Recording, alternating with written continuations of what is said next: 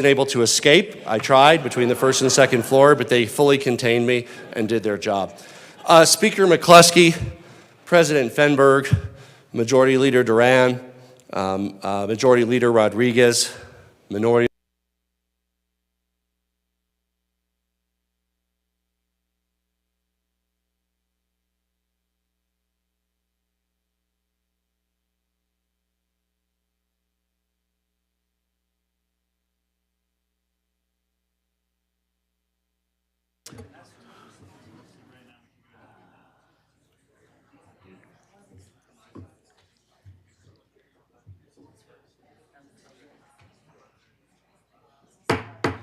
Recording in progress.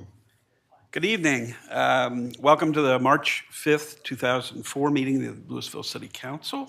May I get a roll call? Mayor Lay, Here. Mayor Pro Tem Dickinson, Here. Councilmember Fahey, Here. Councilmember Hamilton, Here. Councilmember Hefner, Councilmember Kern, Here. Councilmember Bierman. Here. Let's say the Pledge of Allegiance, please. Pledge allegiance to the flag of the United States of America and to the republic for which it stands, one nation, under God, indivisible, with liberty and justice for all. Thank you. Is there a motion to approve the agenda? So moved. Second. Okay. All in favor? Aye. Aye. Any opposed? Okay. Public items not, public comments on items not on the agenda and items on the consent agenda.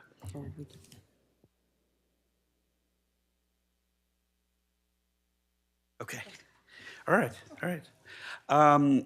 This is the place in our agenda where anyone can speak to an item that is not on the agenda or any item on our consent agenda. Speakers are limited to 3 minutes. You'll see that there's a clock that will run on either side, and there's one for those who are joining us by Zoom that should appear on your screen too. If the length of time you can speak expands to 6 minutes, if you are pooling your time with another person in attendance or who is on Zoom and identifies themselves, please tell us your name and if you are a Louisville resident. And I'm going to have the clerk, I'm not going to have the clerk, but the clerk is, as typical, going to call the folks up and just wait for your name to be called, and it'll. So if for some reason you would like to speak on this or other items, please grab a little sign-up sheet and bring it to our clerk, Meredith Huth, at the end of the dais. Thanks. Take it away. The first speaker I have is Paula Hainsley, and she is pooling her time with Jean Morgan.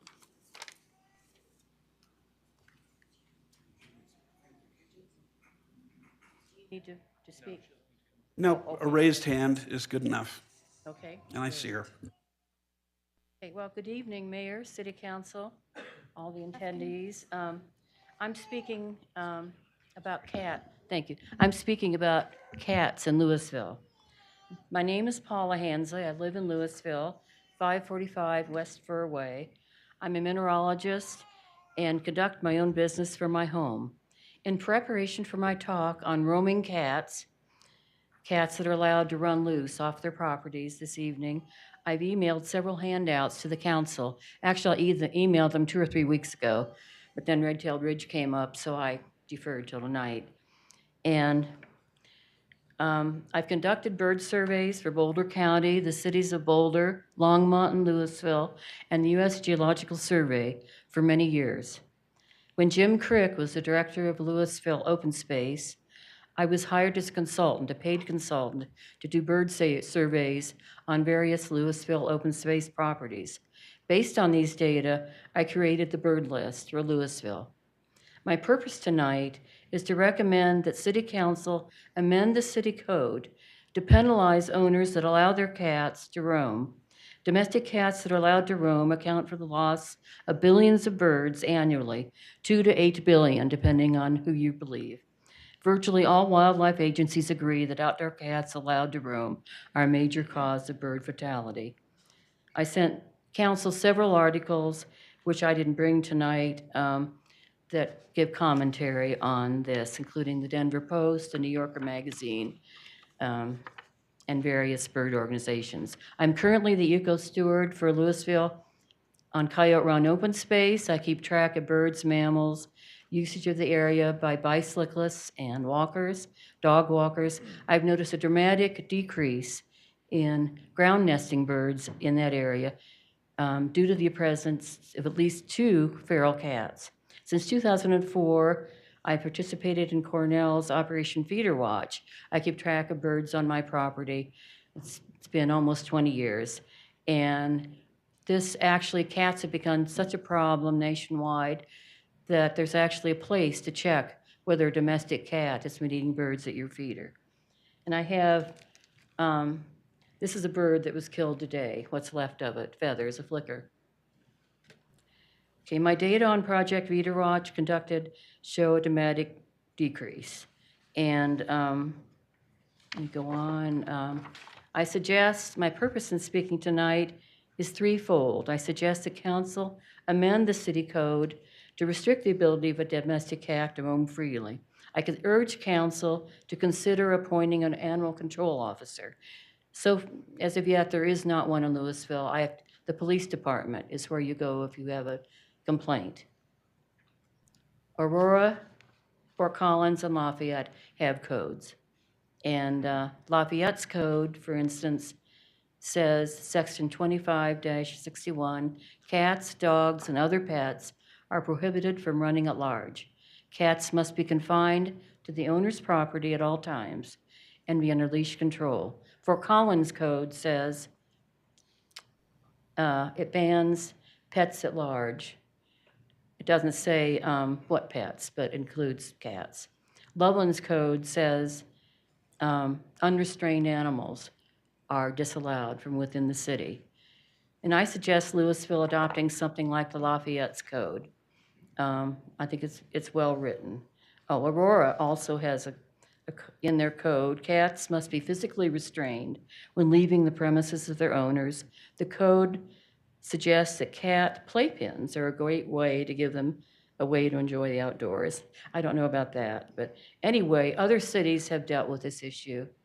And anyway, that's all I have to say. Thank you. Thank you very much. Hi there, my name is Jean Morgan. Jean, you just pulled time. She has. Thanks. Yeah, I still have 25 left. I'll go really fast. But what I'm here for tonight is to thank publicly Meredith Muth for her incredible work. She's always there for me. She always answers her phone. She either answers my questions or she directs me to the people who can.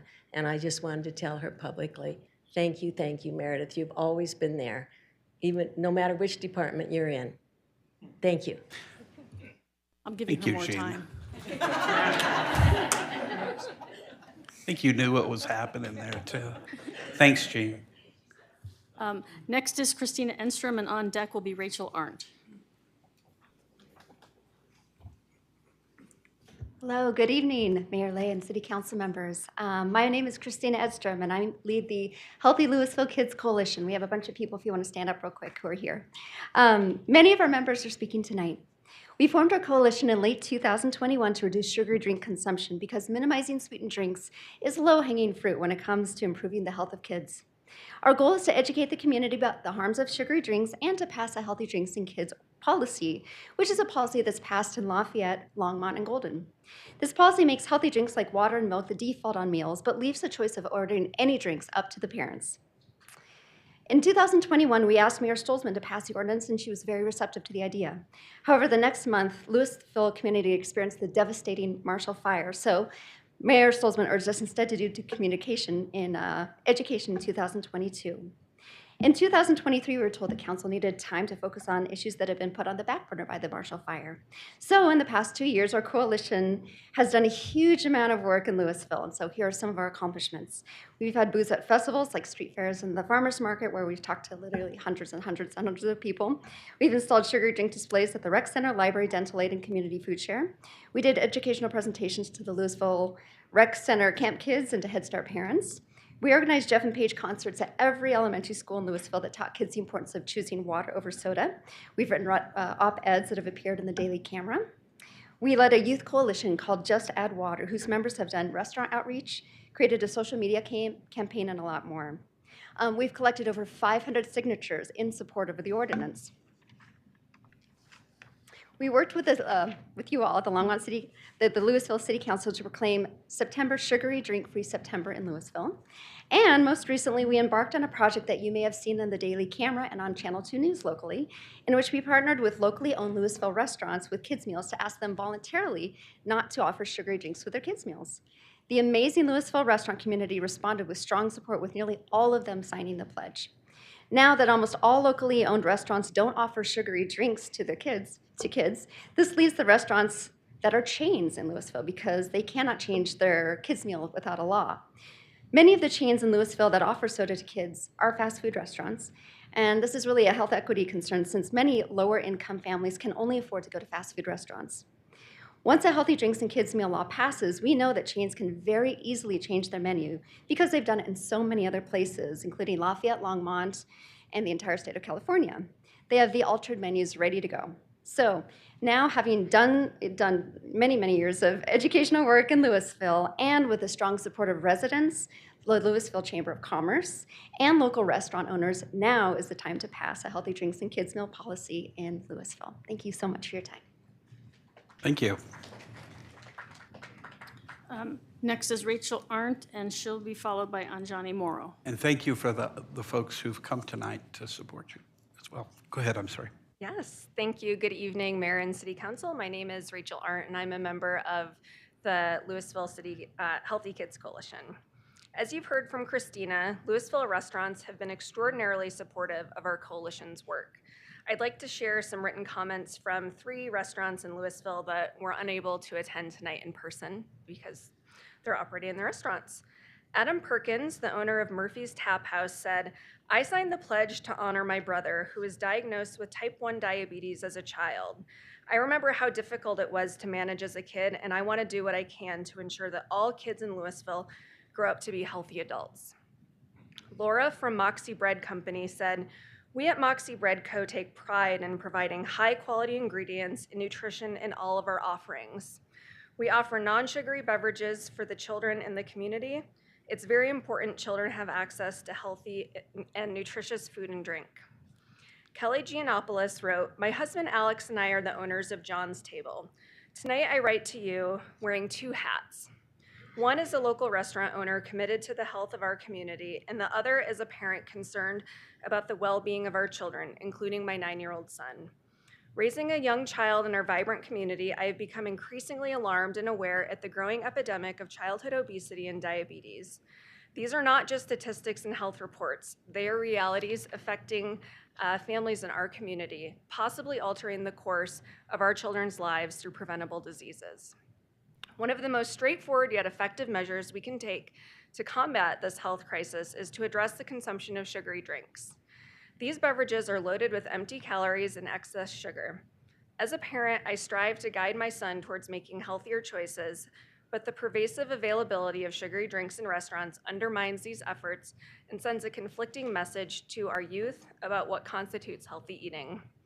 Therefore, I propose that the City Council consider the enactment of an ordinance to remove sugary drinks from kids' meals across Louisville. This bold step would not only demonstrate our city's commitment to the health of its younger citizens, but also empower parents like me to instill lifelong healthy habits in our children. It is a proactive approach to public health, emphasizing prevention and promoting a culture of wellness that aligns with the values we hold dear at John's Table. I understand that change is often met with resistance, and some may view this proposal as an infringement on personal choice or a potential business hurdle. However, as a restaurant owner, I believe our role extends beyond serving food. It includes fostering a healthy community. The success of John's Table has shown that there is a strong appetite for healthier dining options, and I am confident that our community will embrace this positive change. In closing, I urge the City Council to consider this proposal not just as a policy change, but as a commitment to our children's future. Thank you for considering my perspective on this crucial issue. I look forward to the opportunity to contribute making Louisville a healthier place for our children. Thank you. Next is Anjani Morrow, who will be followed by Seth Kramer.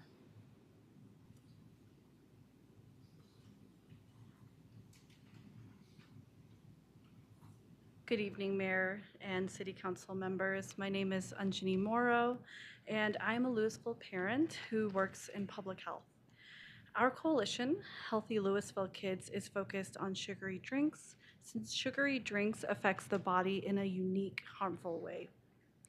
For one thing, they provide loads of extra calories without decreasing your appetite like food does. Even desserts contain protein and fiber, which helps to slow down their metabolism in the body.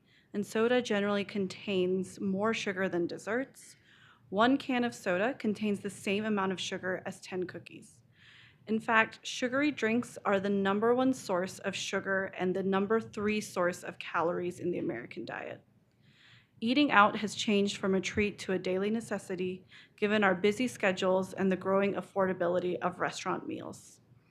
1/4 of calories in the American diet now come from restaurants, and about 42% of children ages 2 to 9 eat fast food on a given day. With this transition, the options offered to our kids in restaurants is replacing our choices as parents. We can only offer them what's on the menu.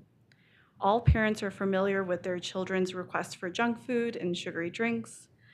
To help parents make the healthy choice, restaurants can make sure kids' meals are healthy. One easy way to get this started is to offer water or milk as the drink with kids' meals. The goal is to help kids see these healthy options as the norm, not the exception. We know that healthy defaults work. When Disneyland started offering healthy defaults, families chose the healthy option 67% of the time. Parents can still order whatever they want for their kids. Choice is not taken away. It just makes the healthy choice the easy choice. I respectfully ask you to consider passing a healthy drinks and kids meal ordinance in Louisville. Thank you. Thank you. And if you could hold, let me mention one thing. I know that, and this happens all the time, that people who come together and have a common goal and are excited about what somebody said would, naturally, in many ways, break out into cheers or clapping. We discourage that, and I'll tell you why. Sometimes it intimidates other people who might speak against something. And it may not be true in your specific case, but from where I sit, I've got to have a rule that applies to everyone in every case. And so I'd just ask for you to hold your applause, even though you really want to. And if you do that, I'd sure appreciate it. Thanks. Go ahead. Seth Kramer, who will be followed by Chris Roller. Good evening, Mayor and City Council members. My name is Seth Kramer, and I live at 654 West Juniper Court. I'm a member of the Healthy Louisville Kids Coalition. I'm a family physician here in the area, and I work primarily in obesity and diabetes. And I've spoken to hundreds of our fellow residents here at the Louisville Street Fair, at the Community Food Share Client Resource Fairs. And I thank you for the step you take in reducing sugary drinks and consumption in our community by making September sugary drink free September in Louisville. To continue this good work, I'd like to ask that you consider passing the Healthy Drinks and Kids Meals Ordinance. The Boulder County of Health declared that children experiencing overweight and obesity in Boulder County an epidemic in 2019.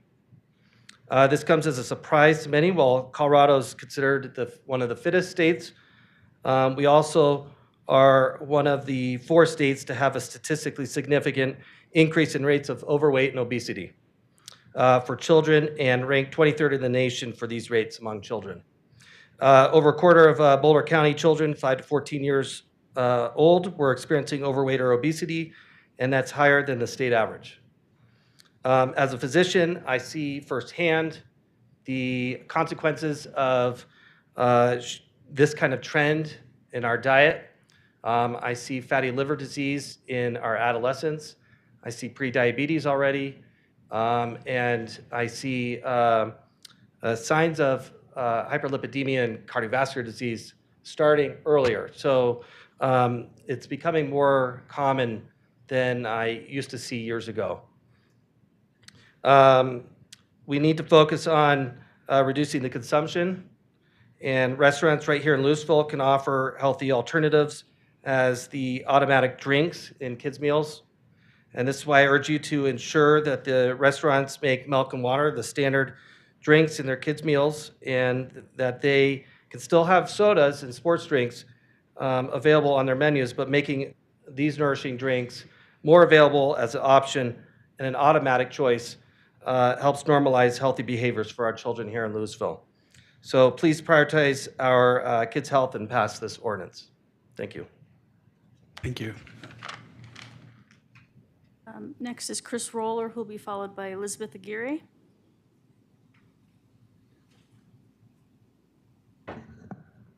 Hello. My name is Chris Roller, and I'm with the American Heart Association, and I also live just down the street in Broomfield. I want to thank you for giving me the chance to speak with you in favor of a healthy drinks and children's meal ordinance to support Louisville restaurants and promoting the health of our children.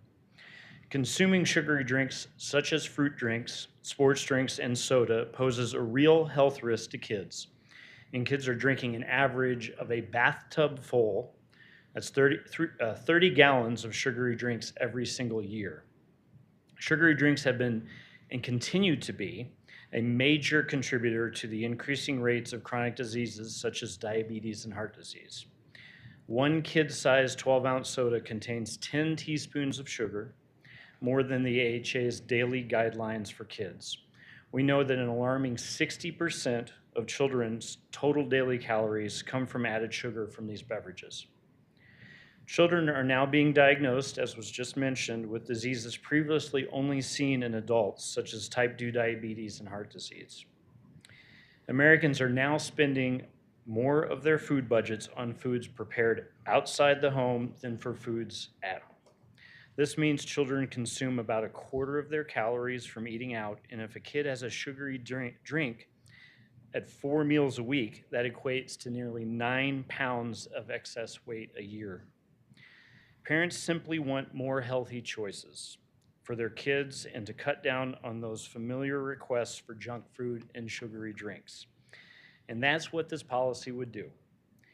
Help parents, such as myself, by presenting healthier choices to our kids when dining out, offering water or milk as the default drink with kids' meals. Every child deserves to grow up at a healthy weight, and reinforcing healthy beverage options early in life can help lead to better lifelong nutrition habits. Please prioritize a healthy drinks and children's meal ordinance in Louisville. Doing so will help make the healthy choice the easy choice for Louisville families. Thank you. Thank you very much. Elizabeth Aguirre, who will be followed by Ann B. on Zoom. Good evening, Mayor Lee and City Council members. My name is Elizabeth Aguirre, and I'm a junior at Centaurus High School and a member of the Just Add Water Youth Coalition. We have done a lot of outreach within our community, such as talking to Louisville restaurants, doing educational outreach about soda at community events, and talking to elementary kids about the negative impacts of sugary drinks. I believe it is essential we pass a healthy drink ordinance for kid meals because it can lower the consumption of sugary drinks, which can lower the chance of kids getting addicted to sugar at such a young age. Even though it's clear that our country or our county enjoys hiking and community members are active, our childhood obesity rate is still too high. These drinks are not good for our bodies. They can lead to diabetes and many other diseases. I'm concerned for my generation. It seems the youth does not care about what they put in their bodies. At school, I noticed every day other students holding energy drinks or sodas in the passing hallways, not caring about how much sugar they consume in a day. Reaching kids when they are young and denormalizing sugary drinks by taking them off kid menus will hopefully mean they will reach for water instead of soda. Sugary drink advertisements targets people of color at higher rates than their white counterparts.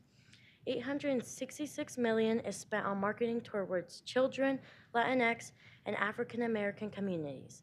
This tactic's goal is set for a reason. Many communities of color are of lower income statuses, and this refreshing treat could be an affordable one. When I was growing up, many of my family dinners had soda as a drink of choice. I always felt like I needed to have one because the rest of my family had one.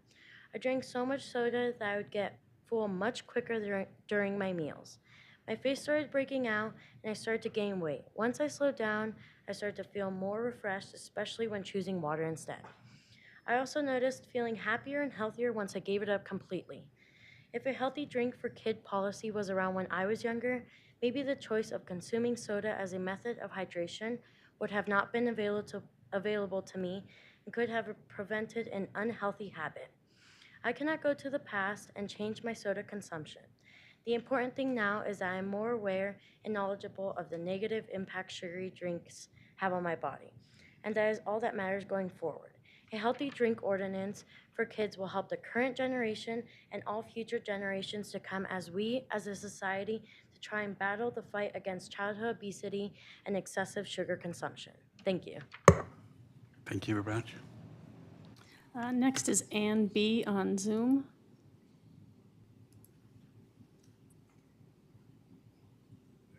Hi, I'm Ann Brennan of 888 Larkspur Court here in Louisville.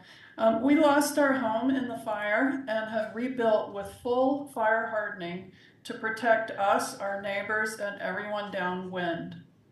I'm also a member of the Louisville Neighborhood Preparedness Roundtable, and I encourage the council to approve the outreach grant application that's on tonight's consent agenda. Louisville needs a robust fire mitigation program, including public outreach and education, and this is a really good step in that direction. And I applaud the city staff, Kiana Freeman and Natalia Cohen and others for the work that they're doing on this activity.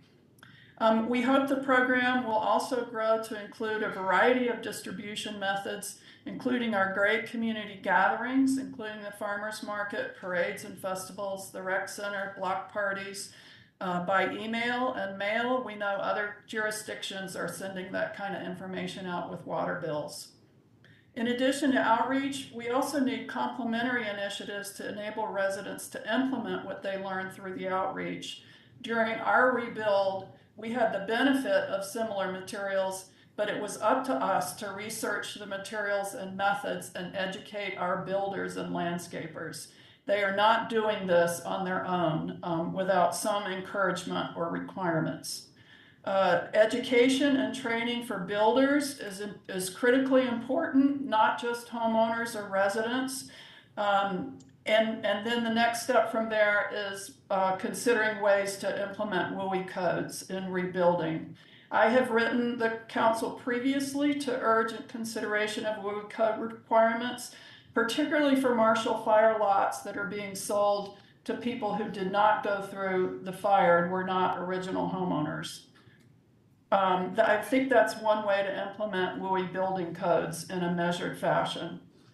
I know many people think the Marshall Fire was a fluke, but we all know we have regular high winds in Louisville for months of the year, and including the 2 weeks before the fire on December 16th, 2021, there was another 100-mile wind that blew over our 30-year-old spruce tree. There could just as easily have been a spark that day that would have maybe blown in a different direction. It just doesn't make sense to not have the city as prepared as it possibly can be for the next fire. So I urge the council to both pass tonight's consent agenda item and to continue to work on this issue in an ongoing fashion. Thank you. Thank you. Next is Lisa Hughes, followed by Kristen Follabell.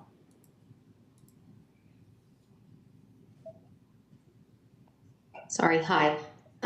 This is Lisa Hughes. I'm actually Ann Brennan's neighbor. I'm also on the Louisville Neighborhood Preparedness Roundtable. I'd also like to thank Kiana and her team for all of the work, and I urge you to pass the consent agenda item around the grant for a brochure and education on home hardening. I'm also a Marshall's fire survivor. I just moved back. My house was actually damaged relatively significantly from the recent windstorms, even though I have fire hardened it. I had a gutter get banged up and some other stuff. So, but it probably would have been a lot worse if I hadn't done that home hardening already. So as Ann mentioned, high winds are common here, and it can help with that in addition to fires and all of the other, potential type disasters we can get in Louisville, not just fire. We had a flood in 2013, sorry. And also I agree with her about the desperate need for education for builders and landscapers in this area. Like Ann, I also have had to do my own research and educate my builder and my landscaper, mostly my builder, on all of this.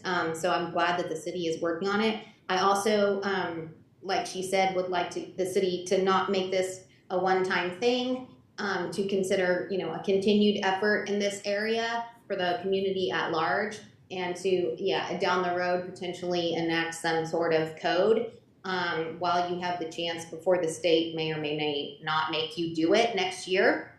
So the time to do it is now. And I also support what Ann said about potentially starting it on a small scale with lots that are currently for sale, not by, in the fire area. Thanks. Thank you, Lisa.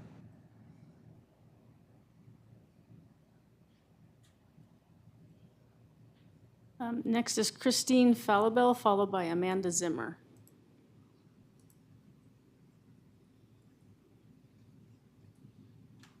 Good evening. My name is Christine Falabelle, and I am the Director of State Government Affairs and Advocacy with the American Diabetes Association, and I am located in nearby Thornton. Thank you for considering such an important policy tonight for the health of Coloradans. The American Diabetes Association works every day to improve the lives of all people living with diabetes and to help those at risk for the condition to prevent its onset. A major component of that is through daily behavior change, including the reduction of sugary foods and beverages. Sugary drinks are a major component of chronic disease in our country, and sugary drinks are the #1 source of added sugars in the American diet. This is especially true for children, where 60% of kids and youth consume at least one sugary drink per day. People who drink at least one sugary beverage per day are at a 25% increased risk of developing type 2 diabetes in their lifetime, and our country is currently experiencing a type 2 diabetes epidemic. The prevalence of type 2 diabetes in children has doubled over the past 20 years in the United States, and current trends tell us that as many as 220,000 young people in our country will have type 2 diabetes by 2060, which is nearly a 700% increase.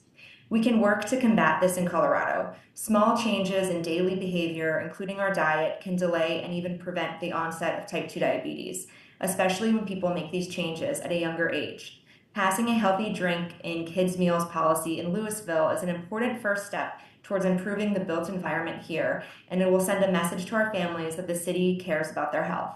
We can stem the tide of chronic illness and type 2 diabetes right here in Louisville, and I urge you to vote yes and make the healthy choice the easy choice for our kids and families. Thank you for your time and consideration. Thank you, Christy. Next.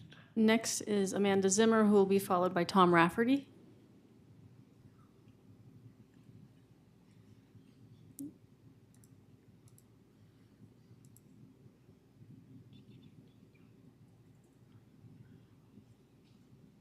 Amanda, you need to unmute on your end. Oh, Hi, sorry. My name is Amanda, and I'm a dental hygienist at Dental Aid here in Louisville, and I am also part of the Louisville Healthy Kids Coalition. And I would like to share with you why it's important for me to be on there. As we know, um, consuming sugary drinks such as fruit drinks that add sugar and sports drinks and soda poses a real health risk to the kids in terms of increasing the risk of heart disease, diabetes, and experiencing overweight and obesity. And I see it every day at Dental Aid. Like the young lady who was on before, I have a lot of teenage patients that come in that are just unaware that having a sugary beverage every single day is actually abnormal. They think it's normal to have one throughout the day. So there's a strong link between the amount and the frequency of sugar consumed in their dental cavities. The primary cause of dental cavities is a diet high in sugar, and the primary source of that is the sugary drinks. The prevalence of cavities is 22% higher for each sugary drink serving consumed by children per day. These cavities not only cause children pain, but they also are the top reasons the kids miss school. Each year, 7.8 million hours of school are missed in Colorado due to oral health issues. Healthy drinks options should be easily accessible in places where kids and families spend their time, and healthy drink consumption should be encouraged both through education and policy. To this end, adopting a healthy drinks in kids policy will do a lot to encourage families to choose water or milk over soda, and will help making that healthy choice the easy choice. Please consider making this ordinance a priority. Thank you so much for your time. Thank you, Amanda. Next is Tom Rafferty. Good evening, Honorable Mayor, Honorable City Council, Downtown Business Association, and Louisville Revitalization Committee, as well as the general public. Regarding the end of your agenda today, for the tentative agenda March 19th, 2024 City Council meeting, can you please consider rewording the Main Street subject to temporary Main Street closure in 2024? This is very important. Words connote a meaning. The way you have it worded now, seasonal Main Street closure, that implies they do it every year, which is not true. Some of the public may be confused or faked out with this. Regarding seasonal, temporary, and permanent, seasonal to me connotes a regular occurring thing like seasonal Christmas or holiday lights, a baseball season, a football season, etc. Why after 2 normal years, 2022 and 2023, of no closure, would anyone want to begin a temporary closure that lasts way longer than a 3-month summer season, i.e. 7 months, and then do it every year? I know some people want it done, but do they realize what it does to the impact of the surrounding neighborhoods?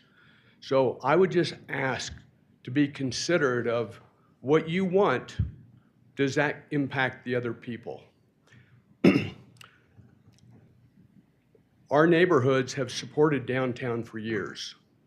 Permanent, in case you weren't at the Friday, February 16th, 2024 Economic Vitality Committee meeting, this is where one counselor said twice, we need to start looking at the permanent closure in the fall. Another counselor cautioned the person both times something like, we are not talking about that at this meeting. This is not the first time you have used the word permanent in the last 4 years. So thank you very much for your consideration, and thank you for letting me bring that up. Thank you, Tom. Next is Tanya Samaru, who will be followed by Sherry Summer.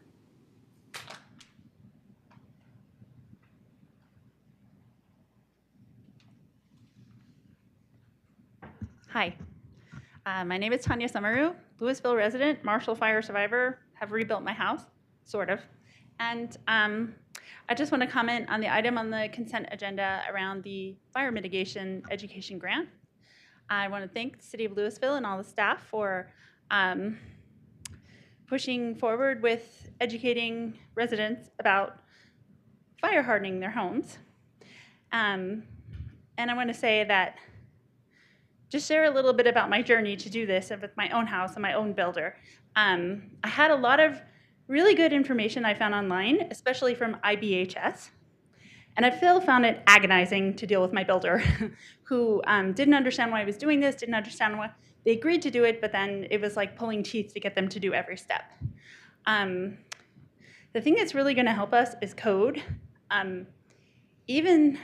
It's really helpful to let residents know about these measures and why they're beneficial to the whole community. But when you go to implement them, it's not easy or straightforward. And so in my journey, I was able to figure out that I could reach out to Robbie Schwartz. This is not part of his paid job to talk to residents, but he came to my house and looked at it. And I was able to get IBHS, basically the fire hardening astronauts, to my house to do a tour, and they gave me some advice as well. So I have access to those things, and I feel like I'm a pretty well-resourced person.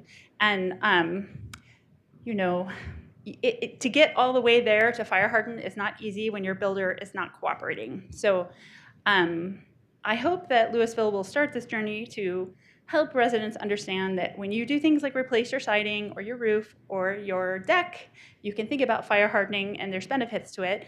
But we also need help getting all the way there. At the moment, there aren't even services that I can find online that will come and advise you on how to fire harden your house. So the last mile is a bit rough, and that's why code is helpful. And I hope that this is just the start of a journey to help make Louisville safer and more resilient. Thank you so much. Thanks, Tanya. Next is Sherry Summer, who'll be followed by Andy Johnson. Good evening, Sherry Summer. I want to talk about airport noise mitigation. So we have a couple of opportunities in Louisville to weigh in on a bill. There's a bill that Kyle Brown, former council member and current state rep, has proposed. You can tune in at 1:30 tomorrow on Zoom, or go to the State House or write to support his bill. It's HB 241235.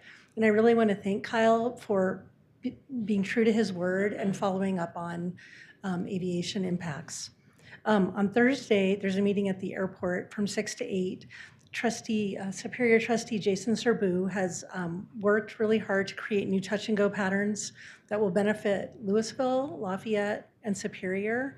They will increase safety for pilots and residents. They will decrease neighborhood impacts and increase elevation over neighborhoods. So I think it's just really wonderful. I want to speak a little bit about the airport noise roundtable. Now, I understand that we're considering getting out of that, and I can understand reasons why. It is a voluntary program, and I think we knew that it was going to be an uphill battle when we joined that program. But I do want to point out some really positive things that have been accomplished in the last few years. I don't think our money was wasted in spite of this being a really uphill battle. I think we've done a great job at community building. Residents of Louisville and Superior have worked together, and now the group, I think, has really given us a handle. People all throughout Boulder County have something to work around, to work with. Our commissioner is very interested. Ashley Stoltzman, our wonderful Rep. Deb Fahey is speaking up for us, and I think that's very positive, the grassroots aspect. I think it's really positive that Jason is proposing these new flight patterns. He can work with a lot of people who have already engaged.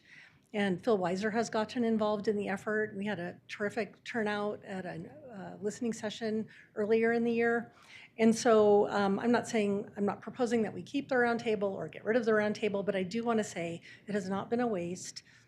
Perhaps it was just a season in our town, but it has produced some really great benefits. And I'm glad for that, even though, it was a very, very hard road to plow. Thank you. Thanks, Sherry. I have a card from Andy Johnson.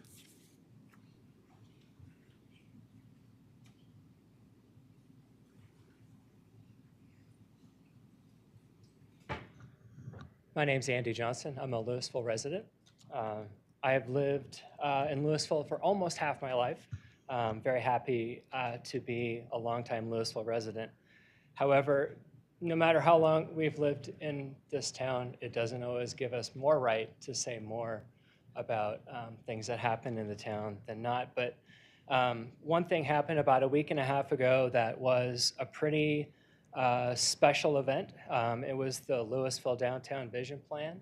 It was some of the best planning work our city has done in really the last decade. It was an extraordinary event. It was attended by, I would say, almost half the staff from the city. So I'd like to extend a big thank you to city staff, specifically Director Cower, Director Zuccaro, and Cameron Folks, who led the effort. I'd also like to extend a thank you to the LRC for their leadership in helping to fund this, as well as the mayor for your leadership on the LRC. As an architect in town, I have a very unique opportunity to see a lot of buildings, and I get invited into maybe many of your homes without you knowing, but a lot of the businesses around downtown. And I know what we have to work with here in our old town, and it's a challenging environment architecturally. And our streetscapes are tired, they're old, they are out of date. They don't speak to a place of place making. We have sidewalks and streets, and I think what was presented in the vision plan was extraordinary. And so there's a lot of important things for us to talk about in the next 18 months, the comp plan, housing, a lot of the issues that we've been discussing tonight. But I think in terms of economic vitality, how well our businesses will succeed in downtown, how well new businesses coming into downtown will succeed, are largely contingent upon our investment in what happens in our infrastructure and especially in our special downtown. So please keep your eye on the ball, and I hope we can continue to move forward with the vision plan. So thank you. Thank you, Andy. Okay, that appears to be it, unless there are others who have not yet signed up. Appreciate all of those comments. Thank you. We've got a full house here, and we don't always, and what I like about that is it's just one more example of how engaged our city really is. And I also really appreciate the younger people that are here, and listening very carefully to them and their concerns and aspirations. One of the things that I probably should explain is the reason we don't respond, other than what I'm taking the liberty to do right now, is that those matters are not on the agenda right now. It'll be up to us to consider those things and perhaps put them on the agenda in the coming months. So thanks again for all of that. Excuse me.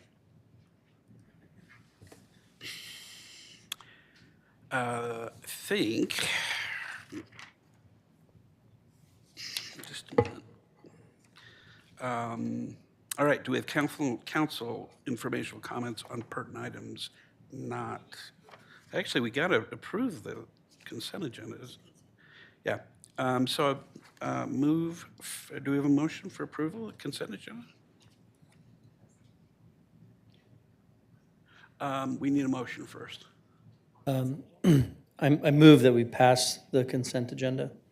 Second. Okay, yeah. Comments? Thank you. I did want to make one comment about the wildfire mitigation outreach grant on the consent agenda that Kiana Freeman, our Recovery and Resilience Manager, put together. I know she's not in the room, unfortunately, but I wanted to say thank you. I appreciate the work and effort. I believe a lot of the residents, we heard from several tonight, also appreciate those really big, bold steps. It takes a lot of work to put something that thorough together, and the information that I believe the city, the residents, and I agree with a lot of the comments the builders will receive will be invaluable from this grant, and will fulfill one big piece of the puzzle. The next piece being working towards implementing home hardening residential codes. I think this informational component will help the community as a whole understand the benefits of moving forward with that. Thank you. Thank you. Councilmember, other comments of council on matters not on the agenda? Okay, I actually have a couple of comments. I want to underscore a comment that Ms. Summer made a little bit ago about former council member and now State Rep Kyle Brown's bill concerning the airport and the airports in Colorado, not just one. And if you tune in tomorrow, you'll see a number of people testify. I think someone from the Attorney General's office is going to testify in support of it, as well as the mayors of Superior. And I've got the mayor of Broomfield as well is going to testify on that, and I'm going to testify in person on that. So I encourage you to support that as it goes through. It may make it pretty easily through the House, we hope. The Senate is always a different and tougher story. So very, very important to try to deal with those, the noise and the pollution in the air and on the ground. And Representative Brown has really worked very hard on this bill, and I'm very excited for it to move forward. So, and then the other thing is, excuse me. Well, no, that was it. The other one's on the agenda. So do we have a motion to, or excuse me, let's do a voice vote. Or actually, do we need a voice vote's fine. Okay. All in favor? Aye. Aye. Any opposed? Okay, passes unanimously. City manager's report is next.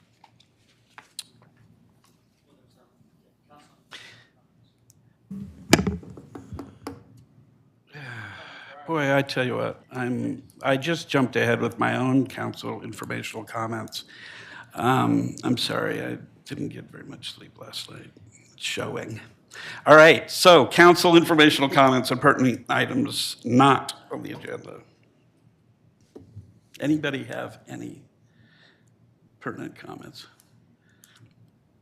My youngest child visited my office today and asked me that I make a comment at some point during this meeting that they would like a clock tower downtown.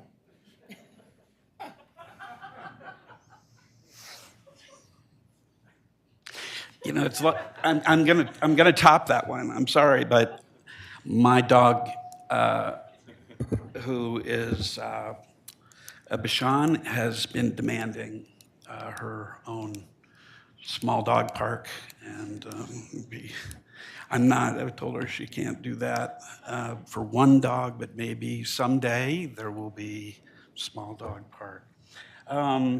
Other comments? Yes.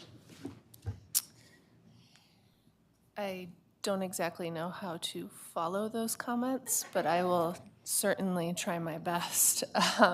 First and foremost, I wanted to thank our young Louisville residents for showing up. Of course, everyone for showing up and speaking tonight, but I think to have the courage as a youth to stand at that podium and speak deserves to be recognized. I will comment later on that particular agenda item at the end of the night. But I also wanted to make an informational comment on behalf of both Councilor Member Hefner and myself that on March 14th from 6 to 7 at the Rec Center, we'll be holding our first Ward 3 meeting, hopefully first of many. And so there's also child services available as well during that time. And we hope to see a diverse group of members there so we can meet and engage and give you some updates on what we're all working on. Do you have anything to add to that, my partner? Very, very well said. Thank you. There we go. Hope to see some of you there. Go team. Thank you. Anyone else? I do have one more serious comment to make. One of the things we we have learned over time is that not enough Louisville residents have signed up for Everbridge, which is the county's notification system. And I know that it has been improved, but it's only as good as people's willingness to use it. And what you can do, I have the webpage up on my computer here, and I'm not going to read the web address, but if you go to Boulder, well, even our fire page on the website for Louisville, louisvilleco.gov, there is an icon there for Marshall Fire related information, and you can drill through that there's a link to the Everbridge information. Please sign up. I just can't emphasize that enough. It's really important that we do that. And there'll be other ways that we'll encourage people to do it, but I'm going to do it directly from the dais. Thanks. Anything else? All right. City manager's report now. Thank you, Mayor. I just have 2 items of information for you all in the community. First of all, at the museum on March 18th from 12 to 1 p.m.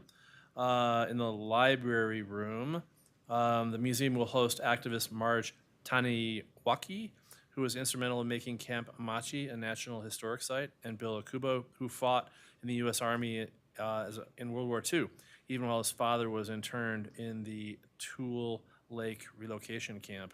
He's a Medal of Honor recipient, so that's a great program for awareness.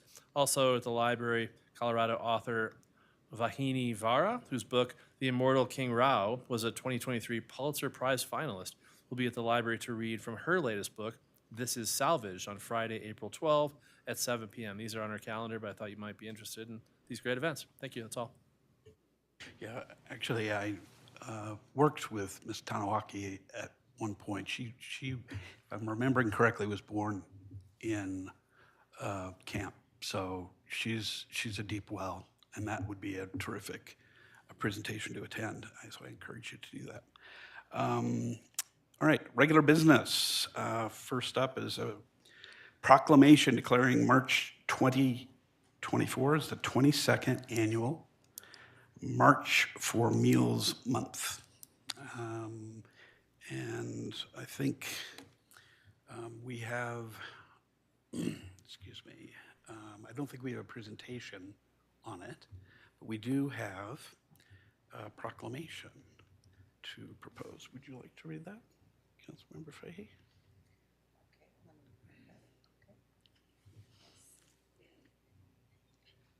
Yes, a proclamation declaring March 2024 as the 22nd Annual March for Meals Month. Whereas this year, Meals on Wheels programs from across the country are joining together for the March for Meals awareness campaign to celebrate its success and garner the support needed to ensure these critical programs can continue.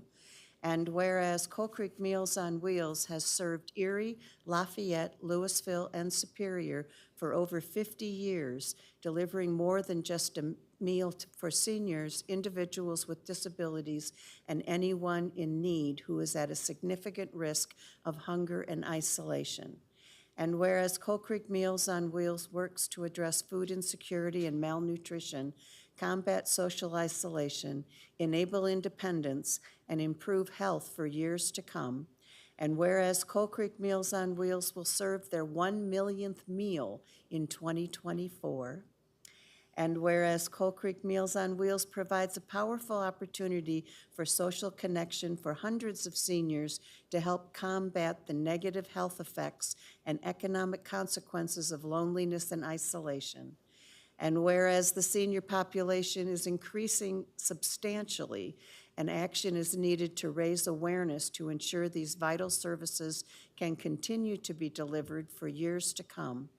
And whereas Coal Creek Meals on Wheels continues to serve anyone in need of a nutritious meal, regardless of their age, income, socioeconomic status, or other factors, now therefore be it resolved that the Louisville City Council does hereby proclaim March 2024 as a month celebrating Coal Creek Meals on Wheels and urges every community member to take this month to honor the programs, the individuals they serve, and the volunteers who care for them.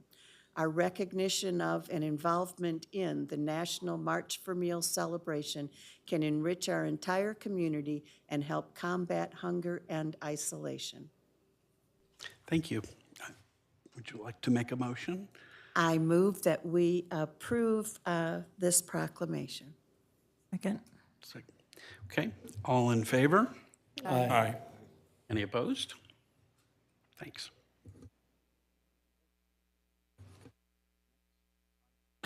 Our next item is the Life in Louisville Photography Contest Awards presentation, and I'll ask for staff presentation first. And it's terrific to see you back. Hi, sorry, 1 second.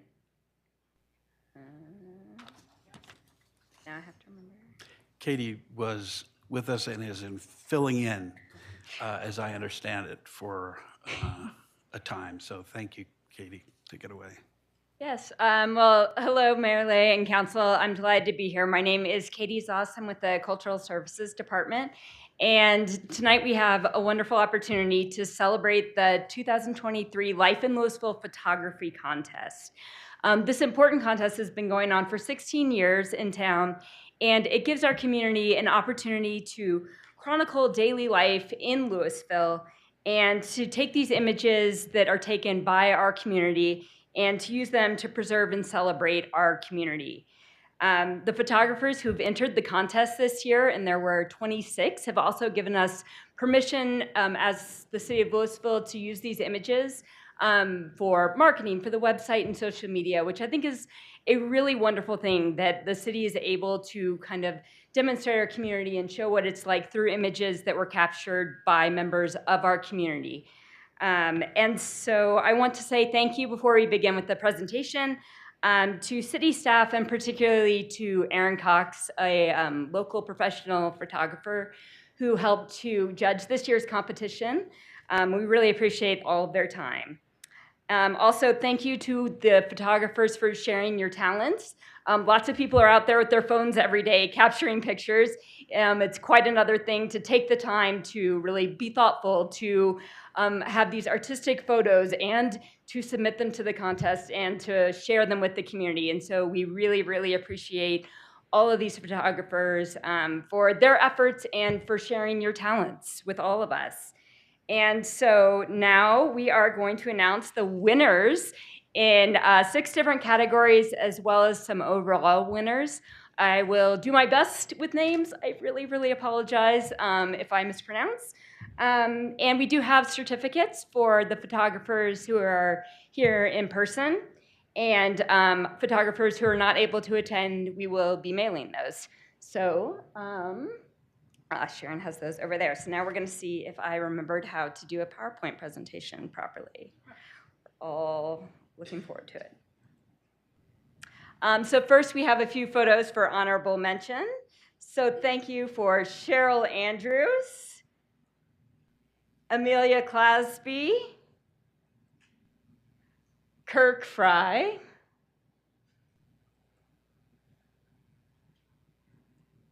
also to Shannon Mahaley,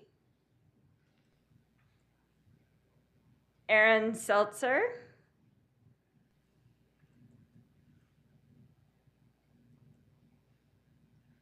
Kate Ward, and June Yu.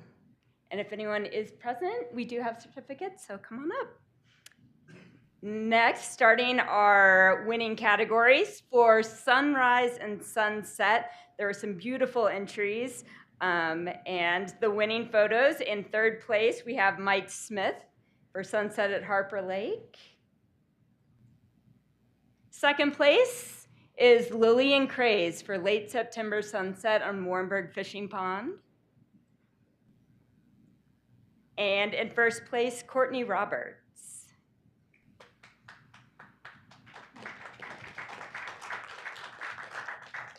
For nature and landscapes, the winning photos are in third place, Kirk Fry, Milkwood at Stormy Harper Lake. In second place, Terry Callahan. And in first place, Jen Burlew.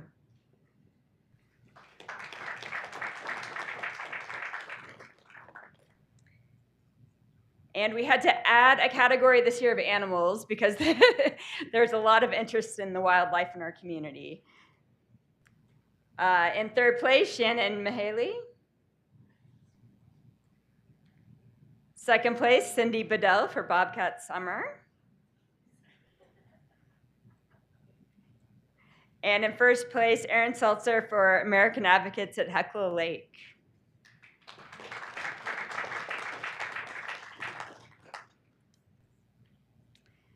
And next is photos celebrating our downtown and Old Town. In third place, Cindy Bedell for A Look Inside. Second place, Jen Burlew. And in first, Aaron Seltzer for Downtown Holiday Lights.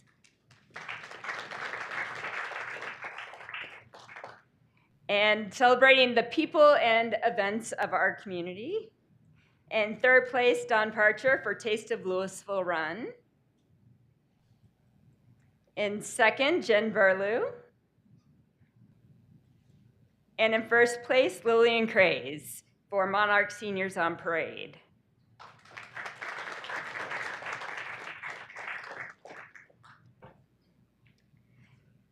And we are especially excited to celebrate some of our student photographers this year. We had some wonderful entries.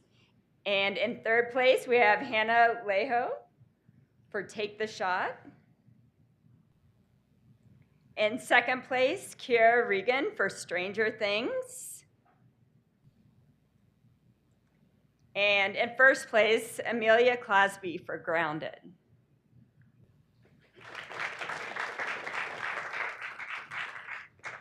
And we now have 2 overall awards. We have started giving out a People's Choice Award. The 26 finalists have been on display at the library for most of the month of February, and the public was invited to vote on their favorite. And the winner this year for the People's Choice Award is Kiara Regan for Stranger Things.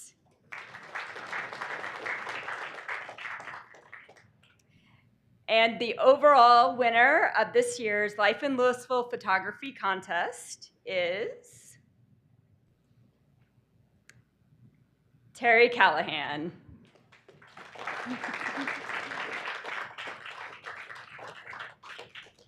So thank you so much to all the photographers for your time to capture these beautiful images of our community, and it's wonderful to have the opportunity to share these with everyone tonight. So thank you very much. Thank you very much. The folks who are not here, they'll get their certificates In the mail. in the mail. Okay, good. Thank you. Thanks, Suki. Thanks again. It's pretty cool that a student got a People's Choice Award. That's really wonderful. All right. So on to our next item, which is item C, 1303 Empire Road, and we've got 2 things going on there. First, resolution number 11, Series 2024, a resolution approving a final plan unit development, special review use, plat and annexation agreement amendment to allow development of a distillery, tasting room, and event space at 1303 Empire Road, and ordinance number 1869, Series 2024, an ordinance approving the vacation of 3 easements located on Lot 1 dedicated by the Empire Road subdivision, 1303 Empire Road as well. Second reading, public hearing. This was advertised in the Daily Camera on February 25th, 2024. Any disclosures from members of the council? No? Okay. I'm going to open the public hearing and start with the staff presentation. Thank you, Mayor. Thank you, council members. I'm a little intimidated to have to go after such beautiful photographs, especially with easement vacations and annexation agreement amendments, things like that, but I'll do my best here. So yes, this is all a package of different types of processes and documents, but they're all to allow a development of a distillery, a tasting room, and an event space at this location. So up on the screen, there's the property. It's on the northeast corner of Pine and Highway 42. And there's a building that you can see in this one pretty clearly, but it's vacant right now. So just a little bit of background. This is currently zoned industrial. The subject property is there again in green. And then just to the east of it is private property. And then just to the east of that, outlined in blue, that's city-owned property. It's currently being leased to Avid for Adventure, but again, it's city-owned. And then the yellow boundary all the way around, that's actually the part that was annexed, and that's subject to this annexation agreement, that was annexed into the city in 1986. And there's the wastewater treatment plant there as well. So just an overview, as I mentioned, this involves a number of different parts, but they all go to developing this one lot. The PUD and the SRU establish the use and the design, and they do include some waivers that I'll discuss a little bit briefly later. There's also a plat and an easement vacation. There are no changes to any property lines. This is all about basically changing some of the widths and locations of the existing easements. And then finally, there's an annexation agreement amendment, and that is because in 1986, the annexation agreement that brought this area into the city included language on a no building zone, and the proposal removes that from the annexation agreement and basically transfers it into the PUD. But in order to accommodate really most any development on this property, there needs to be some type of amendment to this agreement. So I'm going to share some highlights of the proposal. The applicant is here, and I'm sure we'll get into much greater detail. But just a few things to note. So I'm going to move from the west to the east.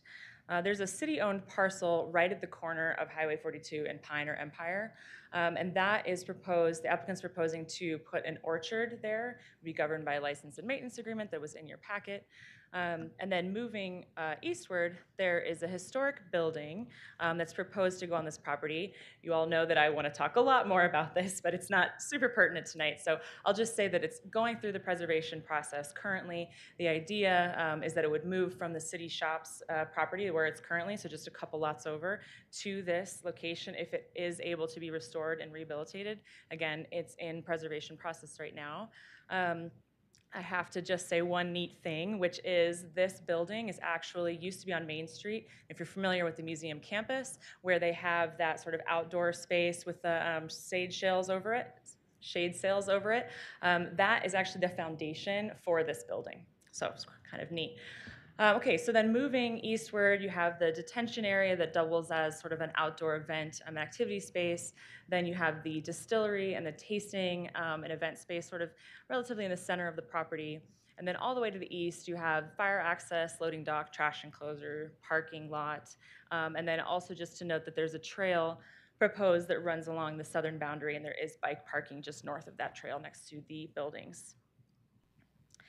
I'll also just say a note here that the applicant is requesting 6 waivers, and you can kind of see from this slide what they all relate to. So there's much more detail in your staff packet, but in general, staff's review of the waivers all related to trying to allow some of the more unique elements of this site plan. So for example, allowing the historic building to be closer and more visible to the public on that western boundary, allowing that open space in the middle to be retained, pieces like that. Not all of them relate to those specific issues, but just again, to give you that idea of how we viewed the waiver analysis.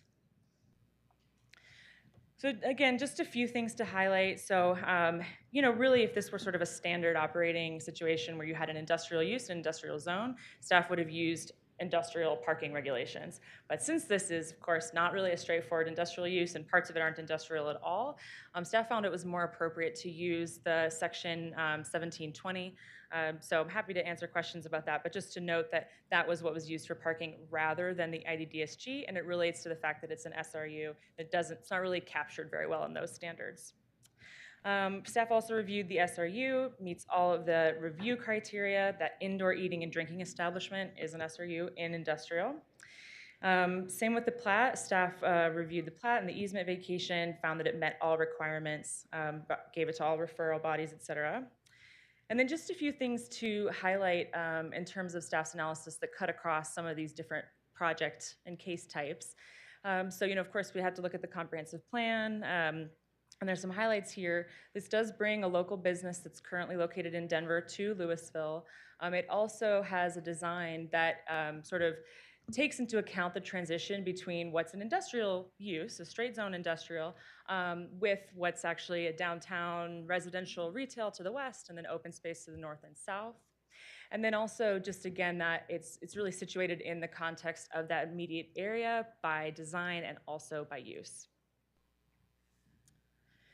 In terms of the annexation agreement amendment, basically the straightforward way to explain this is the annexation agreement amendment in 1986 had this requirement that no buildings be constructed west of where the building that's currently on the property already was.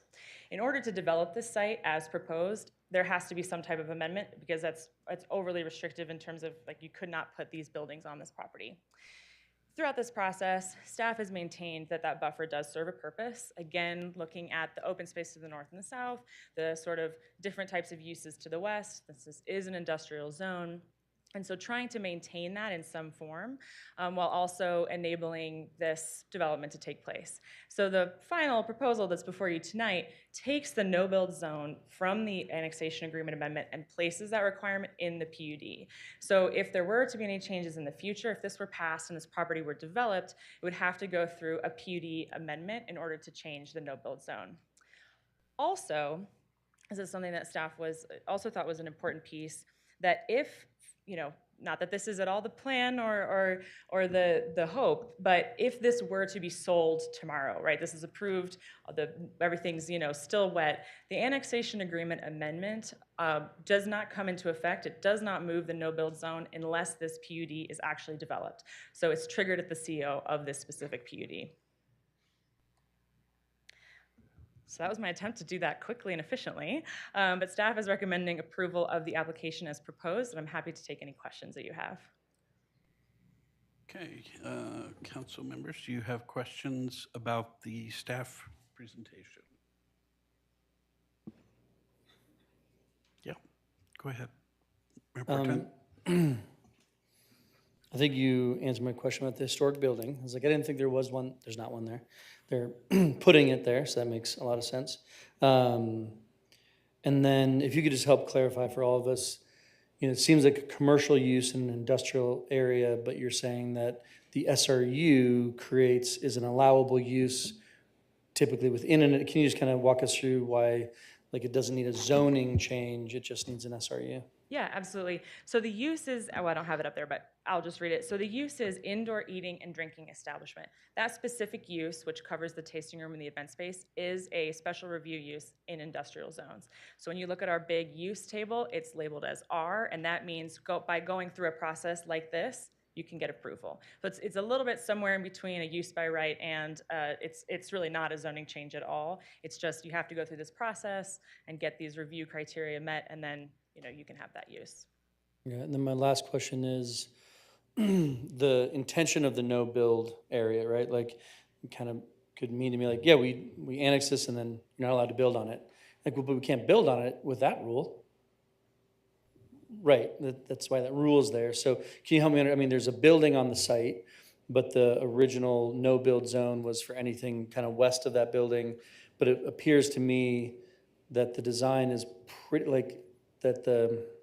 later on in the presentation, or anyways, that the new buildings are similarly located, but they must be, I just don't see the old building on this picture. So for reference, where is the old building? Do you have a sense on this picture? Yeah, so it's possible the applicant has, I know in the planning commission had a much more detailed rendering, so I'll leave the specifics there, but I think the old building is somewhere in the proposed building. Kind of like in the middle. Kind of in the middle, yeah, but I mean, I could be wrong, I would defer to them certainly, but that's kind of where I think it is. I was actually out of the site recently, and I think it's probably maybe even a little closer, but it's somewhere in there.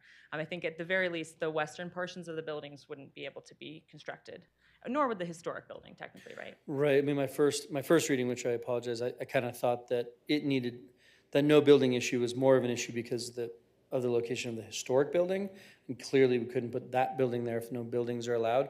But this is actually also to allow a larger footprint farther west than the current building. Correct. So it's serving both purposes. But we don't feel, or staff doesn't feel like the intention of the annexation is being lost here with a development. Right, so there's several layers there. One is, I will admit that looking at the record from 1986 is a little bit rough. It's not really clear they're not like, this is our goal, and it's met by having 200 feet of open space, from Highway 42 and Pine or whatever. That being said, I think staff's aware that there's a longer history of having some type of development buffer along Highway 42 specifically to maintain the idea, right, being that you maintain sort of this open agricultural aesthetic even as you're developing this sort of major thoroughfare. So that does go back historically, and my understanding is that there are actually one or two others of these hiding somewhere along Highway 42. So that's sort of the history. It's a little difficult to piece together because the record's just really not there. But the idea, I think the way that staff reviewed this was, okay, well, we have it, right? And this is a straight industrial zone. Does this have a value? Not only trying to understand historically what the point was, but also does this have a value today? And the idea being, yes, especially if this were a straight industrial use, having that move close to what is arguably an important intersection for Louisville, a place that, I know the council and the city has talked about wanting to invite people into this area. That is a reason to potentially keep a buffer in that location. And then this PUD specifically, just for the reasons that I described earlier, I think that in staff's estimation, it is really an attempt to be pulling all these different pieces together in a way that maybe a different development wouldn't be. And so through this specific process with this specific design and use, it's the buffer, the smaller buffer is okay, I guess, is sort of like the short way of saying that. Okay, and so the complication of moving the no-build zone into the PUD part of the process here is that we're trying to honor that concept of a buffer, but it's within the PUD. And so if this PUD doesn't, we're not amending the annexation for any development that could possibly come. We're putting it on the PUD and amending it within this PUD, or making it an allowed use within this, not allowed use, but allowed area of building within this PUD. Am I getting that right? I'm just trying to understand. Yes, I've never exactly. dealt with something quite like that. Well, neither had I. But I will say too, I mean, it's not terribly common to have an annexation agreement amendment, and honestly, this number of things to be involved in developing. I mean, what this proposal is, it's developing one lot, right, in something that's very close to a use by right. So it's not a common process to have it be this layered. That being said, I think the annexation agreement amendment, the way you described it, yes, absolutely. The intent is to take it out of this document, put it in a PUD, which is something that's a little more standard, a little more, we actually know to look at that, right, for example. And then again, in the case that this doesn't get developed, you've still got that buffer that lives in the agreement. But if it does get developed, then if this applicant or any future applicant wanted to make a change, they would have to amend the PUD, which then would have this type of conversation again, right? The idea is to say, okay, we're not just going to give this away for nothing. It has to be this type of conversation. Is it worth it? Does it have a balance? All these other pieces. Okay, I think those are my questions. Yes. Thank you. Councilman Kern. Thank you for asking several things I wanted to, so it's perfect. The only question I had really, other than that, is the area that is city land to the north, as well as the treatment plant that's to the east, is that planning to stay as is for the city's use as the current use is laid for that property given the changes being requested for this? All I know is that this is what's being proposed for this property. I don't know anything about the proposed uses, but I have no reason to think that they're changing. Okay, thank you. Other questions? Yes. Councilmember Hamilton. Thank you. So we received some emails asking about how, if at all, this could impact, I believe there's some sort of RV area. Can you clarify that for me, please? Yes, so the dump station it's somewhere in here. I've never personally used it, so my apologies, but it's somewhere in this area. It's basically directly north of this property. I'm not 100% sure where that started. I am aware that there were comments during the Planning Commission meeting stating from the applicant team something about the dump station. However, just to be really clear, there's nothing in this proposal that affects that at all. This is all about the subject property in green. It's all about the private property that's owned by the owner and the applicant. It's not affecting that area to the north. If there's something else going in the area to the north, it's completely on a different track than this. Thank you. Okay, so I'll ask the further question, which is maybe slightly outside of this, but I guess it's worth emphasizing. Is there anybody who's planning to close the dump station as a result of this proposal or anything else? I'm just going to kill two birds. I was going to with say one maybe a stone. manager or a director would like to take that. I bet they can answer that. Mayor, the short answer is no. We have no intentions or plans of closing that facility at this point in time. Thank you. Other questions of council members? I have a couple. There's a trail connection that's proposed, or a trail. Is that correct in here, or and can you point that out? That might help a little bit. Okay, sorry. And I take it that it's proposed at this point. Is that right? Okay, so it depends on which. Can you say again? There's a couple different trails. So do you mean on the property? Why don't you point them all out? So this is the property, right? Mm-hmm. This little kind of slightly darker hatched area, that's the proposed trail that goes all the way from the intersection of Pine and 42 to this private property here. I mean, it's proposed because this hasn't been approved yet, but this would be part of the requirement. If this were approved, they would have to build that trail. Gotcha.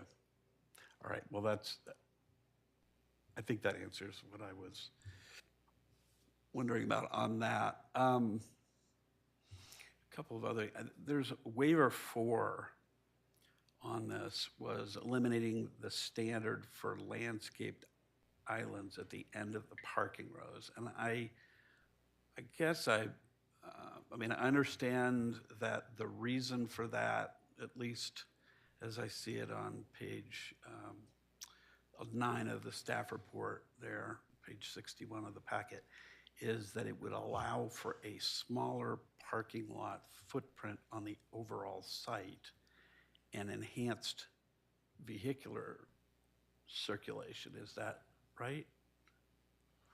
Yes, that was staff's analysis. I mean, this was, hold on for a second. I just want to go back and clicking there. A landscaped island is, it's in the standards generally, and it seems like that would be a positive. I'm just not quite sure why. I get that it's a smaller parking lot footprint, but you could say that about every elimination of that sort of landscape islands, or a landscape island. And I don't know if there's any other, well, we can talk about it. I just wanted to make sure that that's what the concern was there. We can. So Mayor, I'll just say that there's sort of a two-part piece there, right? I think the other part is, this was staff's analysis of the waiver request. This is a concern I would also definitely mention to have the applicant address it as well. But this portion here, so you'd see like the landscape islands specifically are kind of like end caps, right? And so this area goes into this fire access loading sort of space up here at the top. The idea was that this would sort of just allow additional circulation on this relatively smaller footprint, to kind of be able to sort of like the north part is something that like the distillery use, right, would be heavily using during sort of Monday through Friday, 9 to 5, right? But then on the weekends or the evenings, when there might be more people, there might be more cars, more shuttles for events going around, that they'd be able to then sort of make the turns with great ease, sort of, I don't know if great ease, but with ease around that northern part. So that was kind of why staff thought, when that waiver request came forward, that it was a reasonable request. So it's not just the smaller footprint, it's also, and it's the space, and it's the fact that we're trying to keep out of that center area and sort of pushing everything back up and not expanding it further. So again, I hear absolutely your point that we could eliminate all parking landscaping and say we have to make it smaller footprint, but I think it's in sort of conjunction with several factors here. Well, and you probably, oh, yes, Director. I would just add to that, and I think Amelia alluded to this, if you put those landscape islands in, the parking footprint would get bigger, the buildings would have to move further to the west, and the landscape amenity, to the west would have to shrink. So I think when we're looking at the waiver criteria, it's, do the design and amenities warrant the waiver? And in this case, we felt like the design and amenity of a bigger open space to the west of the buildings was a good design enhancement that might justify the loss of the landscape island in the parking lot. Okay. And then the next piece is sort of the other shoe dropping, right? Which is there is, for the event space, it indicates there's no parking standard, and staff's given discretion in there to decide what the parking ratio is. There's a total on both, on the tasting room, I guess, distillery and tasting, distillery and tasting room, there are 39. It's 6 for the distillery, 33 for the tasting room parking spaces. Am I reading that right? Or I'm confused. I do see that total, there are 82, right? Right. Okay. And I'm trying to break them down. It seems like there's 6 for the distillery parking spaces, for the tasting room, another 33, and for the event space, there is 43. Is that right? If I don't remember, if you're reading the staff report, then that's what I would look at. Yeah, I mean, it says what I see here is, and I'm not trying to play gotcha with you. I just see on page 8 of the staff report, when it's summarizing the parking spaces, there's distillery parking spaces provided 6, tasting room parking spaces provided 33, and it goes on to event spaces, but it says tasting room parking spaces provided 43. I think probably you meant event space parking spaces, but I don't know that for sure. And it seems, my real question in all of this is it overparked? Is there any reason for, because I want to just ask, if your professional opinion is it's not, I guess I'd like to know a little bit more how you reached that conclusion. Okay, so maybe there's a typo in the staff report, in which case I apologize, but there's the 3 different uses. One is the distillery, which is by the employees. One is the tasting room, which I believe that one's by seating, and then one's the event space, which is by square footage. So using that, which when we use the code, those are all clearly in the code, then that's kind of how we got this number of 82. So, I mean, there's not a use similar to this in Louisville. Certainly, we did look around to other uses just to see, is this something that could be accommodated on a site like this? Going to other places, other like STEM, other places in the area and sort of counting their parking. There's a little bit of that, right? But in general, between the code and a little bit of that background research, this seems like it's parked at an adequate number. I wouldn't say that it's overparked.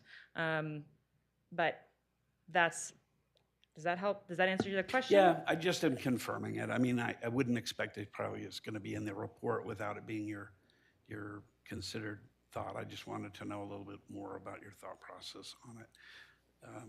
And we can, do you have a question?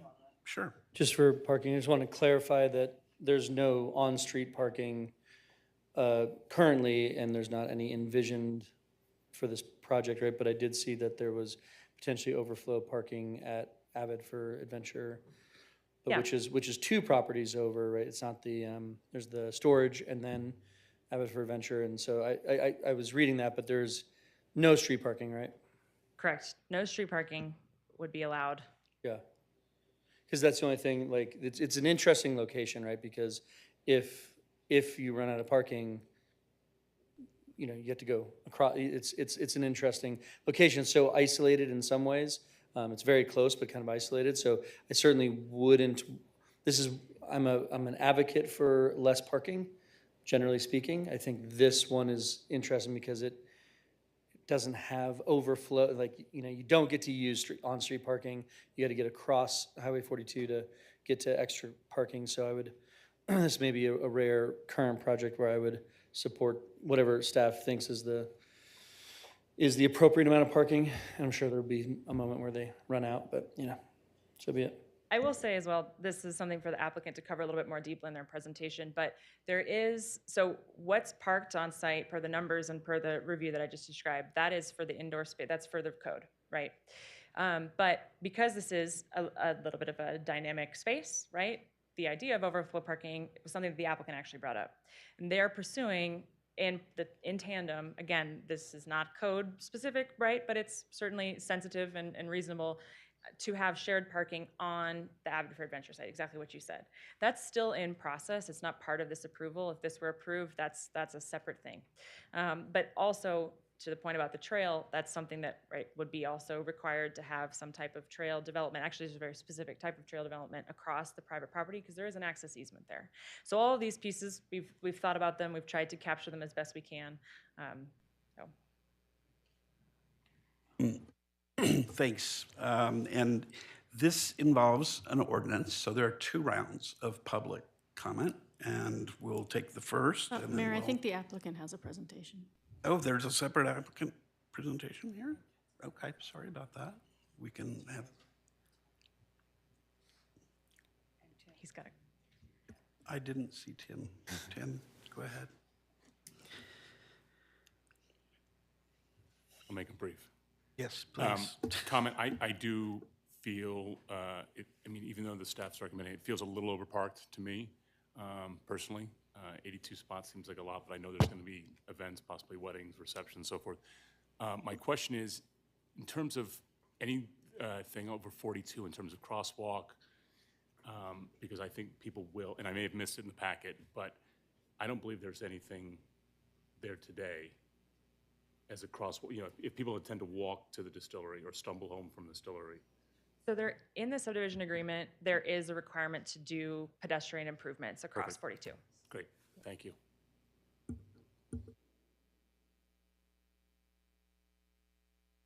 Any other comments?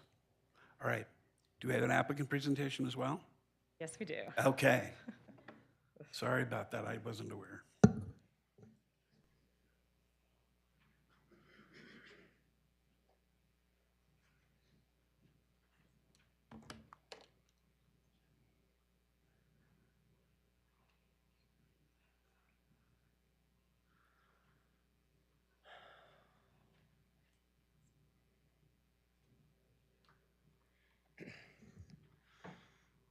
Okay, my name's Andy Johnson. I'm with DAJ Design here in Louisville. We are so happy to have this conversation tonight. We are now 2 years, almost to the day, into this project. Believe me, we have had a lot of these conversations. So they've asked me to be brief. However, your questions might make my conversation go a little longer. Before we start, I always forget to do this. Director Zuccaro and Amelia, thank you for all the time you guys have spent with us making this project happen. It is very out of the box. The zoning, the use, all that. It works, but it is a little out of the box. And so there's some stuff to talk about. But thank you for helping us through this, and we really appreciate it. So normally I kind of get this thing kicked off. So all I'm going to do is just introduce my team, my amazing Ironton team. So I'm going to have Lance, Callan, and Laura do the first part, and then we'll dig into some of the niggly little details in a second. All right. Thanks, Andy. Mayor, Council, appreciate the time tonight. We are excited. I'll switch over to the first slide. Excited to be here to present this PUD application to the city. My name's Lance Peterson, and along with Callan Romero and Laura Walters, we're the management and ownership team of Ironton. Right now, currently, we are operating in the Rhino District of Denver, north of downtown. We have one of 4 or 5 distillery pub licenses in the state. That means that we can serve local beer, local wine, and that's what we are doing in our Denver location. And along with that, we are required to serve food. But our Rhino location, tasting room, production, and we do have an event space. We built out a dedicated event space. We learned a lot there. With this project in Louisville, we really wanted to have that event-centric vibe also. And we have a big outdoor space in Rhino. We're bringing that same concept to Louisville. So a couple of things that just wanted to address. During the planning meeting, I did talk about the dump station, and I have no intention to start a movement or create a proposal to close it. So I have a camper myself. I look forward to using it. And going to the parking, overflow parking, I am in communication with Avid Adventure right now on doing a sublease for the parking lot. Their attorneys are reviewing it. And that is going to be a very important overflow situation. It's about 60 to 70 parking spaces. But for bigger special events, if we have them, we'll definitely provide shuttle service from some other public parking venue. During weddings, we'll definitely encourage shuttle buses from hotels and that kind of thing. So we are not going to be parking on Empire Road. That's not going to be a solution for this. So we'll have about, with the overflow parking on the city shop, we'll have about 140 to 150 parking spaces available to us. So that's really going to fit our general business plan. So with that, and I also want to reiterate, like Andy, working with the city has been just fantastic, and we look forward to becoming a part of the Louisville business environment. And with that, I'm going to turn it over to Callan to discuss kind of some of our operations in Denver, what we're bringing to Louisville. Good evening, everyone. My name's Callan Romero.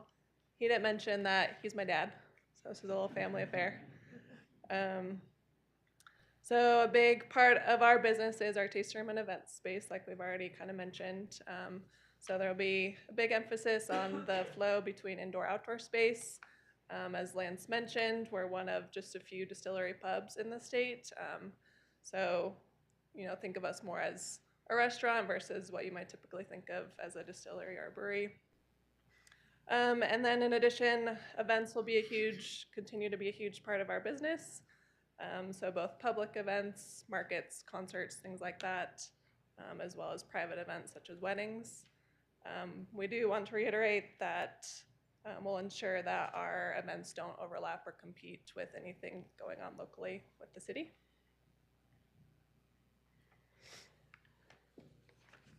And hey, I'm Laura. And I just want to talk to you guys a little bit about our production operation. I'm the head distiller at Ironton and in charge of all of our distillation operations. So one big thing that we really pride ourselves on is sourcing local ingredients and working with our local agro-tourism. So that also cooperates with our sustainability efforts, and we want to bring that into this community as well. From a traditionally non-sustainable, production, we want to do our best to do our part and make it more sustainable. We also like to work with local brands in our neighborhood to make our products. So we would like to do that with the Louisville community as well.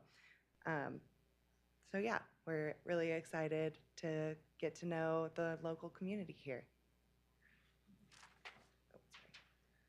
And we've touched on this a little bit already, but you might be wondering why Louisville. We feel that finding a community that we can be involved and engaged in is really important to the future of our business. Since we first opened in 2018, we've been committed to supporting our communities, whether that's the Rhino Art District, the art community, the distilling industry, specifically women in distilling. So we've been heavily involved with supporting our communities there, and we hope to continue our community engagement here in Louisville.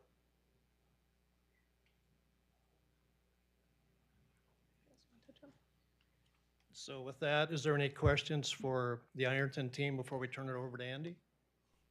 I will ask my fellow council members, any questions about the, go ahead. Apologies, I'm trying to find it in the packet.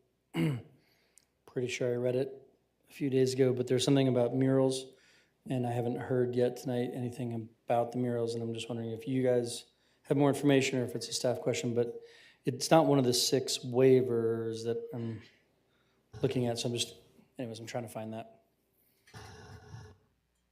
Okay, so one of the waivers is to allow murals in industrial, in an industrial zone, because our sign code doesn't allow murals in industrial. So the analysis there was, this is a sort of different type of industrial use, it's a different type of area, and Waiver that. 1. Sorry, I found it, waiver 1. It's like Waiver, right there we there. go, okay. I wrote down sign code, which did not get me back to You mural. immediately went to sleep when you read sign code. Sorry, I see it now. But yes. Okay, yeah, well, Continue. so anyway, so that's, it is one of the waivers, and the idea being that it would allow people from the north using open space to the north, be able to see a mural there, and also interior users, it's not a requirement that they do that, they've already met the architectural guidelines for an IDDSG building, but that's how the waivers factor in. I don't know if there's actually a solid plan for them right now, it's just that they are allowed if that's something that the applicant chooses to do. Okay, because I guess maybe my further question is, we do have rules around murals that like you can't basically advertise for yourself as the mural, right? The mural can't be, come in for a tasting, right? The murals are artistic in nature and might be a glass of wine or something, but there's some rules there that not just that a mural itself is allowed, which seems to be what the waiver is requiring, but then when the mural itself, if we allow for murals, then when that mural comes, that it meets our standard for murals on a building, that's a separate discussion at a later point. All this does is allow them this is just saying, yes, they can happen. If they were to come in with a mural, they'd have to go through the sign code process. Thank you. If you've seen our space in Denver, we have a huge dog painted on our building right now. Laura's dog.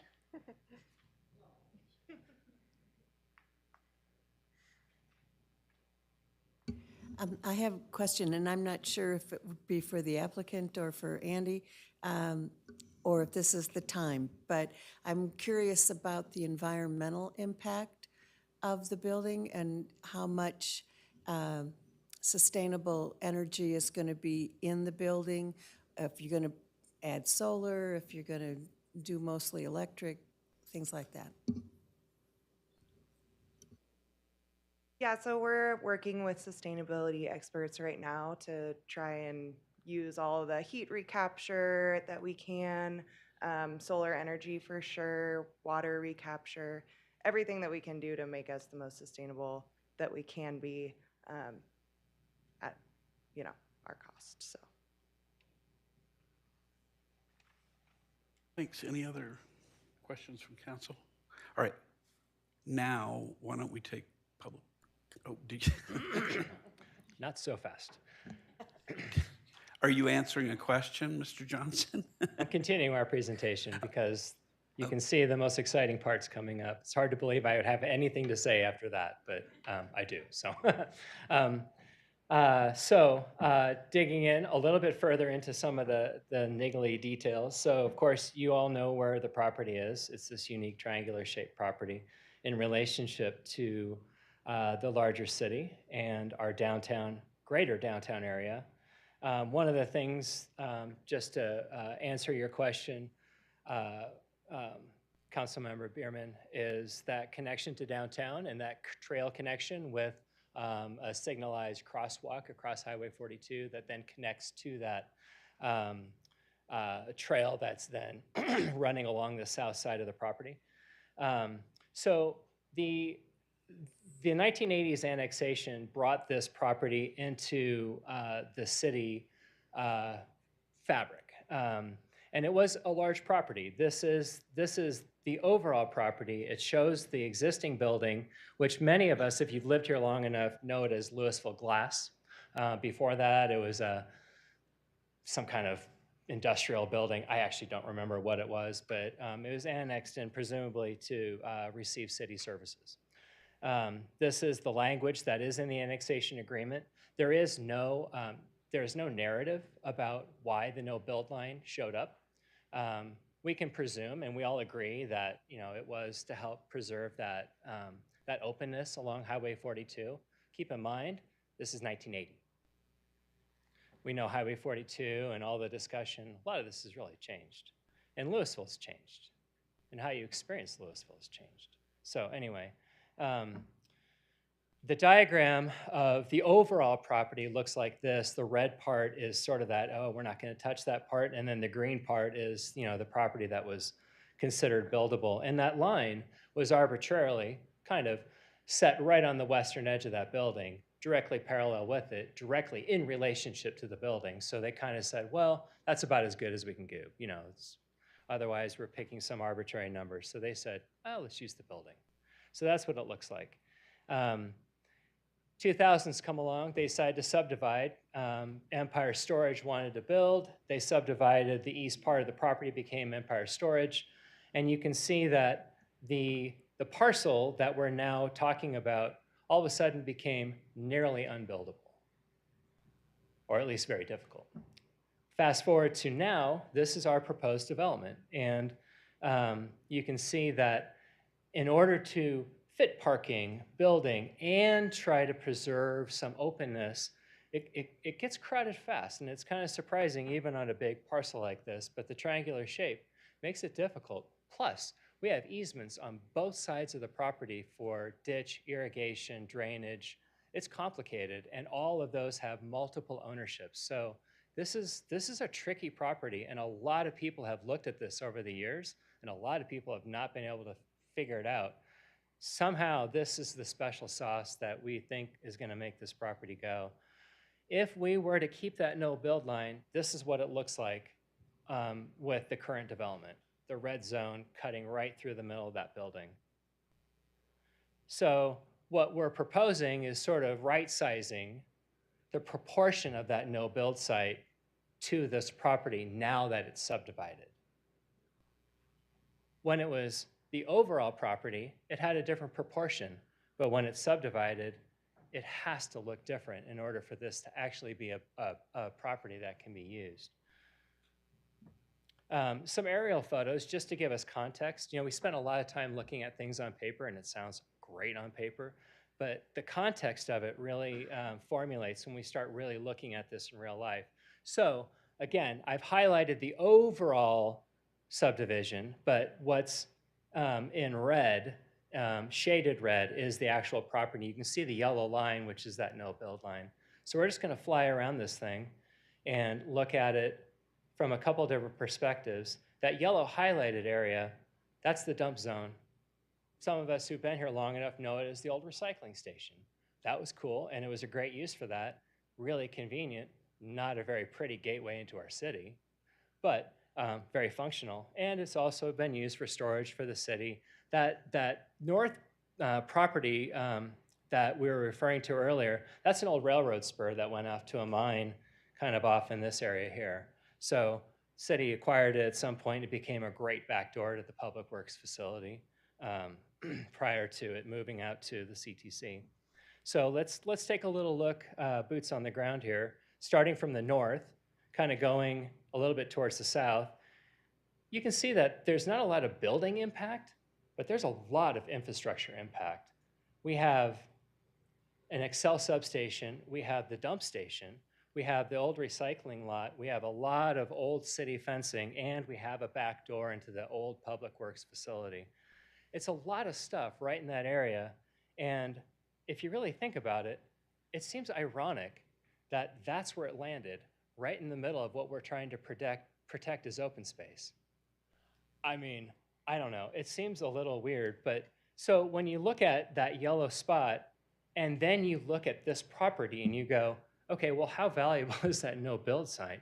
You know, you go back to here and it's like, okay, cool, not a lot of impact on the street, but is that really what our front door wants to be in Louisville?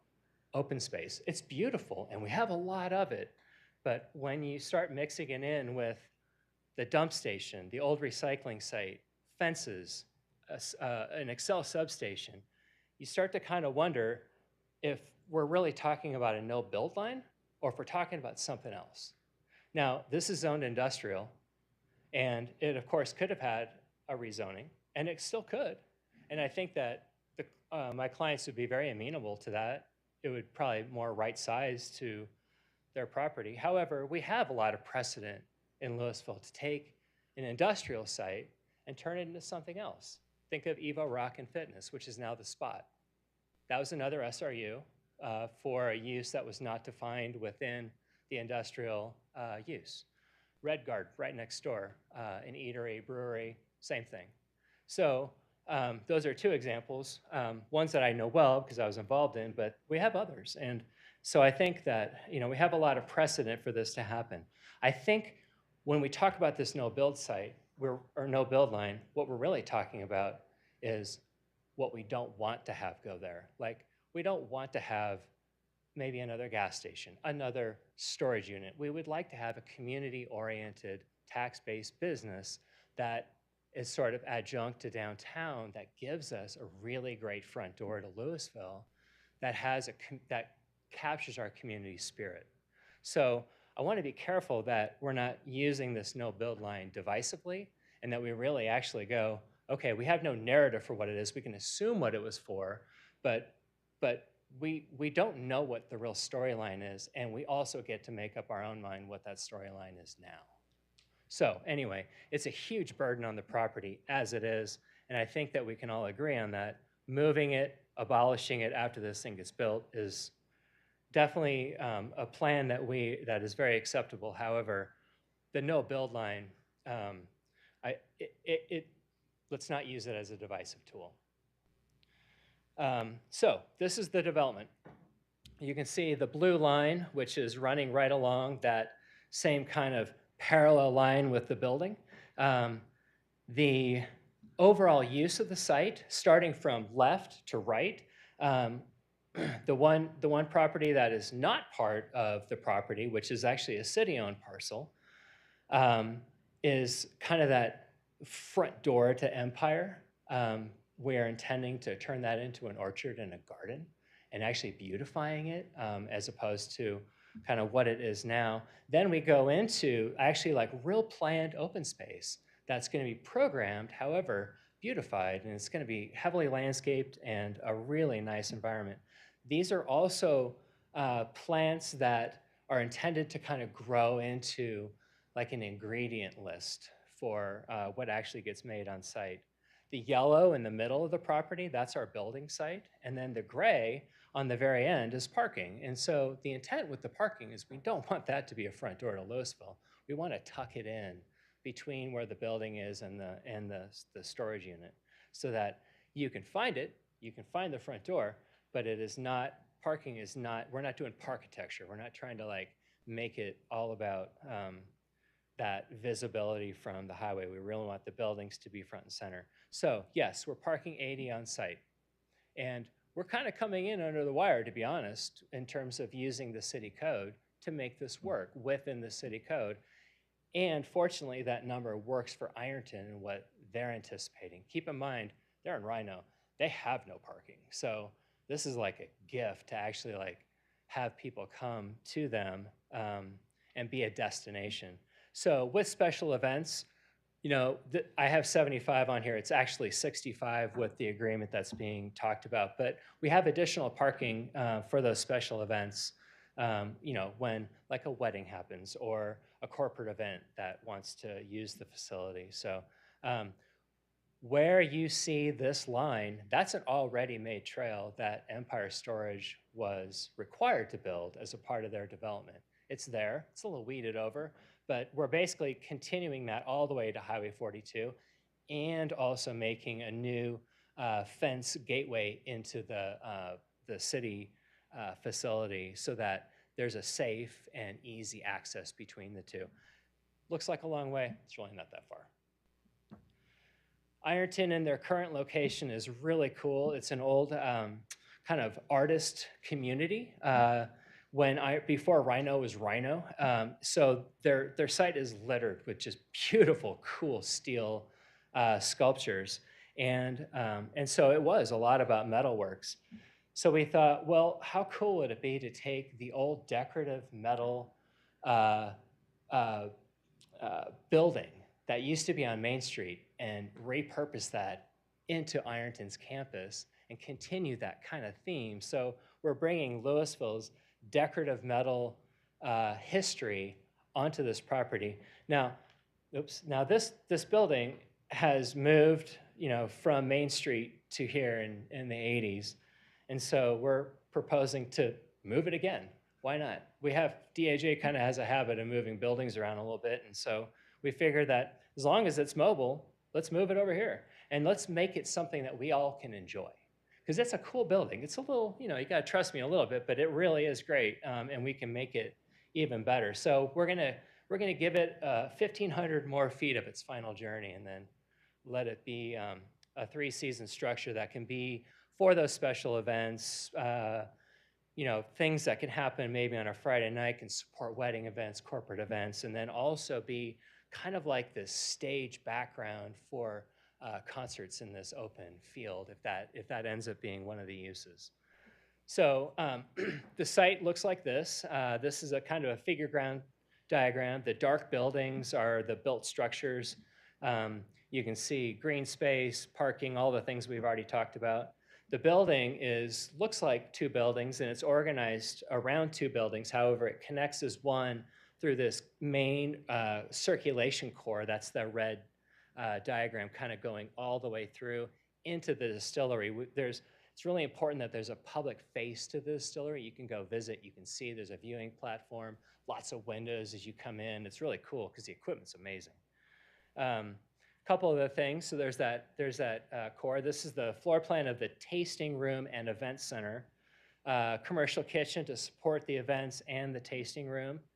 The main tasting room, even though that red circulation core is very much a part of the tasting room, it's fully seated.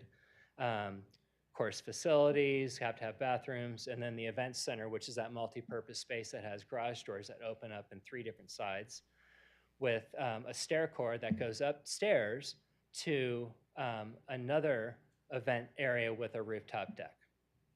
When we get into the distillery building, you have that main entry, of course, facilities, offices. We're going to be almost 7xing their capability for storage, which is a huge deal for any distillery, especially to have on-site storage. Which Denver does not allow. There's quite a dance that they have to do now, going back and forth between Denver and Commerce City, and then of course the production area. Upstairs is mostly a partial upstairs. This is a viewing platform that allows you to look down into the distillery area. Facilities again, offices for staff. That staff also doubles in many cases as people who are actually doing the work. So it's not like we're not adding a lot of employees. It's just needing to have desk space. Dry storage on the upper level, and then looking down into the distillery below.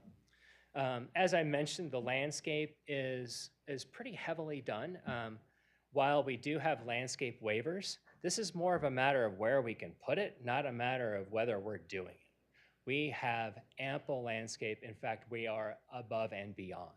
So the things about the landscaping on the parking islands, it is about being able to add a few more when we are not doing deliveries and having some additional parking. This is also having the ability for the industrial side to really function. So now, instead of just having box trucks come, they can have semi-traffic come. They can actually have a bigger delivery and kind of removal of product and distribution of product much more easily done by having this parking lot be a little bit adaptable to the needs and what the function is at that time of day. So early in the morning, deliveries come, products leaving. In the evening, people are coming, we need some space. So that's the whole point of keeping the ends a little bit more clear. We have landscaping in the island, so, along the strip. So it's not that we are going without.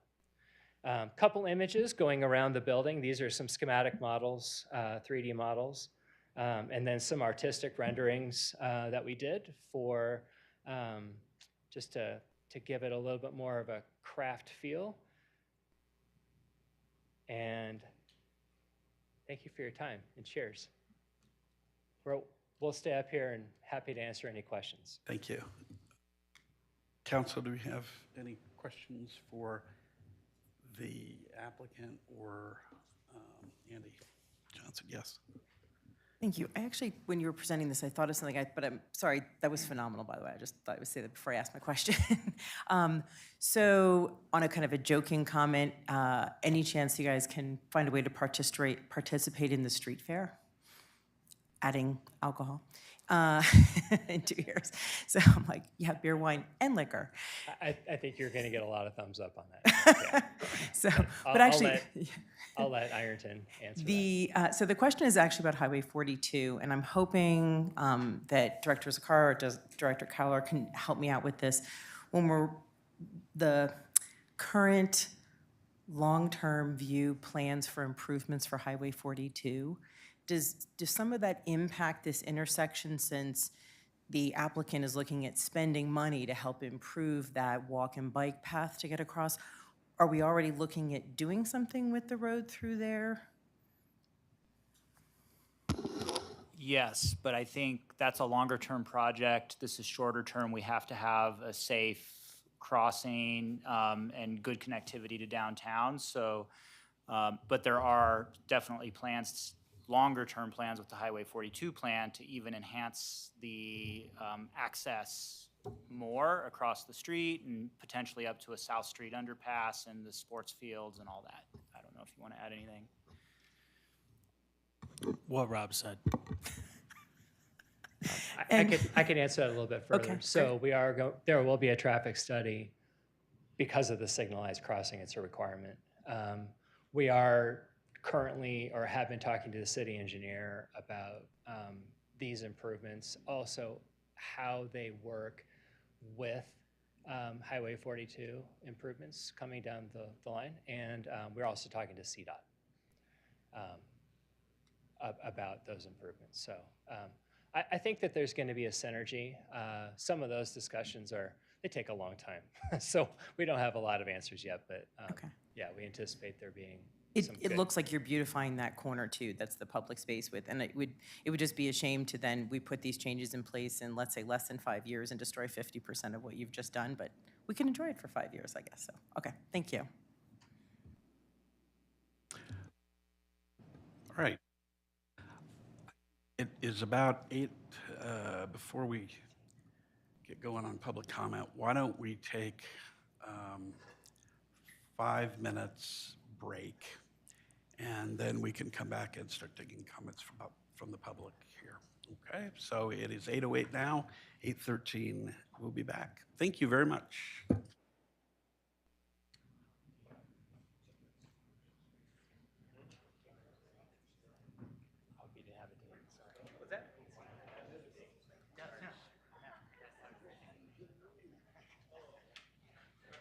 Hey, what button do I push?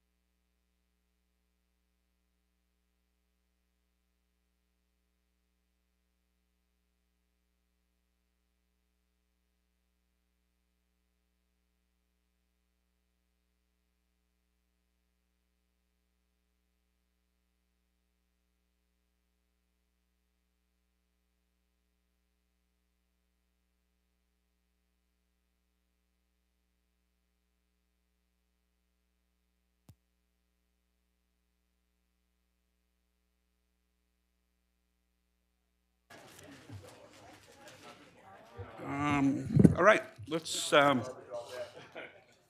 come back to it, and let's go to our first round of public comments. I have a sign-up card from Josh Cooperman.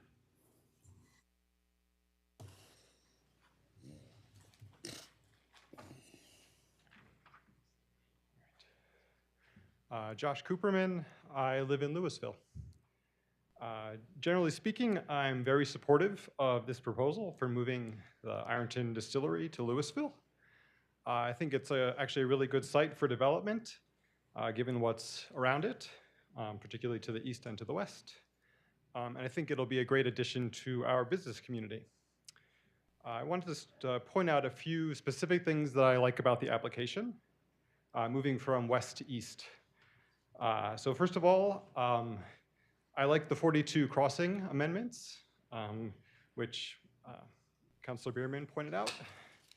I also really like the trail that's proposed to go along the property and connect all the way to the Avid for Adventure. I really like the orchard. Have one in my backyard. I think it's great. I like the bicycle parking on site. And I like the fact that there's going to be an event space. As someone who's recently been looking for event spaces in the downtown area, I think it's something we could use more of. I also like the permeable parking surfaces. And I like the fact that they're sharing parking for overflow. I think that's something we should do much more often.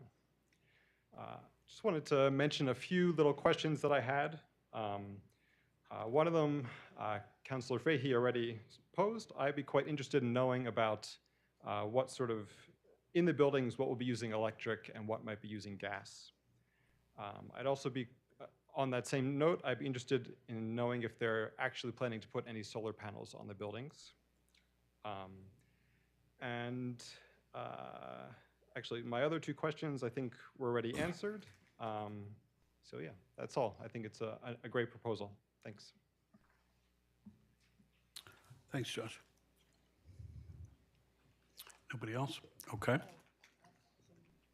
Oh, all right. Oh, hi, I'm Cindy Bedell. I live in Ward 2, Louisville. So just a couple comments. I know that City Council didn't pass the Dark Night Sky ordinance, unfortunately. However, this would be a wonderful opportunity for the applicant to voluntarily offer to put some good lighting there because it's adjacent to the open space and the trails, wildlife, both mammals and flying type of wildlife can be very confused with bright industrial lighting. So I'd like to suggest you all consider asking them if they'd put in dark night sky lighting that points down and that's shielded and maybe that dims when the event is over. And secondly, I'm glad to hear there's going to be a lot of attention paid to pedestrian and bicycle safety, because as you may know, a lot of bicyclists, right now we use Empire Road, and then you can connect to the Coal Creek Trail. And it's a very nice bike ride because there's not much traffic on it. So I don't know exactly how to fix that with a lot of people coming down there. People may come down Empire Road, they may cut down from 287 past the tech center and come down Empire, I don't know. But if they do, and they've been drinking on the way back, and so I just have some concerns. I like to have a good time too, but I'm a little concerned about big groups of people who've been drinking and then going down this country road or coming out onto 42. So I think we need to pay attention to safety in some way. But I do think it's great to have another venue, another entertainment venue in Louisville. And finally, I just wanted to note Empire Storage was sold to Guardian Storage. So it's now Guardian, not Empire. So thank you. Thanks, Cindy.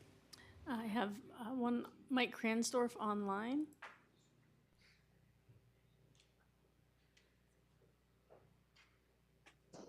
Hi, Mike Kransdorf, not a resident. My family owns Pine Street Plaza at the southwest corner of Pine and 42. As Andy has suggested, this is a very difficult property to develop. We've looked at it. I think staff and the applicant have done a great job of making this proposal work. Regarding the parking, having a brewery as part of our shared parking and covenants, I'd suggest the proposal is not overparked. Some nights can bring in very, very large crowds. So I think they've done a good job of anticipating that. Given all that, we're in favor of this development. It's a great addition to the entrance to downtown Louisville. I hope you'll approve it. Thanks. Thanks, Mike.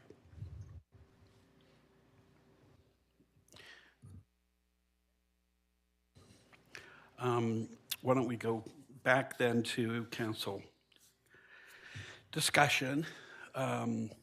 Initial thoughts? Yes, Councilmember Fahey. I would like some kind of information about that dark sky lighting proposal. Is that something that could be done or will be done, or just your position on that? I'm happy to answer that.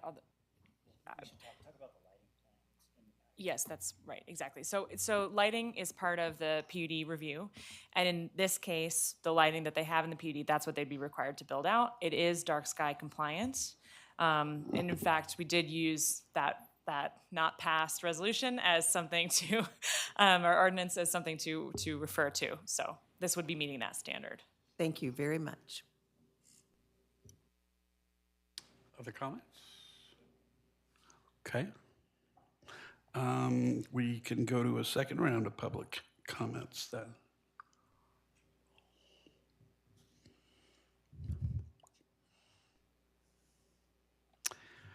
Seeing none, going once, twice. All right. Let's go back to council discussion. Any particular thoughts about this proposal before we decide what we, yeah, go ahead. Yeah, in general, I think it's there are a lot of things to like about it. I'd kind of like to go through the waiver request. I think that's a big part of our role, is looking at what they're asking that might be slightly outside of sort of use by right things. So I don't know if you want to go one at a time or pump through all six or do something different. Are there particular ones that you have concerns about? No, I think there's only six. I mean, I think just wanting to, I agree with staff's assessment, like the waiver one, the sign code, like I think the murals would be a fantastic addition. The rear setback is only 5 feet, and I understand the purpose of that with the drainage or irrigation. And then, I mean, the west side setback, because of the historic building, is also a good reason. Landscaping islands, we've talked about that. I think we've kind of understood the purpose of not having those. Same with the loading dock screening. And then, yeah, the planting, I think there's plenty. It's not like, why are you not doing any planting? I think that's kind of the idea. So trying to understand that code and the general purpose of it. So looking through all those, I don't see, a situation in which they're asking for something that goes against what we want as a community. It's sort of right-sizing and putting it on this space. And so I understand that staff can't just simply say, yeah, because there's some issues. And so I mentioned this a couple weeks ago, but like as the human in the room with the computers helping, I totally understand those waivers. I think they make sense. And so I don't take any issue with any of those 6 waivers personally. So yeah, I don't need to go into deep discussion about any of them, but I just want to at least mention them. And if someone does have issue, I'd love to have a deeper conversation about any of those 6. No, and I appreciate that. For my own part, I think that the waiver criteria are met under section 1728, 110. But I am interested if there are others on council who would like to talk about any of those particular waivers. I raised a question about one of them, and I'm satisfied with the answer. I think the presentation from the applicant and staff has explained it sufficiently that I think those criteria are met. Are there other concerns by anybody on council on the waivers? There is, I guess, I would say that I think the special review use criteria are also met under 1741-100A, and that the plat and easement vacation are also appropriate under the reasoning of the staff memorandum. And then as far as the annexation agreement amendment, that is a complicated, kind of messy sort of thing, which is maybe it's like a planning school final exam question or something like that, but it looks like everybody has threaded the needle there too. I'm comfortable with that amendment, and that the legal requirements have been properly met. Do I have a motion? We have to, hold on. Mayor, would you like to close the public hearing? Yeah, we got to close it. Closing the public hearing now, finally. Do we have a motion? Sure. I would move that we approve resolution number 11, series 2024, resolution approving final planned unit development, special review use, plat, and annexation agreement amendment to allow development of a distillery, tasting room, and event space at 1303 Empire Road. I second. And on this one, roll call. Hold on for a minute. Any discussion? Go ahead.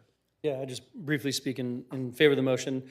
Try not to get too, want to evaluate the project for the project, but I think this is a really exciting thing. And I mean, I know I visited your space in Denver, and this is a vast improvement. When I go down Empire Road, walking, biking, or driving, it is not the prettiest part of our community. And so this is a really exciting way to, as again, our entry into the city in a lot of ways. I know we're into the city at this point, but I think it's a fantastic look and feel. And I want to echo, I think it was Josh that brought up just the community space and event space, and that's a big thing for me. So I like the design, I like the look, I like a lot of things we're going to get. I know these things take time. We're not going to have a distillery tomorrow, but I think it's a really cool space and an awesome opportunity for our community. And I hope that you're able to follow through with the project and know if you get an approval tonight, that's only one step in the process. It doesn't get a shovel in the ground. So I hope that you're able to figure out how to get through and use some of the resources in our city to help with the project, and especially the sustainability stuff with our building code and all those things that go along with of making a very sustainable building and internal use of that building. I know breweries and distilleries are intensive use at times. So I just think this is fantastic, and I'm actually very excited to be in support of it. Okay. Is there anybody else that has anything to add? Yeah, Councilmember. I actually just wanted to thank staff for working with the applicant for, I think Mr. Johnson was saying, for 2 years. That date is very stuck in my head. For the last 2 years, it's been a lot of heavy lifting, and I think this is a really good indicator of just how well Louisville can partner with businesses to help our community grow. So thank you for very much all that work. Thanks. Can we get a roll call on resolution number 11, series 2024? Mayor Lay? Yes. Councilmember Kern? Yes. Councilmember Hefner? Yes. Councilmember Fahey? Yes. Mayor Pro Tem Dickinson? Yes. Councilmember Bierman? Yes. Councilmember Hamilton? Yes. Okay, let's move to ordinance number 18. Just as a point of order, did you want to have a second round of public comment on the ordinance before we have a motion? We think did. we did. We did? We did. Oh, I We did missed it. already. But thank you for always, it was brief there because there weren't any on that one. Ordinance number 1869, series 2024, an ordinance approving the vacation of 3 easements located on Lot 1, dedicated by the Empire Road subdivision. Do we have any motion on that? I will move to approve ordinance number 1869, series 2024, an ordinance approving the vacation of 3 easements located on Lot 1, dedicated by the Empire Road subdivision, 1303 Empire Road. Second. Any discussion? Okay, we can take a roll call. Councilmember Fahey? Yes. Mayor Pro Tem Dickinson? Yes. Councilmember Hefner? Yes. Mayor Lay? Yes. Councilmember Bierman? Yes. Councilmember Hamilton? Yes. Councilmember Kern? Yes. Okay, one of the things we decided to do during our discussion in a session, I think it was a special meeting some weeks ago, is that we're going to check in on the agenda because we have still quite a number of things. Well, we have two main things on the agenda, which include the solid waste hauling contract award and also the budget amendment. It's always challenging to figure out how long the discussion on the trash contract is going to take. And I mean that because I've been through this now. I think this is the third time. And I don't underestimate it because it's really important. It's a 5-year contract and very, a lot of money. So I guess I'd be interested in what my colleagues think about whether we're going to be able to get through both or not. I had a brief discussion with the city manager during the break. There is some time sensitivity. Both of these are hugely important, and I'm not going to try to rank them in order. That's not the issue. But there is some time sensitivity. Is that correct, Director Kaur or City Manager? And can you, we're not calling it up yet, but can you maybe just explain that so everybody understands the time sensitivity? Yeah, the trash contract is something we'd like to get wrapped up here in March. So it seems like, from what I understand in the past, there's times when you need more than one meeting for the trash contract because of public comment. If that's the case, then that gets us through March with your consideration. The budget's also, I would agree, an important consideration. If I had to suggest one to push back a bit, I would say the budget, as you're outlining. Yeah.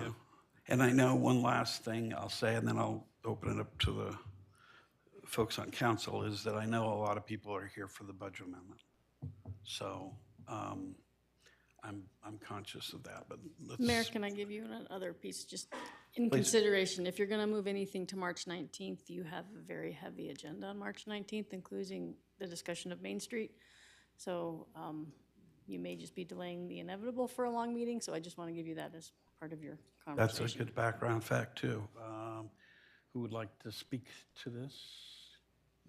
I suggest that we take city manager's advice. I think if the one to get pushed would be the budget one, but I'm used to midnight meetings, so let's go for it. Oh, we don't want to, yeah. I'm teasing. Well, That is. but that's my recommendation. Don't say that. That's my recommendation. You want to talk about intimidating people in the No, listening that was audience? a half-hearted joke, but I Yeah. think we should push the budget. Okay. Yeah, go ahead, Mayor Pro Tem.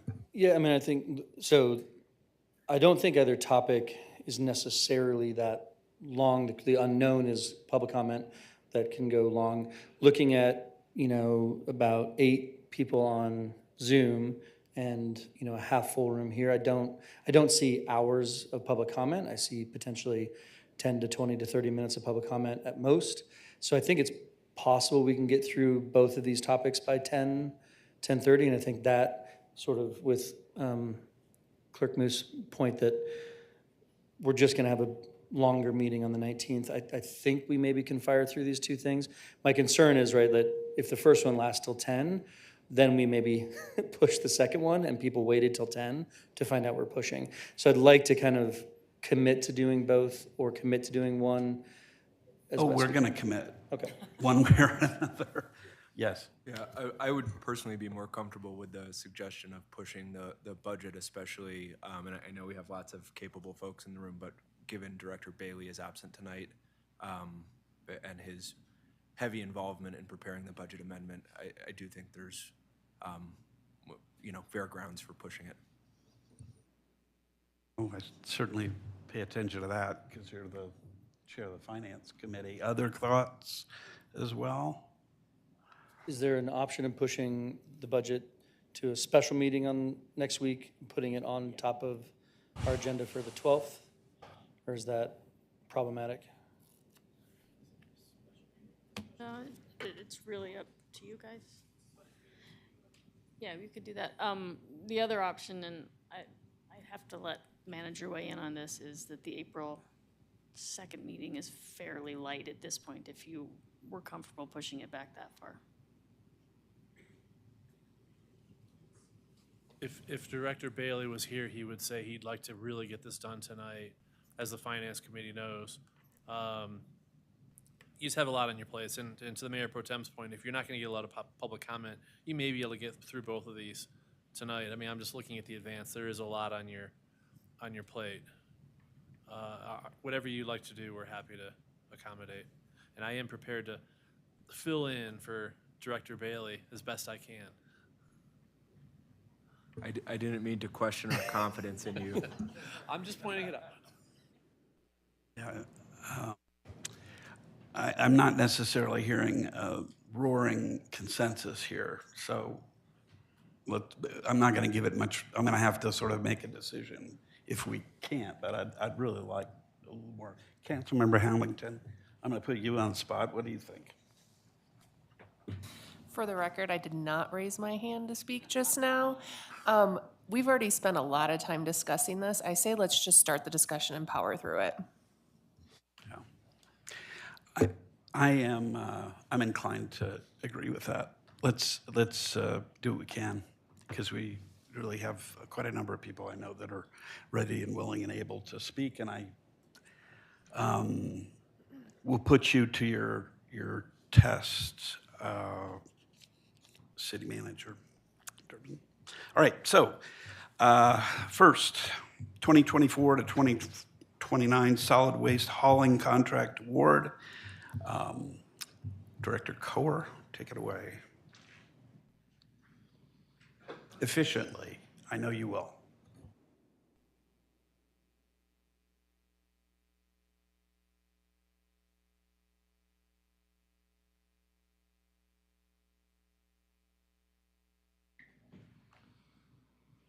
Okay, good evening, Mayor and Council. Tonight we'll talk about our solid waste hauling contract as alluded from 24 to 29. Our sub-programs for this topic is to enable residents to dispose of their solid waste in a convenient, environmentally responsible, and cost-effective manner. The value of this contract is roughly $8 million to $10.5 million, depending on whichever proposer you may choose to award tonight or at a future meeting. Just to refresh everybody on what affects our trash pricing, and I'll describe a little bit what's going on here. But we have our trash can data, our recycling can data, and our compost data. Here to the right, I've got the laser pointer. And each of these show the percentages of who has what size bins. So in 2023, 48% of the 5,500 accounts roughly had a small bin, 39% had a medium, and 11% had a big. Those patterns play across.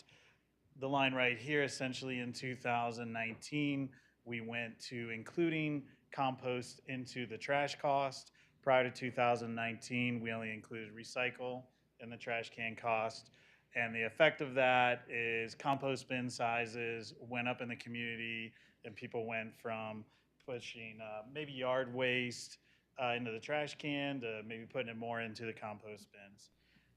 We have 100% increment pricing, which means the first bin is a base cost. The medium-sized bin, you take the base cost times 2, and the biggest bin, you take the base cost times 3. Sometimes council likes to understand the stats of constituents. So on trash, you have one account with no bin. You have less than 1% of your accounts don't have recycle. 4% of the accounts don't have compost. As far as those that have more than one bin, 1% have more than one trash bin, 3% have more than one recycle, and less than 1% have more than one compost bin. Essentially, there's not a lot of extra bins out there. So that's important to think about later in the presentation. Extra cost of a bin for trash, or the smallest size, is around $14, and then the other bins are around $2.73 for those. These are the results of the RFPs condensed. We asked a lot of things in our RFPs. We had multiple alternates. Essentially, the base bid was the existing service we have now, Tuesday through Friday, requesting clean natural gas trucks or renewable natural gas trucks, bi-weekly and recycle and compost. Same thing, 100% increment. We had 3 proposers. That was Republic Services, Western Disposal, and someone new to us, 5280 Waste Solutions. As far as who responded to what portions of the bid, that's in the upper right corner. Everyone responded and filled out our base bid. Essentially, everyone is saying they can service us on Tuesday through Friday, existing services as we know them. Both 5280 and Western said they're also willing to service us other days if we would prefer, but at this point in time, we're focused on Tuesday through Friday. No one proposed specifically another day. So no one said, hey, the only day we can service you is Tuesday or Wednesday. So all the bidders were consistent there. Everyone proposed on weekly recycle. Everyone proposed on weekly compost. 5280 did not fill out that portion of the compost bid, but they did fill out some information up in recycle. And then as far as greenhouse gas emission offsets, Republic and Western did fill it out or did have information that talked to that. 5280 did not. So essentially, green areas up there in the upper right are where people were responsive. Red is where they weren't responsive.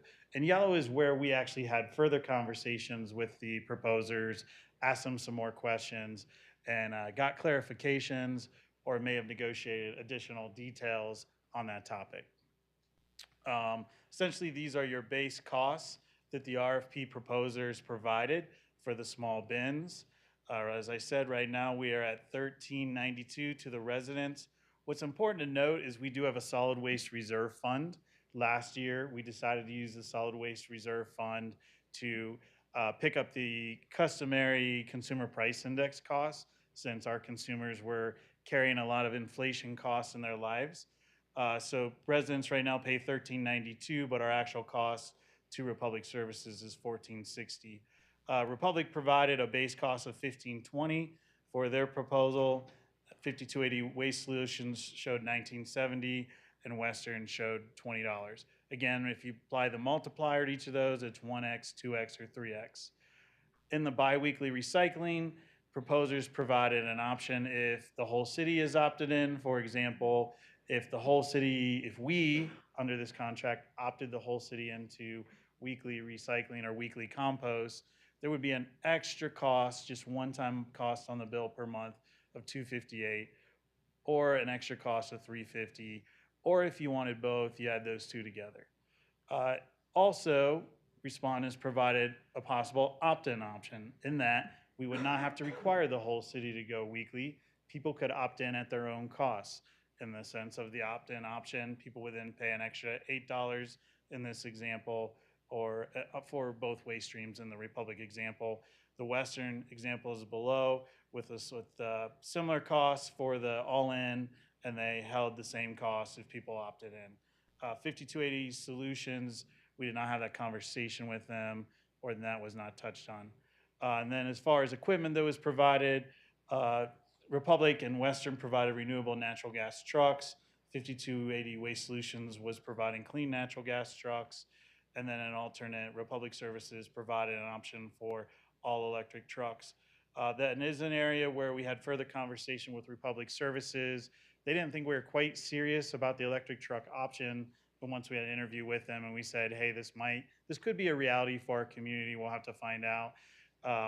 It takes 4 trucks to service our community. They had 3 available when they provided the proposal. They were able to locate and get a 4th truck possibly procured for this to give all 4 of our trucks electric, to be electric, versus 3 electric and 1 renewable natural gas in the base bid. So those are some things that we've talked about. I would like to give an honorable mention to 5280 Waste Solutions. They are new to us. After looking at their proposal, after interviewing them, we felt we had good conversations. They are new to residential waste business, and we felt like they were just not ready for us to take that leap with them on this contract.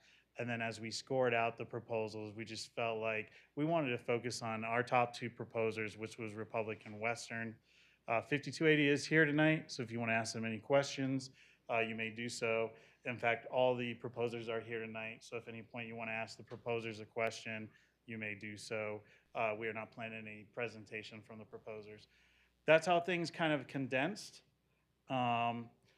We had RFP criteria that we evaluated everything against. These were developed with the Finance Committee and the City Council, and then finally approved by the City Council for final direction.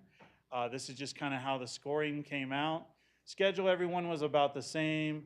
Equipment, we scored electric as 10 points, renewable natural gas is 7.5, diesel as 5, clean natural gas in there as 5, and then like diesel or just didn't have equipment that could service this would have been lower.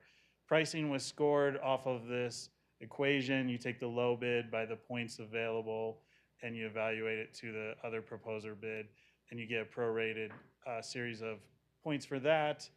RFP and interviews, we discussed how the interview went, how the RFP presented, how specific the information we received was, or was it still being figured out or vague. Then we talked as the interview committee, which was myself as the Public Works Director, the Sustainability Manager, and our Facilities Superintendent. But we talked about how we felt about reading through those, experiencing the interviews, applied a score there. Customer service, we tried to rely off of past history with the respondents, customer service scores or surveys if we had them, and then as well as the additional services we discussed, who was doing what was asked in the proposal, what other ideas they brought to the table, and then how specific or confident they were in bringing those plans together. Finally, customer service, we just talked about, again, the surveys and whatnot, but also just a lot of discussion around resident comments in general, how much we receive emails, phone calls, how much the council might receive emails, phone calls, things like that. So those are the points, and that's how that worked out, and that's essentially our strong guide for how we may present and make recommendations. But we understand community values can be broad these days, and so as we went through this process, we kept in mind of how this prioritizes things versus how all the ad alternates played in, all the additional services played in, and develop some options. This is just how we got to the scoring. So if anyone says, hey, it's a black box, we want to know how you got to your scoring on price. We just took the existing small bin costs, medium and large bin costs, applied those to the number of counts and the bin mix we had in December of 21 before the fire. We have rebuild happening, so in a year we'll be back up to 1.5 to 2 years up to full scale. We applied a value to the contract, and then we provided a score. So based off what we pay for the 5-year contract now, roughly, let's say that's $7.7 million. The Republic contract would increase overall 4%. The Western contract would increase roughly 37%. Those are just some stats. People like to talk about additional services. I think there's a lot offered here. We try to, compare them apple for apple. So weekly recycle and compost, as we showed in the stats for the bin mix. There's not a lot of people that have extra bins, so we don't think there's a large need there to force the whole city to some weekly service at an additional cost. We think our top 2 proposers provide an opt-in price, and we think that services those customers. Recycling, Western has provided ultimate convenience in suggesting that if it's in a reusable container or cardboard box, they'll just pick that up next to the recycling bin, whatever size recycling bin you have. Both proposers, Republic and Western, are doing some level of pre-processing with compost. The last few years have been a challenge with composting. A1 Organics, who handles the regional composting, has put limitations on what you can put in compost, and both proposers have processes in place for this contract to allow a little bit extra compost going in that may not regularly be allowed. The tree branch leaf collection, Republic suggested a spring and fall event, which is what we've been doing. Western suggested they don't need an event. They're just going to take, I'll say virtually unlimited. I think they did limit it at 10 bags or bundles next to the compost bin that they'll pick up. Bulk pickup, it's great to get rid of big things. Republic is going to have an annual event where they'll pick up to 5 items, You can do one free item each quarter. Western has just said, hey, we'll do 12 items through the year of any amount. It's starting to get to a point that that's a lot of bulk we're getting rid of. It's like who can provide the most bulk pickups, but that's the stats on that. So roughly 9 versus 12. Christmas tree pickup, they both do it. Republic says you need to cut and bundle it. Card exchange, we provide the proposers require a minimum of 3 cart exchanges per year. If you want to go from a big one to a small one, small to big, whatever. Western will do unlimited. Western has indicated they'll do a 10% discount for those 65 and older. So that's 15% of the population. If you try to kind of model that in the pricing point system, that picks up about 0.7 tenths of a point if that was a question. And then Western offered some document shredding. They both do offer price lists for additional bulk things to be picked up, like junk removal and whatnot, that might be outside of your bulk pickup limits or outside of the rules of engagement for what is designated as a bulk pickup thing. So like hazardous materials or maybe electronics or refrigerators, things like that. So that's the additional services. So just a reminder, your base RFP here, both of those proposers have renewable natural gas trucks. There's a Western truck there that's renewable natural gas. Republic Services has suggested they can, by the start of the contract, have 4 electric trucks. Again, that adds $536 per month to each bill. The electricity that charges the trucks will be the grid portion that is fossil fuel will be offset through additional surcharges that are built into that cost. So the entire situation for charging and trucks is completely renewable, 0 emissions. That's the electric truck. I'm a little disappointed that neither of these trucks were in the honorable mention for the photo contest. It kind of hurts my heart. I think a brand new trash truck's a beautiful thing. This is just our historical trash collection survey results from 2012 and 2020. Those were community city surveys, and they just had like one question on solid waste. What's your appreciation or satisfaction there? And so from 2012 to 2020, we had people felt our service was in the majority of good to excellent, tiny bits of, fair, satisfied, tiny bits of dissatisfied. In 2023, we did a large survey. So this was a statistically accurate survey that went out to a random segment of our customers that have the trash service and just asked them a variety of questions about the service, what they liked, what they didn't like. This is what came back from that survey. Like 66% were in the good to excellent, 18% fair. So we had some drop off in our customer service. What I will say is we pick up roughly 11,000 bins per week, 45,000 bins per month. I do kind of get a little bit of a feel of customer service and if it's going well or not, because it's the chatter that I might get from you as council members or from my email or my phone. And so I would say things were great under Western. I think things started well under Republic in this current contract. We had some struggles in the middle, and I would say over the last year, things have worked towards good, working towards great, and Republic has made changes themselves with some of these things I'll talk about on this customer service slide. So under Republic, what you're going to get is a Colorado Call Pod. When they started this contract, they had a couple customer service reps, that two to three, that service us in Lafayette. As Republic has built out their Colorado business, they now have a Colorado Call Pod, which is new to 2024. They have 24 customer service reps. 21 out of the 24 are based in Colorado. They do all work remote, so they're in a variety of areas, most of them in the Front Range. That Call Pod does represent all of Colorado, a little bit of New Mexico, and Wyoming. Western, they have a Boulder-based Call Pod. They have 12 customer service reps. Their 12 reps are in Boulder County. They represent Boulder County. They guarantee same-day service or on not-outs and missed bins, and unlimited recycling compost on pickup day, a just pick it up philosophy.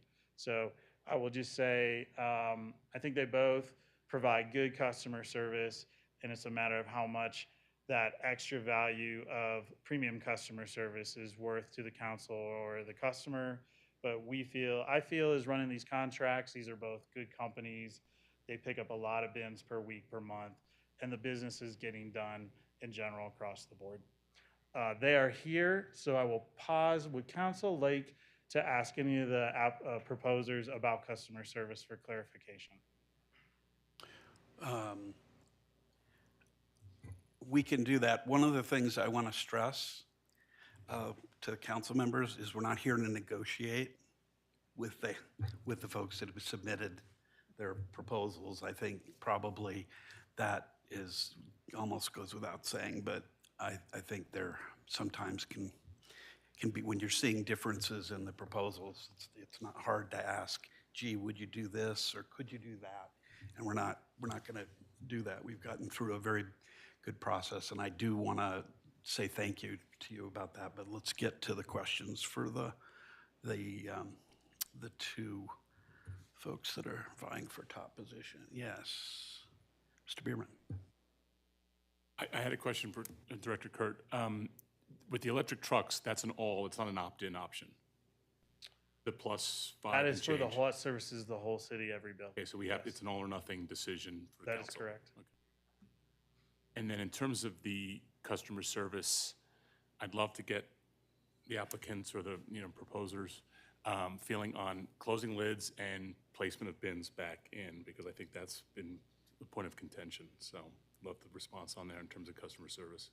That is a point that we can negotiate with all the proposers on, that detail where a human is handling a bin. It's not an automated truck picking it up, that they'll focus on closing lids and placing bins in places where they probably should be. Taking a little bit of ownership around that alley service, I think is how I'd say it.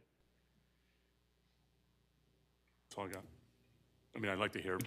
Hear from the Sure. the If they're willing, the- unless. Okay, I'll start with Republic since they scored the highest and they currently have our contract, and then I'll move to Western. I'll invite Republic reps up. If you'd like to introduce yourself. Yeah, hi, I'm Stephen Bruce. I'm with Republic Services. I'm the operations manager for the outfit that currently services the contract in Louisville. So all I can tell you is what our standard is and what we hope to provide for our customer and our partners. And so our current standard on lids is that we leave them closed. And that doesn't always happen. It's an automated system. But when we catch our drivers creating bad habits and not getting out if they've left the lid open, then we ask them to close it. And that just is good communication from cities and our partners, customers, et cetera. As far as bin placement, our policy is that we place the bin back where it's picked up from. Definitely, we don't want, the only exception to that would be is if we've got a customer that we've notated on the container that maybe the cart is too close to a car, too close to another object, and so the driver may move that to a more formidable place on that property to service it. Does that make sense? That answer your question? Any other questions? Is Western going to answer that before we move on? My name is Kathy Carroll. I'm the Community Relations Manager for Western Disposal. Closing lids and placing carts back in their proper position is part of our service standard. They are required to do it. And as a note there, our drivers collect, the same driver, the same truck collects all of the material. So basically what we do is the driver basically owns that stop. So whether it's a lid, whether it's a proper placement, whether it's something that has fallen on the ground, that individual is responsible for that and takes pride in ownership of doing that. So, yeah. Other questions? Yes, Mayor Protem. Question on this, I think, yeah, it's this slide. So I see like 24 customer service reps, 12 reps, but I don't know the quantity of customers. So if one has 10,000 customers and the other one has 10, those are silly numbers, but like, this doesn't mean anything to me, but what's the ratio of like, yeah, is Republic twice as big as Western would be the question. So I don't know if, and it's regional, right? I mean, these are reps for this region. So how many customers do these 24 customer service representatives have to deal with? Good question. I'm going to let each vendor answer that in the same order. Good evening, Mayor, council members. My name is Jim Hutchinson. I'm the Director of Municipal Services in our Northwest area. So 2 answers to that. The 24 represents who we have today. I want to make sure that everybody is aware that, to your point about when you get more customers, you obviously need to bring on more reps.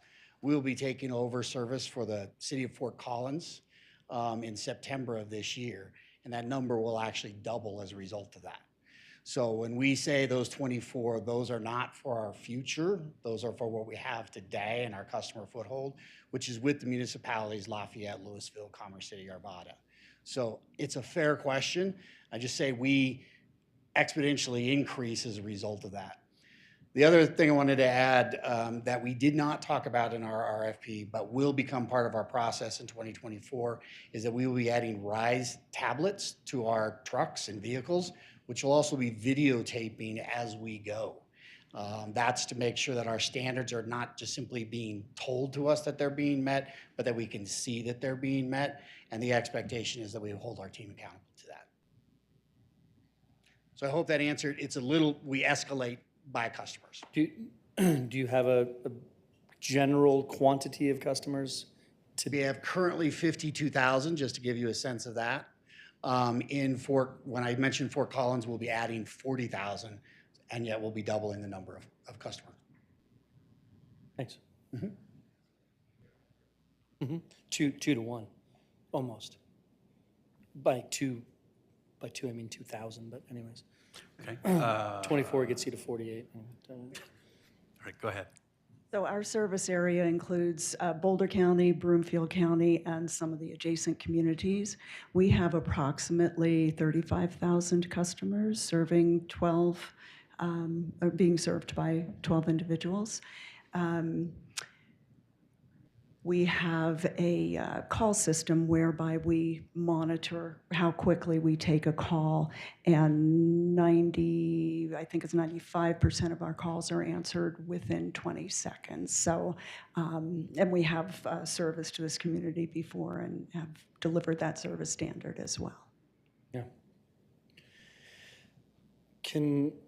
I have a really ignorant question is it the same truck that picks up trash and recycling and compost? When we're having 4 solid waste, there's an offer to have 4 solid waste trucks that are all electric, but is the compost truck different? Is the recycling truck different? You can generally sum it up. You have 2 trash trucks each week and then 2 trucks that are doing recycle or compost. Okay, so it's only those 4 trucks do all the pickup of all the different materials. All 3 bins are done by the same trucks. And for what I'm speaking of those electric, but for Western, same thing. It's not different trucks for different. Thanks. Just a little clarification on how the trucks work. Good evening, Mayor, City Council. My name's Mark Petrovich. Obviously, I'm with Republic. So there are different trucks. You could have 2 trucks that are pretty much dedicated to do your solid waste. And then you have 2 that are doing recycle, and then on the off week, they're going to be doing compost, right? Trucks are cleaned out, and then they can do different waste streams. So they can interchange, but generally they're not running a trash route half day and then running another waste stream, right? They are dedicated unless they are running a different route for a particular reason. Yeah, but they are emptied each time, whether it's recycle, compost, or solid waste. Thanks. Talking more for the style of the truck? No, it's great. No. I think I got my answer.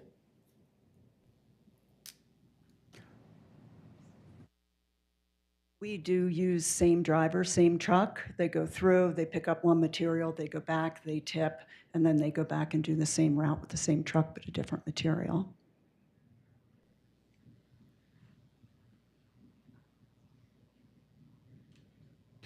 Other questions of the bidders? Please. I have a question for our director. The electric trucks, who else uses those right now in Colorado? I will let Republic answer that question. My knowledge right now is just Fort Collins is testing one. Colorado. Okay. Fact check? Yeah, in Colorado, we have a different style of electric truck that's being used up at Fort Collins, which was part of a grant that came with Excel Energy. We use those trucks throughout the country, specifically more on the West Coast. And those are a newer style of truck that just came into utilization within the last year and a half that we started using. And so we are rolling out that style of truck throughout our company. We have 20 trucks right now that we utilize. We will have 70 by the end of the year. We'll have another 150 by the end of next year. And our intent is by 2030 that 50% of all of our new trucks that we acquire will be electric. So presumably by your investment in these electric vehicles, they're performing in all sorts of weather and conditions consistently. We've been running electric trucks in Idaho now for 2 years. Different style. The trucks that Kurt showed the picture of, they're what we call a fully vertically integrated truck rather than a normal truck body that gets put onto a battery and runs. The fully vertically integrated ones, Oshkosh, have been running for 6 months now. We've run them full routes, still coming back with 30% charge, finding actually they're outperforming in all of our standards. The Fort Collins truck ran into one problem here in the state, and that was because it was the first in the state. They didn't know how to license it. So when the temporary license ran out, we had to sideline it for a little bit until the state could figure out how to license the truck, but now it's licensed and running. Thank you. Just one clarification. If the council decides to elect the award and we do electric, so compost, everything will be run through electric. I just want to be clear on that. Correct. Okay, thank you.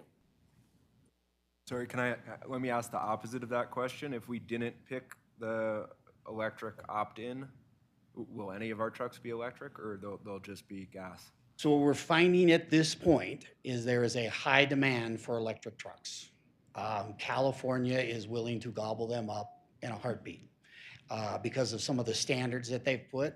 What we've intentionally tried to do is, and when you're competing in California, you have 2 companies proposing electric trucks, even though some aren't actually rolling out trucks just yet, okay?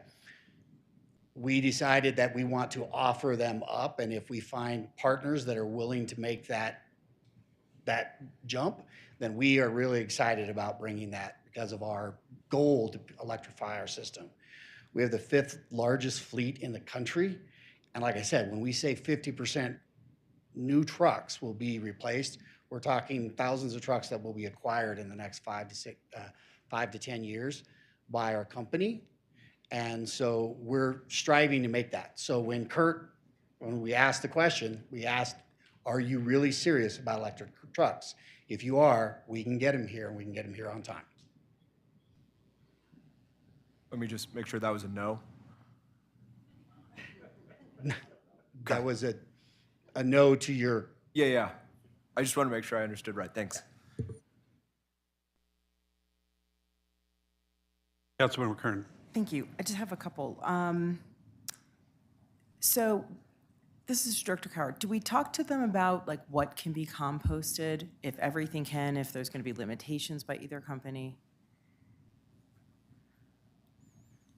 We did. We had high-level conversations about both of them having pre-processing and, yard waste, food scraps, things like that. They're different process. So more specifically, is there I think both teams will still struggle with like the bathroom tissue type things. They're a small percentage of the compost stream, but they do count. And I think that some teams are still working on other avenues in A1, but that's not in place. So we're not representing that as the contract. Thank you. Is it possible that we can have weekly pickup for only like the summer months when the composting things tend to ripen rather quickly in the bins versus in the winter?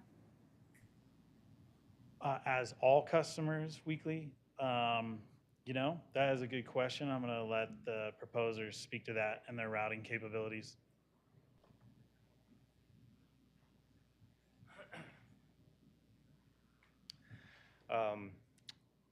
Couple things. I want to go back to your first question real quick about the acceptable materials, right? So A1 Organics has eliminated a lot of shredded paper, coffee filters, paper towels, things of that nature. That still holds true.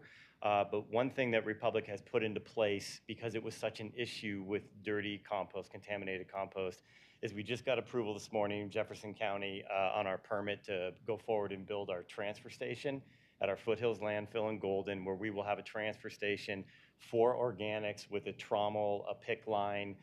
So we're pre-cleaning that material, making sure any contaminants are getting out of it. So these loads are not rejected at A1 Organics and sent to the landfill. So that's a new process we have going. As far as seasonal yard waste pickup, yes, it can be done. That is something they do in Fort Collins. They only do yard waste in Fort Collins, but they do it just seasonally. We didn't price that, so obviously we can't discuss that now, right? But we could get with Director Kawar and talk about what it would look like to have seasonal yard waste or seasonal compost. So it is possible. It's just not something we put numbers to in this proposal. Okay, thank you. Wait a second. Yeah, thank you.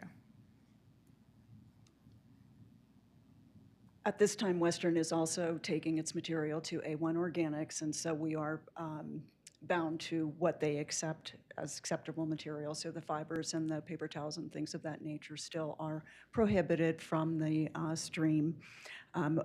Western invested late in 2023 in a depackaging system, so that so what the system does, it is takes anything that is contained in a bag or a container or anything like that, and mechanically opens it, and it forces the food waste through, so that the residual, which is anything that isn't food waste, comes out through one chute, and then the food waste comes out through the other. So it, for all intents and purposes, has eliminated contamination in what is allowable right now. We've had A1 come out to the facility. We've been sending loads to them, and they're good with them. We haven't had anything rejected at all with the depackaging system, so we're real pleased about that. And then, I'm sorry, what was the second part of it? Seasonal. Weekly Seasonal, for yeah. compost. So for what we're offering is opt-in for weekly. And that right now is what we would be able to offer. We would need to understand what the demand would be in order to be able to make sure that we could actually serve the demand. So it certainly is not off the table, but we do offer opt-in on a weekly basis right now as it stands. And if it got to be, if everybody wanted it, I think we would have to sort of kind of look at how the routes would work out. It's possible, but we would need to kind of see what the demand was. Okay, thank you. And is Western entertaining changing their fleet from the renewable natural gas to electric? Well, at this moment in time, we've just completed our transition all the way to renewable natural gas. We've got, I think, a replacement schedule built out by about 10 years.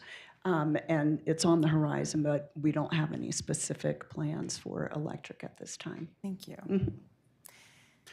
Director Cower, do you know, would you be able to explain to the public what the sustainability impact difference is between a renewable gas truck and an electric truck that is recharging and to the community, maybe not like? Yeah, no, that's a good question. I think it depends probably on which vendor you talk to and which study you might read, but let's just say that a renewable natural gas truck might be 20 to 40% better at emissions or decrease in emissions than, like, say, a diesel truck, but an electric truck would be 90% less than all of that. Anyone in the crowd that wants to hold me to that and say differently, they are welcome to. Doing my best on that question. Is there also a noise pollution difference between the two types of truck? The electric trucks are quieter than the natural gas trucks. Thank you very much. I appreciate it. Thank you. Other questions? Okay. You know, there was one question, I'm looking back at one of your, just sort of the thought, I'm looking on your slide, the RFP, 2024 RFP price evaluations. And there's, for example, there's on the bottom of that page to the left, there's 5-year estimated contract value. When we have, I mean, I understand the Western number, but there's only one number for Republic Net. We've got two different. Yeah, this was just to evaluate the base bid, so just natural gas to natural gas, and then when we Okay. put that extra $5.36 in, I think the total contract value came to around 9.8 million, closer to 10. It is represented in the scoring matrix pricing. Yeah. I saw that. I just wanted to make sure that I kind of understand how you were going through this, but that's, and to compare apples to apples. Good. Any other questions from council members? Why don't we go to public comment? A few more slides I just want to finish, so Oh, you got the whole thing. have you- I just want I'm to make sure sorry, we I thought covered you the did. customer service Q&A. There has been multiple times at city council costs about transition. What does that cost to the city? Staff time, it's minimal for us. We do coordination meetings with the vendor. We do coordination meetings for billing to get upload file formats set up for billing that passes through the city. Resident time, we believe that to be minimal. You know, you'll get a card, you'll have to go to a website, order bins if you want to make a change to your current bin mix. When the swap comes into play, just that first week where we have a service overlap where one vendor, if there's a vendor transition, one vendor would pull their bins, the other vendor would place their bins. We felt that went relatively seamlessly last time. Really, the time and cost is on the contractor end. They've got to order the bins, make sure they're available, order the equipment. They're doing all these things. They have to handle all the outreach and back and forth, and of course the pickup or drop off. So cost of transition to the city is really the resident inconvenience and onboarding process. You're all residents, you've gone through it, so I'll let you weight that however you felt you were inconvenienced or not through the last process. Feedback from LSAB, they would like to prioritize electric vehicles if they are available. They did not know at the time what was in the bids when they had this conversation. They want to prioritize composting without restrictions. We've talked about that. I think right now, I think both competitors are providing a like service on compost. No one's providing an order of magnitude difference that should weigh anything at this point. Avoid greenwashing. That might say, hey, you're doing offsets, but they're not really real greenhouse gas emission offsets. So that's not really in play here. We have talked with Western about buying greenhouse gas offsets as part of the contract to make up that renewable difference from electric to renewable natural gas. So that was anywhere from 10 cents to $1 per bill, brings that total price up to more like $21, depending on what projects you did, and then prefer to have an opt-in option available. So just to sum it up, you've kind of heard a lot. We believe if you're just going for the best value, the lowest cost, Republic offers a very competitive price and proposal for that. If you want the most sustainable version of this, Republic offers the electric trucks. And if the council's most concerned with the premium customer service experience and the most convenience, Western offers a very competitive product.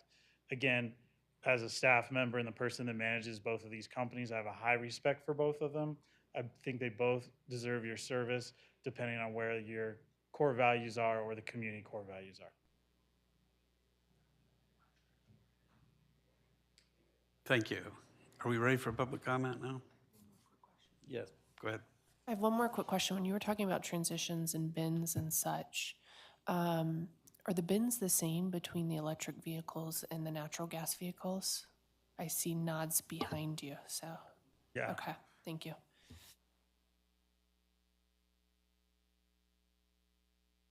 All right, council members, are we good? Can we hear some public comment? Please. Kurt, can you put it back on clerk PC, please? Back where? Clerk, so we can hear our residents on Zoom.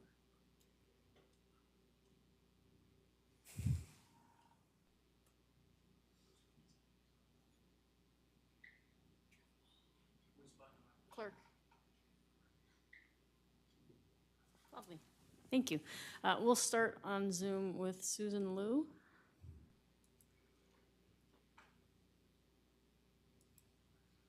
Yes, this is Susan Liu at 1020 Willow Place in Ward 2. And I just want to say that for $5.36 a month, I suggest that you take the best value and you forget about these EVs. I know some people think that $5 a month is not a lot, but to some of us, that really matters. And I think you as elected officials owe your constituents the lowest price and the best value you can get. And it looks like what the Public Works Director has outlined.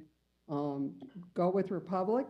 The other question you might ask, if you've only got 4 EV trucks, EV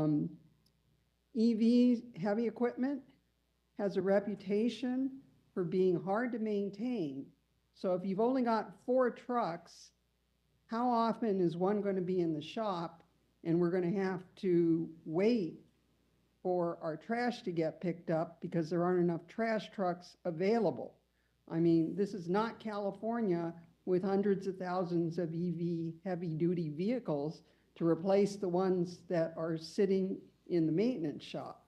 So I would get a good handle on and/or a promise that the trash is going to be picked up in a timely fashion if you go with these EVs that are, sounds like somewhat untested here in Colorado. Thank you. Thanks, Sue. Next. Next is Sean Bell.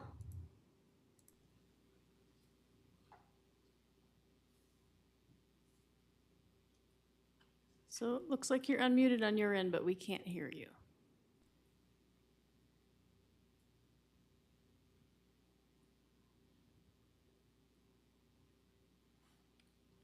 We will come back to you and maybe you can see if your microphone is working. Next is Sherry Summer. Sherry Summer. I'd like to advocate for choosing Western. I think we'll get what we pay for.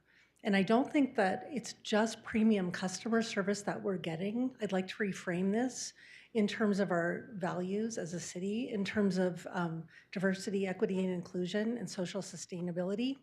You've heard from many, many people. When we made the switch, you heard there was like a landslide of comments that people were very upset that we went from a locally owned business that was very trusted, where we felt like there was a bond in the community with the people. And it's not, I wouldn't say premium customer service because that sounds like a luxury. It was more like personal, like people were there, you were connecting as a human. And I do think it's important to consider social sustainability because people have shown that they've said over and over again that matters to them. One thing in the presentations that really came out to me was this idea of the pride in ownership that Western talked about versus the videotaping of workers that Republic did. And I'm not saying Republic is not a good company, but I just think that Western is a better fit for our city. The overall score of the high of 60 that Republic got, that was skewed by the price. Now, I remember last time when we went away from Republic, people were just outraged and they said, no, we'd rather pay more because we feel like this is a local company. It is a local company. They've been in the business for 50 years. I'm not getting any kickback for this, but I really do care about this bid. They have a long history in the community. They pay a livable wage to their workers so that people can afford houses and to send their kids to college. So, I mean, this is not the most glamorous job. It's a hard job, but they're recognized. They're paying workers what they're due because everybody is important in our society, not just the people who are at the top, but everybody should be paid. Everybody should be respected and honored. And they have very excellent service. I never had any questions when Western was our trash hauler. It just seems very smooth. They're always very responsive. They get the highest ratings in the customer service surveys. I would really urge you to consider sticking with a local company because that's what we preach here, right? We say, oh, buy local, shop local, do everything local. Well, this is local. This is a truly local company. And I think that we really should live by what we're preaching. Thank you. Thank you, Sherry. Next is Josh Cooperman.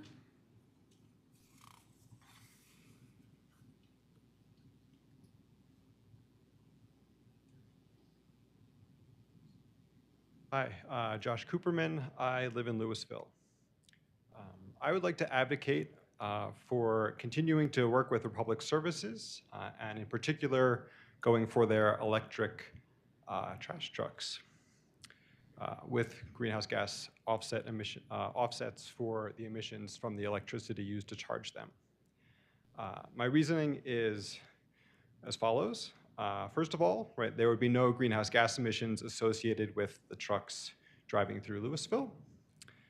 There would be less air pollution because they would not be burning any methane.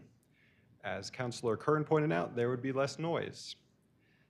I think as a city, we should be very supportive of the transition to electric vehicles in every single way that we can, including with our waste contract. I also think it's a good idea to help to make electric vehicles more visible, not only to our own residents, but also to our neighboring communities. And there is an additional cost, of course, but you know, when we put together that cost, we didn't factor in, for instance, the social cost of carbon, right? So if we counted for the cost of carbon emitted by the methane-powered trucks, right, that would then reduce the difference between those and the electric trucks. Also like to make a few comments about renewable natural gas. I'm not sure renewable is the right term, but that's the one that's used. Basically, it's methane, but it's not fossil fuel methane. It's methane collected from places like waste treatment plants or landfills or livestock. And absolutely, it's good to use, right? Because if you just let that methane go into the atmosphere, it's a much more potent greenhouse gas. Whereas if you burn it, you just emit carbon dioxide. But it's still greenhouse gas emissions.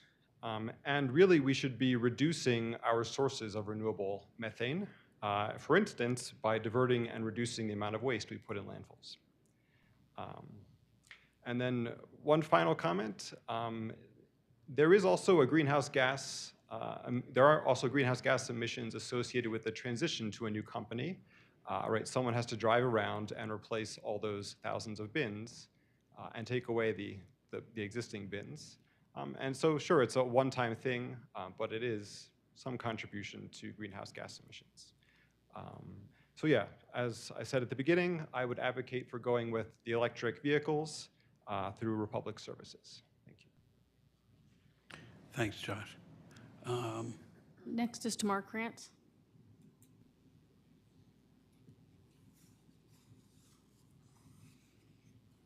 Thanks so much for taking my comment. I want to just preface this by saying that I'm really happy to be in Louisville where we have a single hauler trash and we have a pay-as-you-throw system because that is a great way to reduce waste.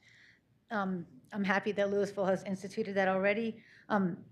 I actually think that it's better to have less bulk pickups because that discourages people from throwing so much stuff away. So to me, that doesn't seem like a big factor. Whether you're having more bulk pickups isn't necessarily good because not being able to get your waste picked up sometimes encourages you to pay the price that it costs to landfill things and to consider not wasting in the first place. I was worried when Western said that they use the same truck for trash as they do for compost, because that kind of scares me for contamination, because people aren't always perfect in not throwing away hazardous waste and materials into their trash can. I'm really glad that Director Cohar used the term offset, just as Josh Cooperman did when describing the idea of paying more for electric trucks.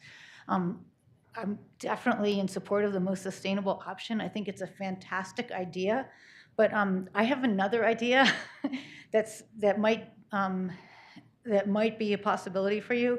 When we pay a premium for the electric trucks, when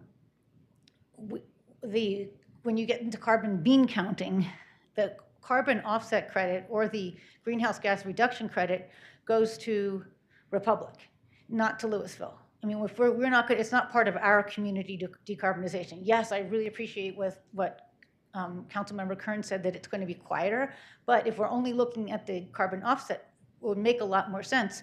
It's kind of like when you pay for RECs, when you get wind source power.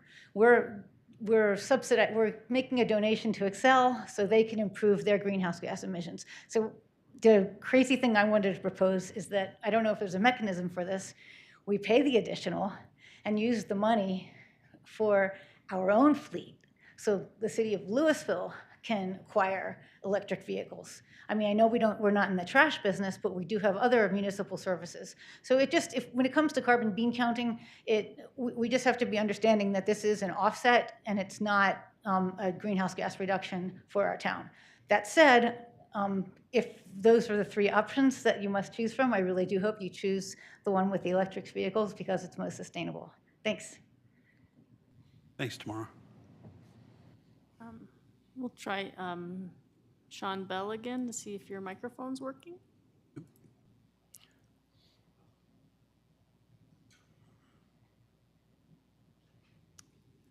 We still can't hear you.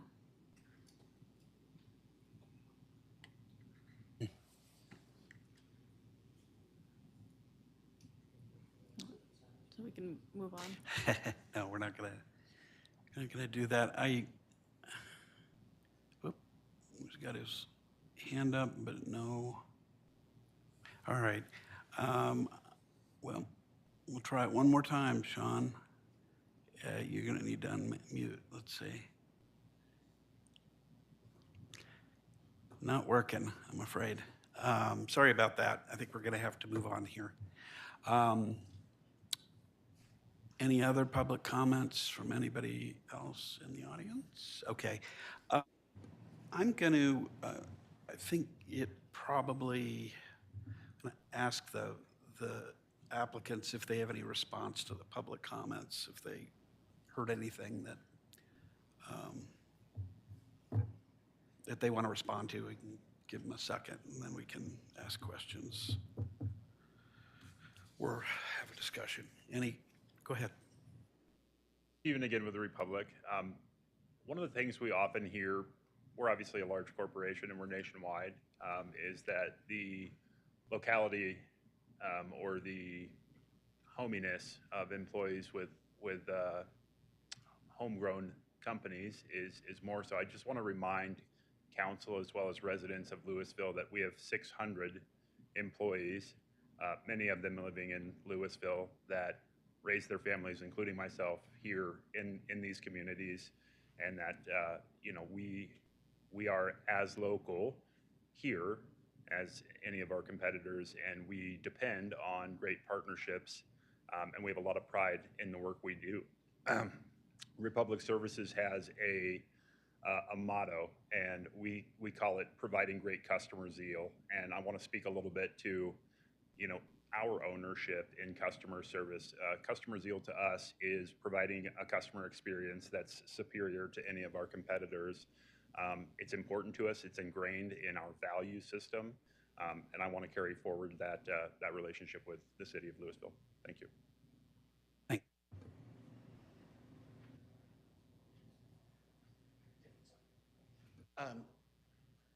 Thank you, Mayor. I wanted to address the one comment about the offsets. To clarify that, the offsets are the part about the energy that you get the renewable energy credits.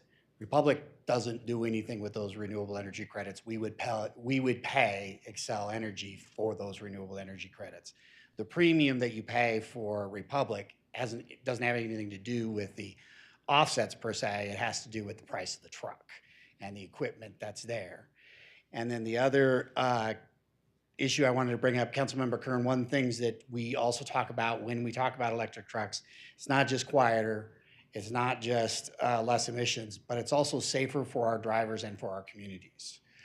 When I talked about the fully vertically integrated trucks, the fully vertically integrated trucks do something different than most trucks. They actually add a lot of the features that you have on common cars today, such as the 360-degree view of the truck.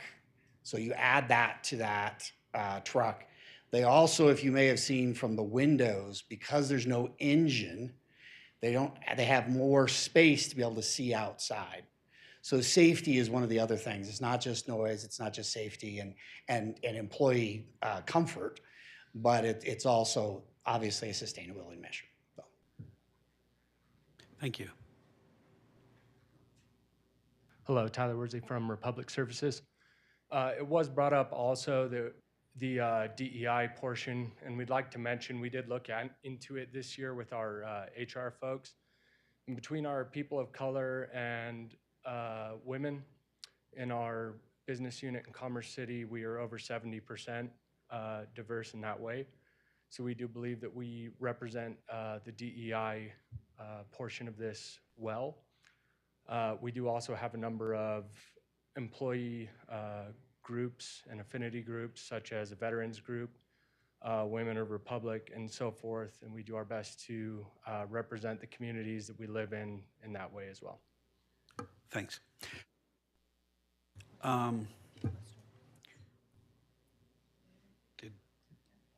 One more in the service of equal time, sure.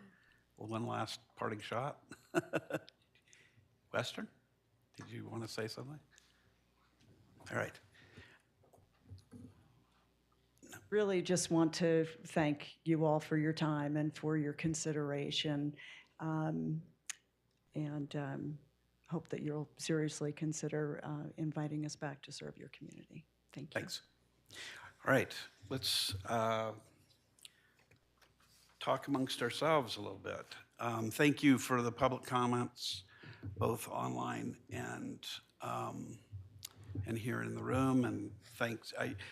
Before we say anything else, I just want to thank Director Kaur for a very thorough presentation, but all the work that goes into that is, it's sizable, and you've been through this enough times.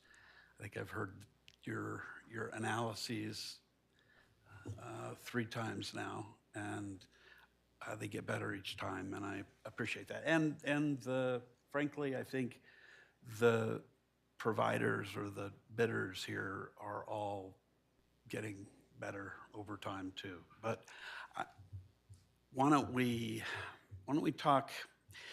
There's a whole variety of ways that we could do this. I guess in some respects, if I want to hear from people, but if there is a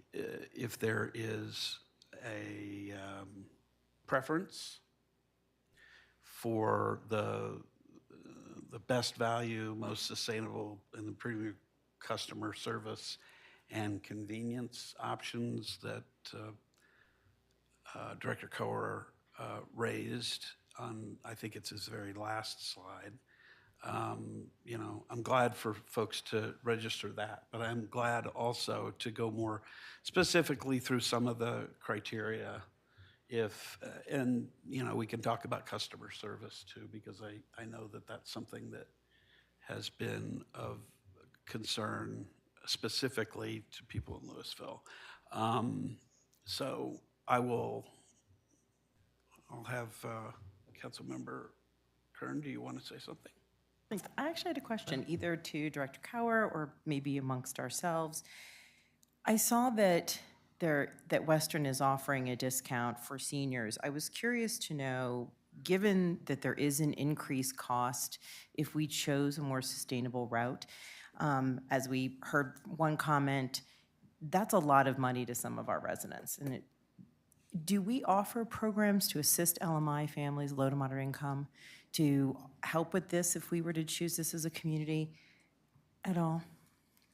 We work with Sister Carmen, and the utility funds make a contribution each year. I think it's roughly $5,000 on average, and we've upped that to $10,000 or $15,000. I think during COVID, they then take that funds and handle things with people in need.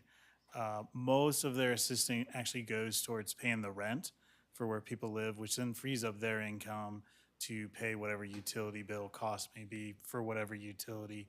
Also built into the contract, just through our own requirements, is residents that are impaired and qualified get free rollout service and things like that as part of the contract. So those are two pieces of information for you. So both companies offer that if people are disabled and not able to get their cans to the street, their Yes. drivers will go ahead and take care of that for them? Yes, both of Okay. those are through our requirements. Okay, thank you.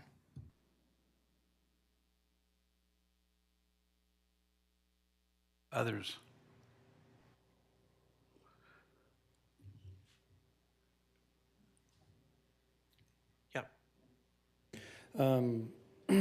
Yeah, I think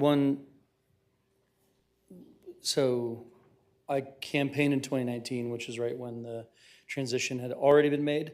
It was a really big topic, right? A lot of people were talking about this move from Western to Republic. And I think, for a lot of things we heard tonight, I think Western's a really well-respected, company in this area. And so I think there were a lot of people that were very upset with us for switching from a local company to a national company. And there were these transition issues with bringing in a new company. Even the bin color was a matter of contention. But then certainly new routes and new drivers and just that, adjustment period. And then I think it was really exacerbated, that natural frustration of transition was exacerbated by some really poor customer service on the onset. Director Cower, you said it's pretty good at the beginning, and then it was a little rough in the middle, and it's got good at the end. I mean, my personal memory was it was a little rough at the beginning, but again, I think I was kind of chalking a lot of that up to it's a brand new driver, brand new, give them a couple months to figure things out. But a lot of what we heard was the phone calls went to nothing, or the help didn't come, or the next route, the missed, bin didn't happen. So I think there was a lot of frustration there. So I think, what I was kind of hearing for a long period of time is, man, when we get a chance to go back to Western, we're going for a customer service perspective. And so as we look at these bids and we look at these scores and these points, there's a reason why we have a rubric here, and there's a reason why customer service, I believe, got bumped up in the rubric to be a higher value.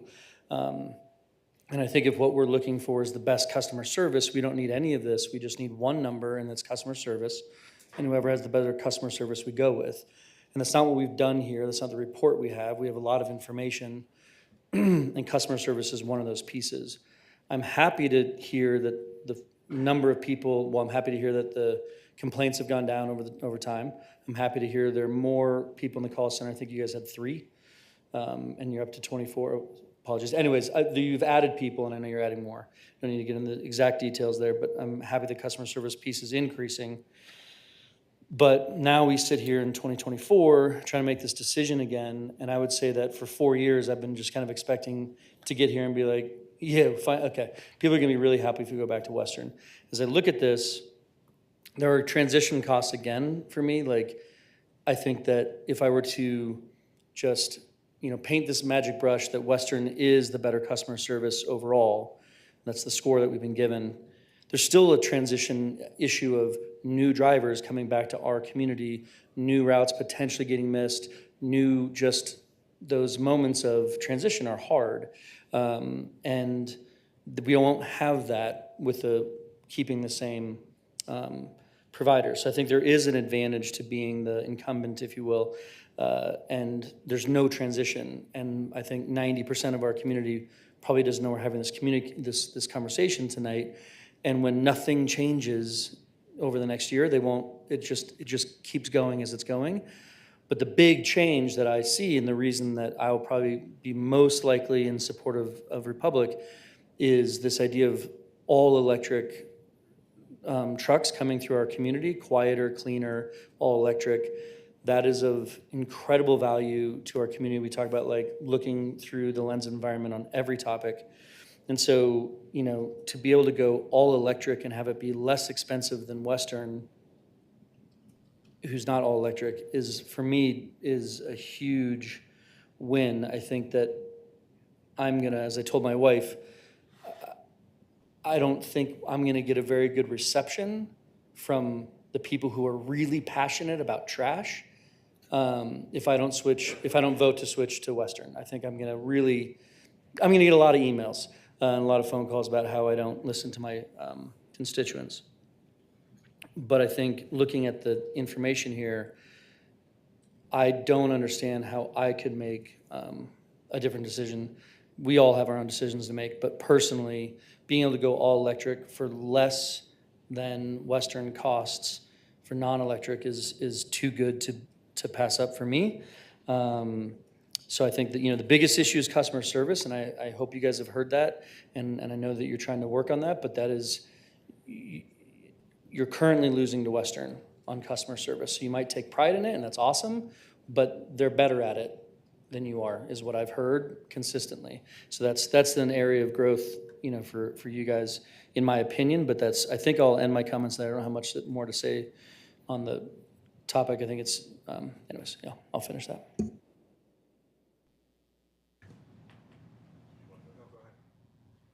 So just to pile on to Mayor Pro Tem's comments, you know, we constantly hear about sustainability, right?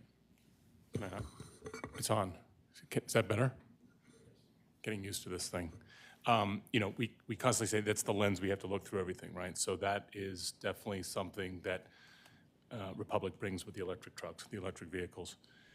I also have sensitivities to costs, right? We're constantly hearing from friends, residents, constituents, you know, food is up, my, you know, mortgage payment's up, my utility bill's up, everything's up, right? And, you know, to get the customer service, you're looking at, you know, if we don't do the most sustainable, you're looking at a 30% increase.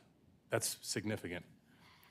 If we add the electric trucks, it still is cheaper. I mean, the small bin pays a slight premium, but, you know, I think I'm balancing cost with the sustainability, and for me, that, you know, Republic wins. And again, comment on the customer service, because I've had my own issues as a resident. Hopefully that's something that you really pay attention to.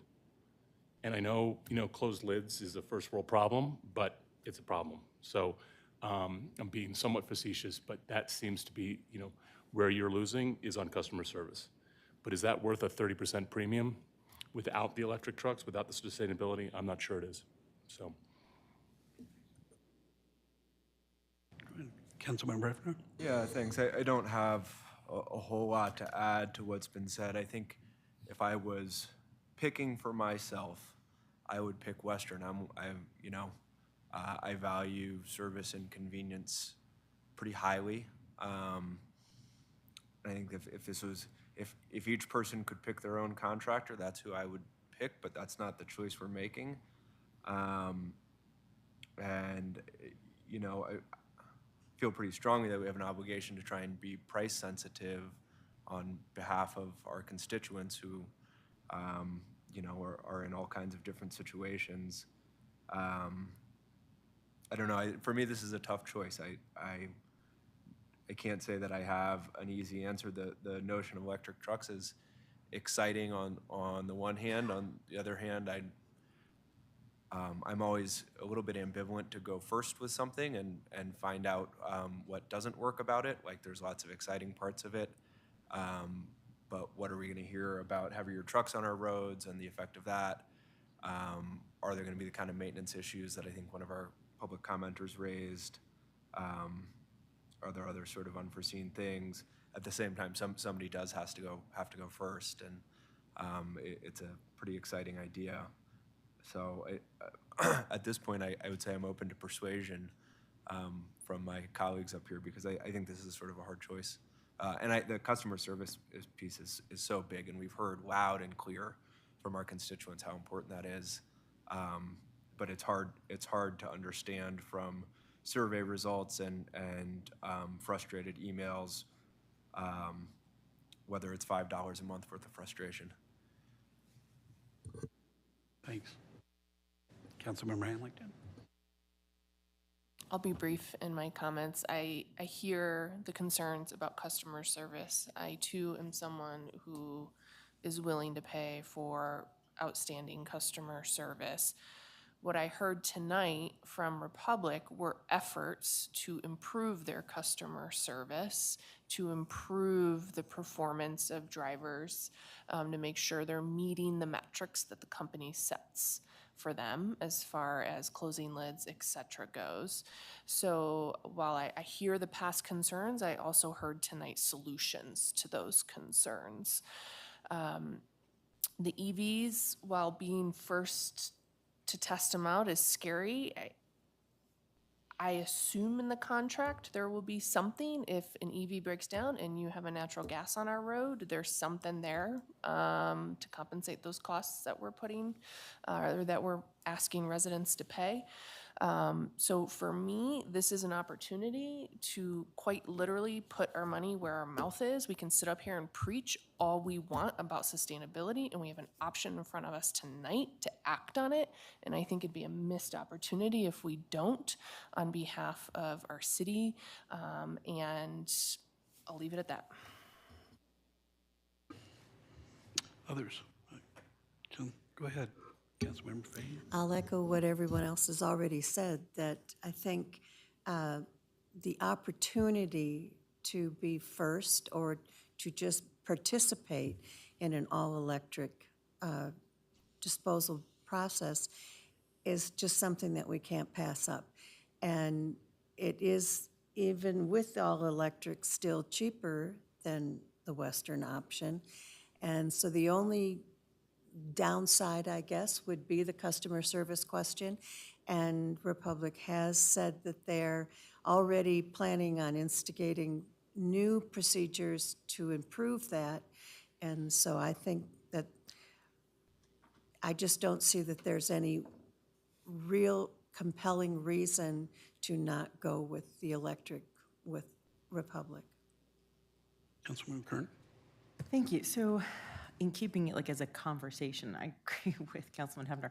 This is tough, you know, and it's, and I hear mixed comments in our communities, and especially like in Ward 2, as a lot of people are returning home and they're seeing huge dumpsters still all over neighborhoods, and we've got like massive construction vehicles everywhere.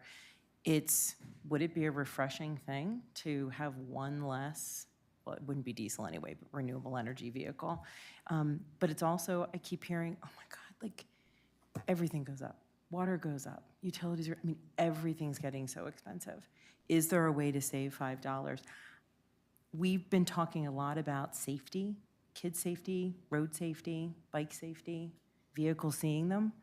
The idea that this electric truck has more visibility for pedestrians, and in my neighborhood, they always came around in the morning, and it was always when the kids were, you know, getting ready for school outside. And so I like the idea that some of these trucks might see people on the street a little bit better and create, and I know in other neighborhoods it's different times of day too, but maybe they can have I don't know if we've ever had any issues, any accidents that were reported or problems ever.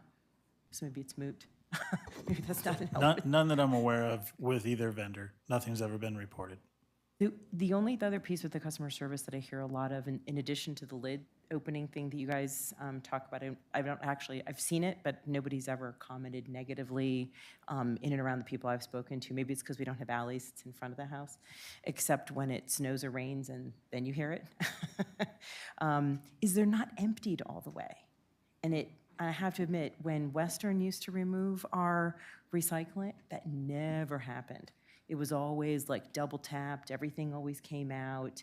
You don't have to worry. I think the opportunity for us to have opt-in weekly, especially in the summer, to kind of keep animals and bugs and things like that at a minimum in our composting.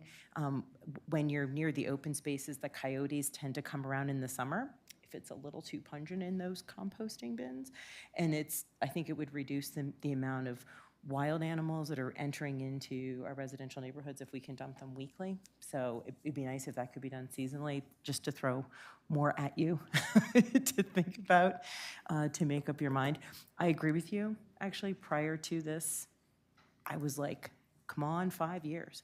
Let's get back to Western. And was really excited.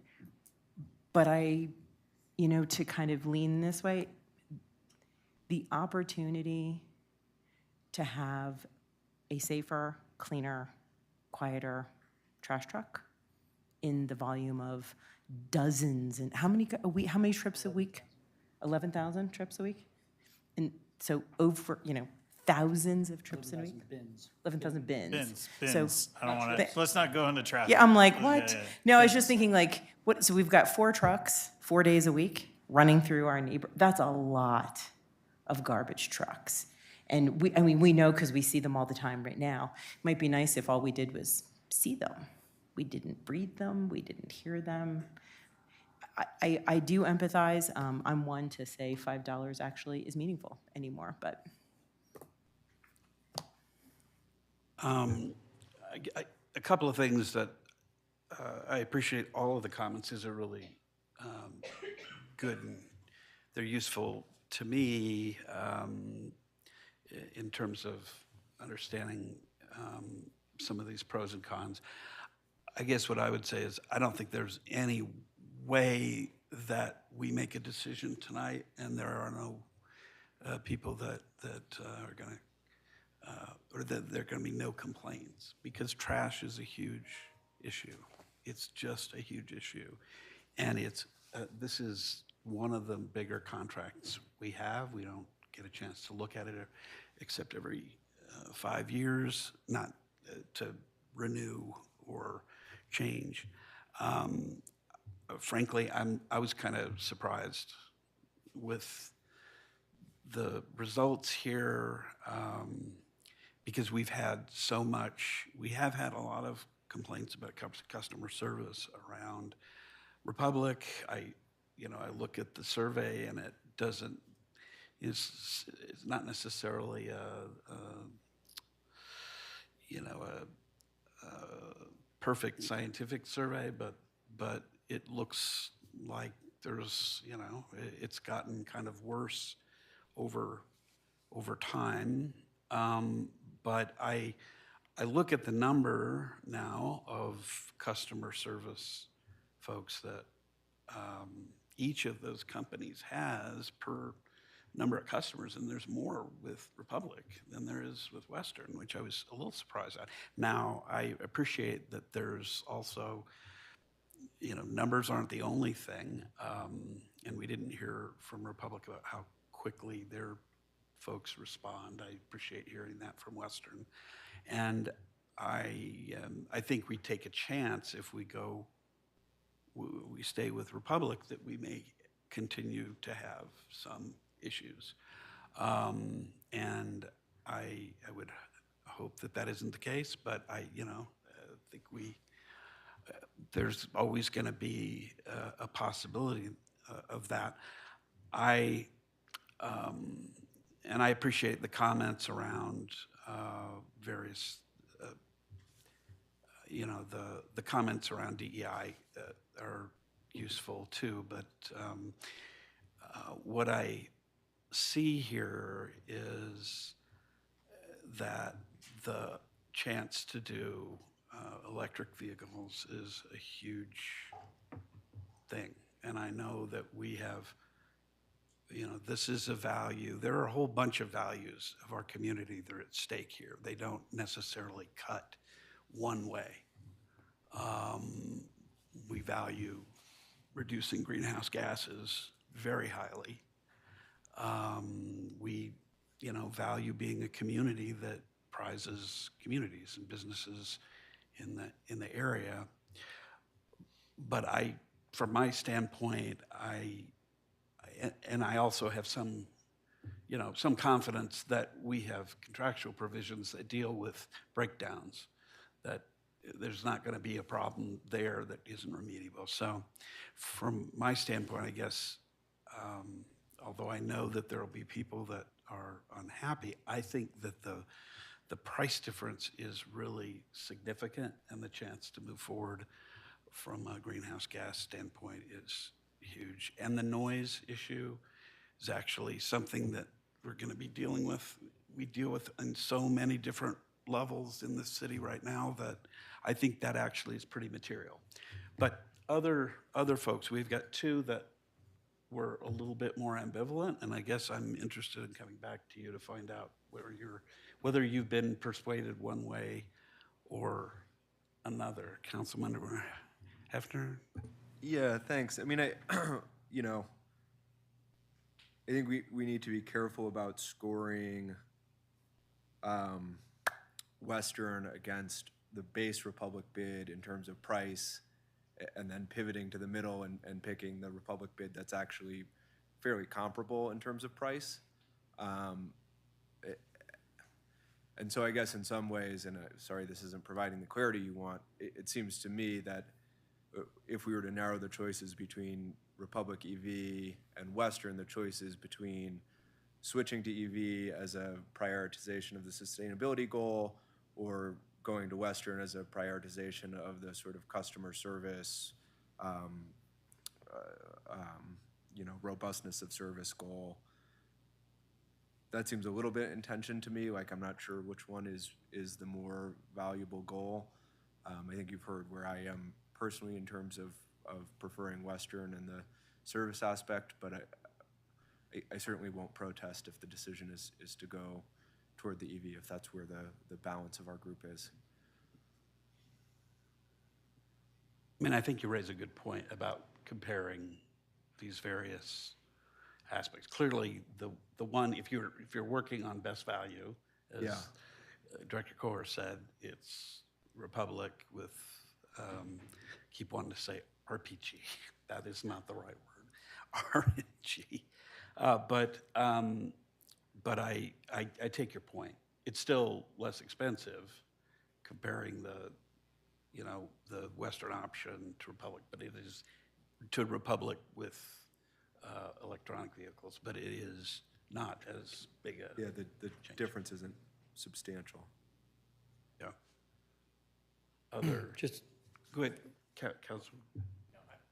I still think, everything we constantly hear sustainability, right? So I'm trading EVs for a dip in, hopefully not a dip in customer service, but I know, to me, the electric vehicles outweigh customer service, right? Because I don't hear a lot of a lot of people just, to Mayor, Pro Tem is like, they probably don't even know we're having this discussion, right? So yes, the people that have had customer service issues, that's going to be their focal point. But I think the community can agree on a whole, that the opportunity to have electric vehicles on our streets that are safer, quieter, cleaner, at a less expensive cost, for me, that's an easy trade-off.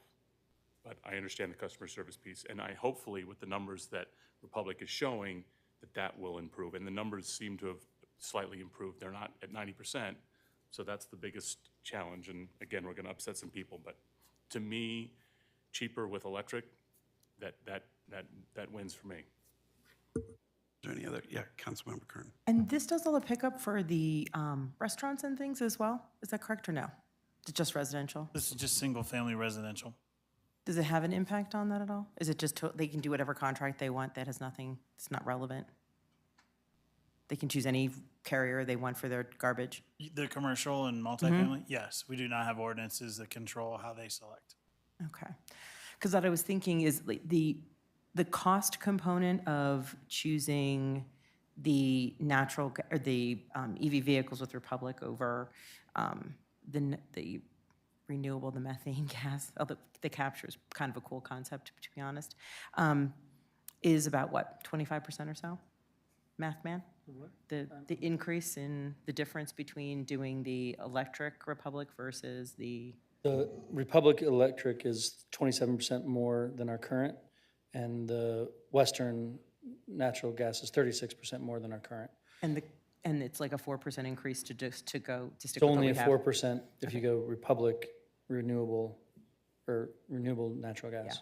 So So 25% to your point, 27 and 36% are both big increases. One is for EV, one is for service.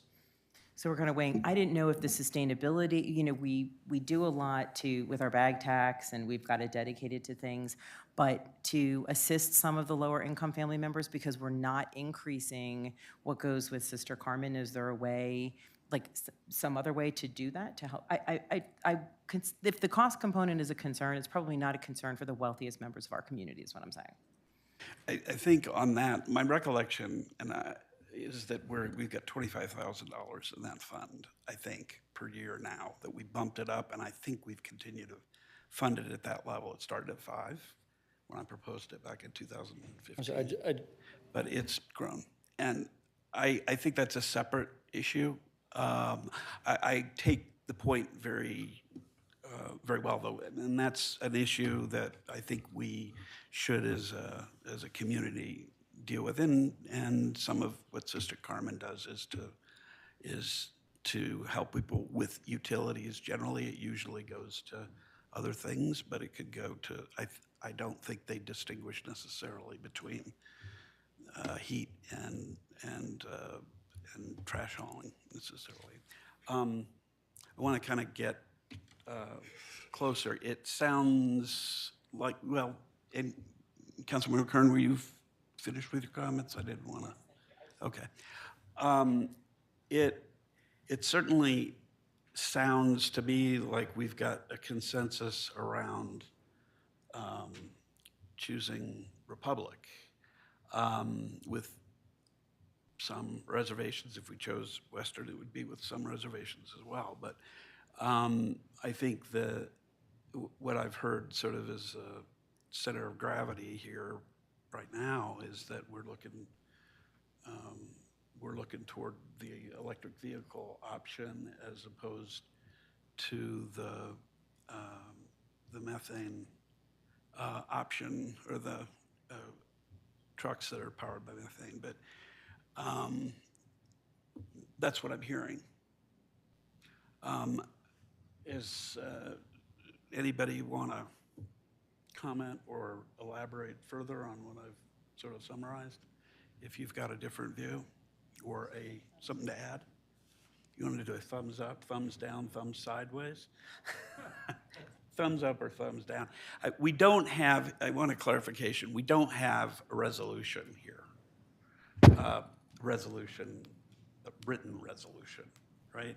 Correct. You're awarding staff to give the award to the selected contractor. We will negotiate a final contract that will come back to City Council for final approval. Okay. So maybe what we ought to do, we'll do this in the form of a motion, obviously. And I think that's probably the cleanest. So I guess I would move to award the the residential solid waste collection contract for 5-year solid waste hauling to Republic, and choosing their electric vehicle option. Second. Okay. And sort of elaborating on that, this would authorize the staff to reach the final negotiated solution, and then probably return it to us for signature at some point. All right. Any comment, questions, thoughts? Ready to take a vote? Let's do a roll call. Councilmember Hefner? Yes. Councilmember Hamilton? Yes. Mayor Lay? Yes. Mayor Pro Tem Dickinson? Yes. Councilmember Fahy? Yes. Councilmember Bierman? Yes. Councilmember Kern? Yes. congratulations to Republic, and thank the other folks. And I appreciate your honorable mention, but I also want to say too that Western has an awful lot of supporters in our community, as does Republic. And as I said, I think that we've made a good decision, and we'll go from there. It's up to you to move on with them as you will. Any sense of when that's going to come back? Is that something probably going to get done by the end of the month? Within the next 2 meetings, it'll pretty quickly. Good. All right. Through the folks that have lasted out our trash talk. Good one. I wanted to wait for these people to leave because they've heard that so many times. They're like, really? You're going to do that? Another 5-minute break? Okay. We're in recess for 5 minutes. Anybody who's planning to do public comment, we have freshmen up here. I would be delighted to share them with you because we've made you wait so long.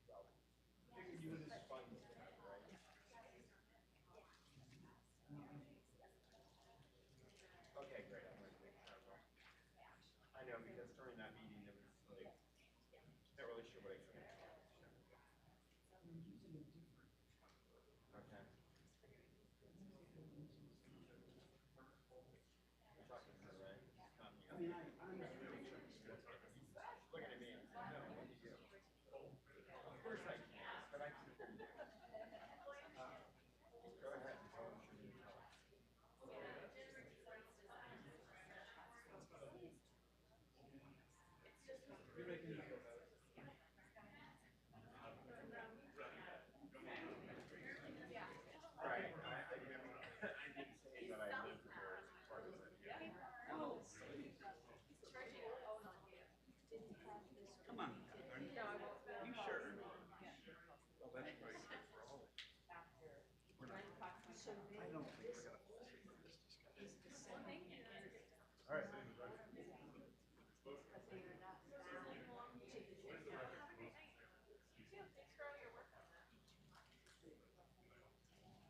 So the whole money split. So annually, the tax. Oh, okay, I see.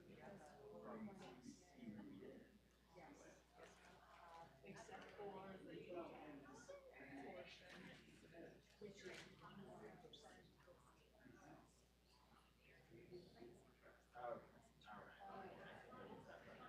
And the old money is what they're trying to split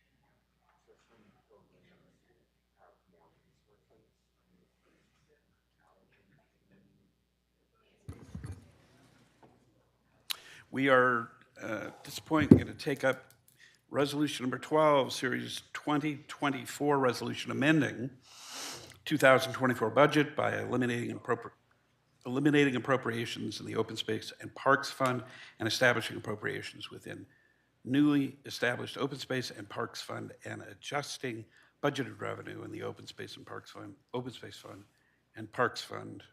Public hearing that's been advertised in Daily Camera on February 25th, 2024. I'm going to open the public hearing and ask for a staff presentation. Thank you, Mayor. Unfortunately, Ryder had a family emergency he's attending to this evening, so I'm going to do my best to stand in. I'm Jeff Durbin. I'm the city manager. Happy to have Mahir Matsurabadi with me here. He's our tax auditor. Many of you on the finance committee will remember him as our resident sales tax expert.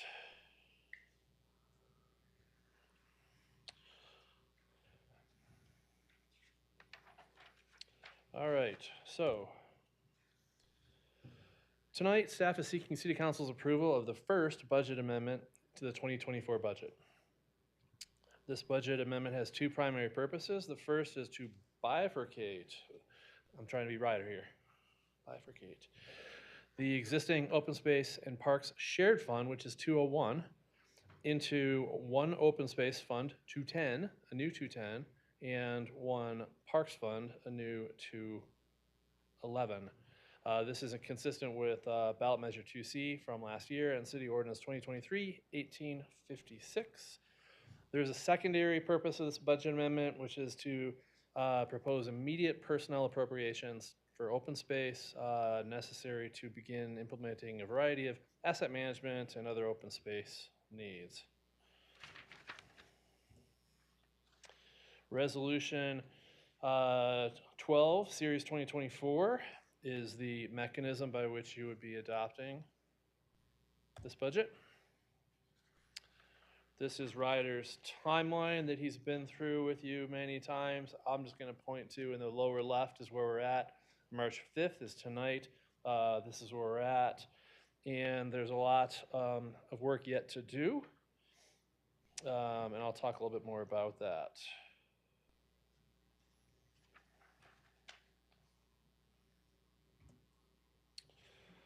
Okay, here we're starting to look at the fiscal impacts. This slide is talking about the expenditure or appropriation side of this budget amendment. You can see on here 201 is where all of these expenditures are currently appropriated. And this budget amendment would create that new Fund 210 and 211, moving those current appropriations into the two new funds with a net change of 0 between the two funds. I would note this is an initial amendment or initial change. I'm going to talk about this, or hold this thought. I'm going to talk about this a little bit more as we go forward.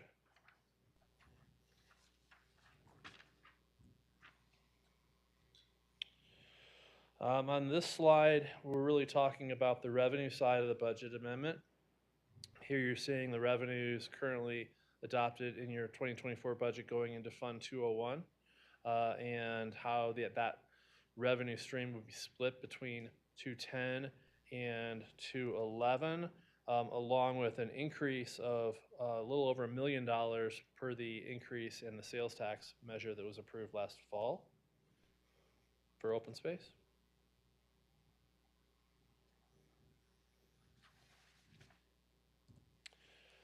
This slide talks about, and I'm going through this kind of quickly, this is at least the fourth time I've seen this presentation. Finance committee's seen it a couple times. We did, Ryder provided this presentation to OSAB and PPLAB as well. So feel free to ask questions along the way, council, if you would like. Fund balance in the Parks and Open Space Fund. This slide's really talking about the 2024 use of 201 fund balance. The 2024 budget anticipated certain expenditures, one-time, capital project type expenditures that would reduce the projected fund balance. I'm jumping around a lot more than Ryder would have. Sorry. Was projected around 1.8 million. With these expenditures, that would drop the projected fund balance at the end of 2022 down to about $1 million. I don't think that's what Ryder would be talking about here. This was a last minute substitution. Okay, going on to the next slide. This is the hold that thought slide. In addition to just moving the appropriated funds and appropriations and the revenues between two new funds, I'd like to also propose an additional appropriation to start implementation of a variety of asset management and capital project needs in open space that we are recommending. We're continuing to work to vet these things out. On page 2 of the council communication, there's a list of the things that we've been working on. We need a little more time to work through those. In May, on May 5th, I think it is, we'll be bringing another budget amendment for your consideration. At that point in time, we'll have vetted through many of these, along with a proposal for a mechanism to establish an open space acquisition reserve. So those are two things you can look forward to. But in the meantime, I would share with you that the Open Space Division asked for 2 new field techs in the 2024 budget, last budget season. If you remember, the budget 2024 was approved the day before that election. So we did not include those in your 2024 budget that you adopted because we weren't sure how the tax question would play out, and we needed to do this work. And the point there is that Open Space Division feels that they have work to do in the field, taking care of our assets, along with the things that are outlined on page 2 of the council communication. There's additional work that we believe is necessary to take care of those amenities and assets.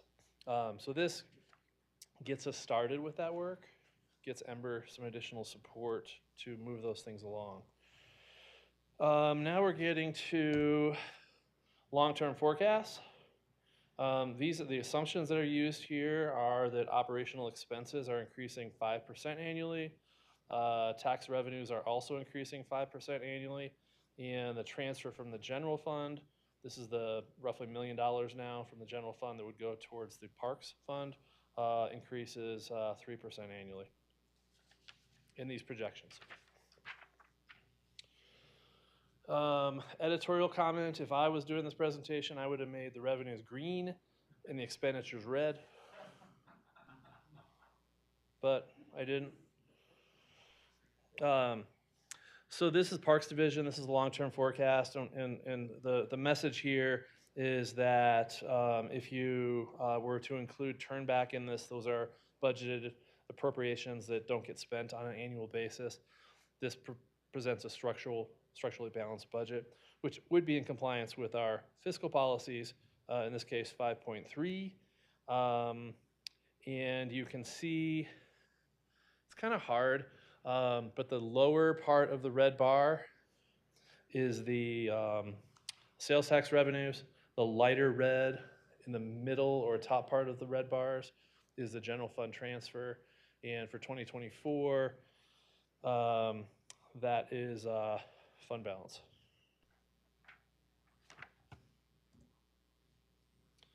This particular projection is for the open space fund.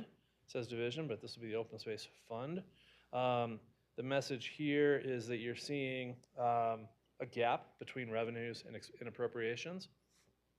The light blue is that $250,000 proposed appropriation for additional staffing. You can see that there's still a gap between the top of the blue and the top of the red. That's the gap we'll be coming back to you for further discussion on in May and ongoing.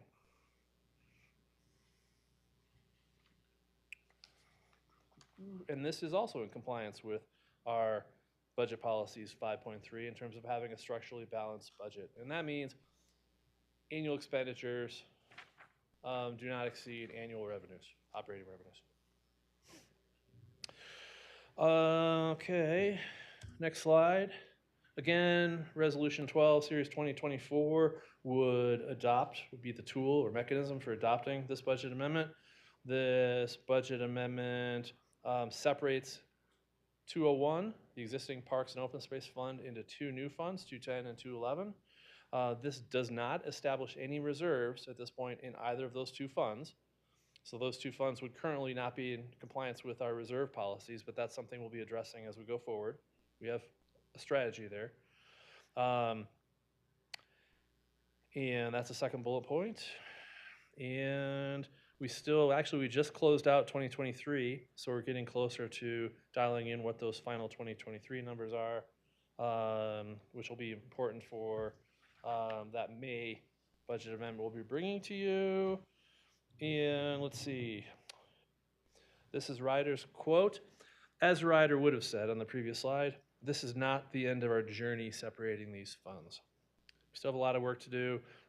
This is an important accounting piece as far as allowing or enabling staff to allocate expenditures to the right fund in the right accounts. And we still have more work to do as far as vetting additional projects, programs, expenditures. We believe we have a lot of work to do in open space, and I think your advocates feel the same way. Your open space division feels the same way. And let's see here. I think there's one more slide. Yes. Oops, skipped one.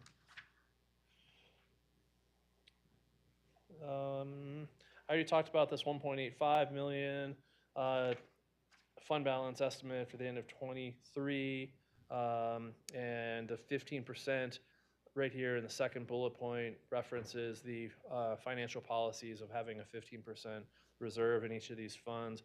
If we assume that we end 2024 with a fund balance of around $1 million, 15% in each of these two new funds is about $450,000. So that would be one of the first things that we would be recommending that council consider. This will be part of your May conversation, so not a decision tonight, but this is what we're kind of teeing up for future finance committee discussions as well as council considerations. There could be a strategy to get there over a period of a couple of years if that's where you want to go, but it's something that we do need to have some conversations about. Reserves are important because rainy days do happen.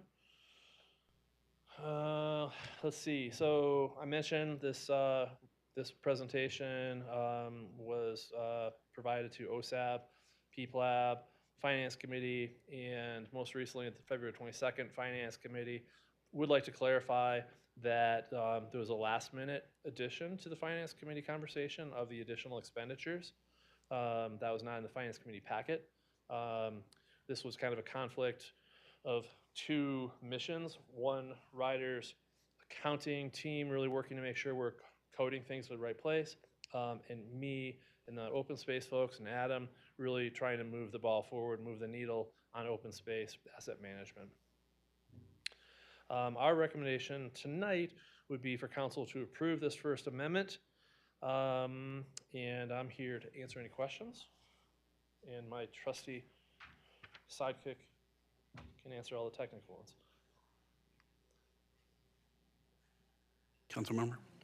Council members, shall I turn to the chair of the Finance Committee for thoughts? I don't have any questions, but I'm happy to offer my thoughts if it's the appropriate time for that.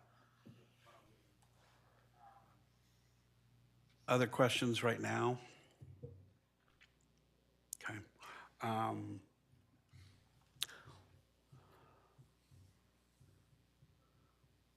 Why don't we don't seem to have any from the dais here. Why don't we take public comment? First is Cynthia Korn, and on deck is Matt Jones.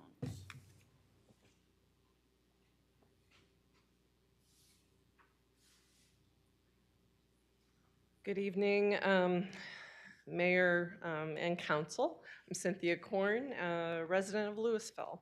So I'm speaking tonight as a citizen, and I'm thankful to our community for getting the tax passed so holistically, and also to the campaign committee who was behind that.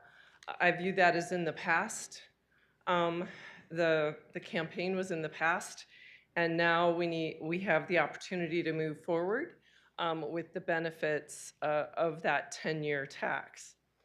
I've learned a lot about the differences between parks and open space, and they're significant and they deserve respect in both categories, and they're so very different. I personally voted for both when I voted for this tax.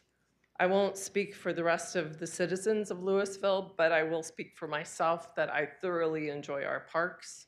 I also enjoy our open space, but the point of open space, as I've been educated by so many, is not pure enjoyment. We do need asset management, and we need to understand our ecosystem. We need to measure our wildlife. We need to protect our wildlife. We need to live with wildlife, educate our community about what that means. There's also cross-functional work that's really quite wonderful out of all of this, so thank you for what you just voted for on sustainability. When it comes to like our list of approved plants, the staff already does that cross-functionally within Jeff and Adam's teams. So that list is Abby and Ember and working with the sustainability team to come up with our long list of approved plantings. So there's already cross-functional work going on. So there's more success factors to come. I hope you'll vote for this. This is the start. I think we need to trust our technical leads, our accountants, to divide these accounts and get started on that practical work. And they've done a lot of heavy lifting. Is it going to be perfect? No. But there's much to be gained here, and I think we're starting in the right direction. So thank you very much. Thanks, Cynthia. Jones? Matt Jones, and on deck is Sherry Summer. Good evening, everybody. Matt Jones, 265 Dahlia Drive, Louisville. Thanks for hanging in with us tonight. I know it can be a lot, having lived it. I want to sear two things into your brain tonight. 63% and extensive deferred maintenance. I think that's what's going on here. Let's talk about issue 2C. It passed overwhelmingly, 69% of the vote. And what did it do? It took the 3.75 tax, divided in half, one for parks, part for open space, equally, and added 1.25 to open space. Voters didn't know that there was a general fund transfer or anything. They were basically saying, put more money into open space. That's what I took out of it. 69% of the people. That's a huge number. So if you take the math at 3.75 and divide it in half and 1.25, open space is supposed to get about 63% of the money. Why are all these numbers the opposite of that? Why is it instead of 2/3, 1/3, 1/3, 2/3 to parks? Everything's backwards from what the voters said. These transfers, the fund transfers, everything have about 2/3 of the money going to parks, 1/3 of the money going to open space. That's not what the voters said. Also, if you look at the bar graphs, they have different scales. And the other question I have, if the voters said that, why on parks are we putting in $3 million operating budget and $2 million open space? The gap you saw in that graph for open space wouldn't be there if you funded them equally. Now, you might say, well, do you really need to do that? I would argue you have extensive deferred maintenance on open space that has not been done, that needs to be done soon. I say this having been an open space planner, environmental planner, City of Boulder Open Space and Mountain Parks for 20 years. I see it. You have a lot of needs for ecological restoration. Things are kind of a mess out there, to be honest with you. You have a lot of more work to do with visitor use, to do quality visitor experience. You got to do the wildfire stuff that was added to all this. So my request for you is to start working on all that open space work. I appreciate staff starting in that direction. It's a step in the right direction. But man, it is so far behind. Those numbers you should be approving tonight should be 2/3 open space, 1/3 parks. That would be fair. That would be what the voters intended. Because they don't know about the general fund transfer. And the general fund transfer 100% to parks is just like, it blew my mind. And I know parks needs money because they've staffed up, but open space, in my opinion, has been starved. And that's where we got to make it up to do the things that are required in the city charter, our city constitution, to make it right. The environmental things, the ecological things that are demanded. I won't read them because I'm out of time, but please read them. It came in some of your emails. It is all ecological. That's what you're supposed to be doing. That's what the city's supposed to be doing. And the citizens should be supporting that. So thanks for your time. Thanks for hanging in. Thanks, Ben. I have Sherry Sherry? Summer, but I think she may have left. All right, so Catherine Smith.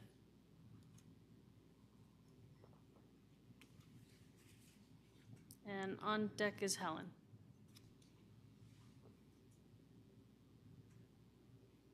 Good evening. I want to thank Councilmember Hamilton for speaking up on behalf of the open space people and encouraging your colleagues to take us tonight and not put us off to a later meeting. And I want to thank Jeff Durbin for stepping in for Ken Ryder and for all the work that you, and I wish Ryder was here so that I could thank the whole team. But I'm here tonight to speak on behalf of open space to advocate for adequate and equitable funding. I want to say that I've heard people say that people in our group, our cohort, are park haters. I'm not a park hater. I think there's a place for parks in our city, and I want to be really clear about that. I'm advocating for open space because I believe that it has gotten short shrift, and because I feel that it's important for someone to stand up and to advocate for the open space. So that's why I'm here tonight. I would like to give Meredith a handout. Thank you very much. When you get this, what you will see is that we've just taken the bar charts for open space and for parks and put them on one chart so you can see the two things. But what really, really shocks me about this is that for open space, we're spending a projected $1.91 million this year. That amount actually, in these projections, goes down next year to 1.69.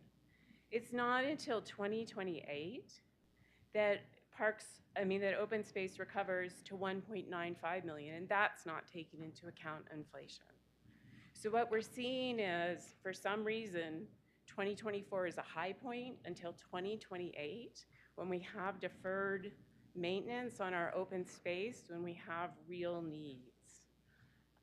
So I think that what we're doing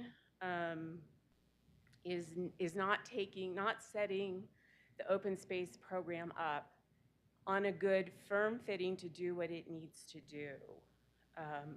The city charter, which has been mentioned already, specifically says that the established management standards should be consistent with good stewardship and sound ecological principles, preserve and promote native plants, native wildlife, and their habitat. We are failing to meet the standards that have been established in our city charter. I think that's a problem, and I'm asking you to solve it.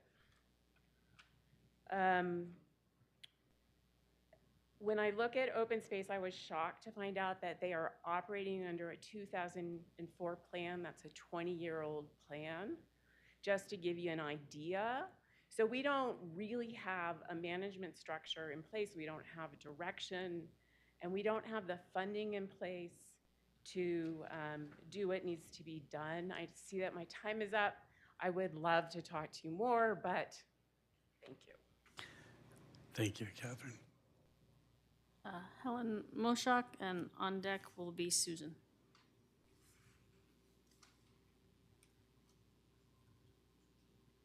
Hi, folks. My name is Helen Moshak. I'm a resident of Louisville, and I was just participating in the library program. It's the city open space education program on American kestrels tonight. And we, along with the 20 other folks, we learned that populations of our smallest falcon are declining due to lost habitat and human impacts on their prey. We learned we can make a big difference by protecting their habitat, monitoring their nests, and educating the public. But to do this, open space needs funding. It's very disappointing that most of the fund balance money in the old combined open space and parks tax fund account and all of the ongoing 1 million general fund transfer will go to parks. I hope that pattern ends with the closing of that account and we start investing in open space today.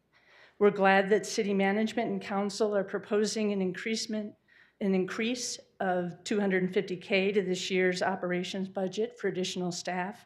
This is good, very good, but it's a relatively small, slow start considering we have over $1 million in additional revenue thanks to 2C.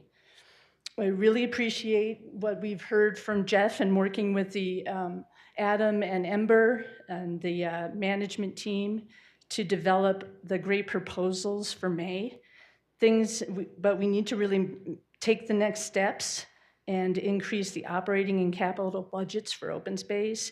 Things like a dedicated open space planning with open space subject matter experts to develop a separate visionary long-term plan and a separate actionable science-based open space management plan, a sustainable restoration project over the next decade to restore native species and create wildfire resilience, adding more staff, including frontline staff for maintenance and resource management, a dedicated open space project manager, a dedicated volunteer and education coordinator, a deputy director, consultants to begin work on the ecological assessment.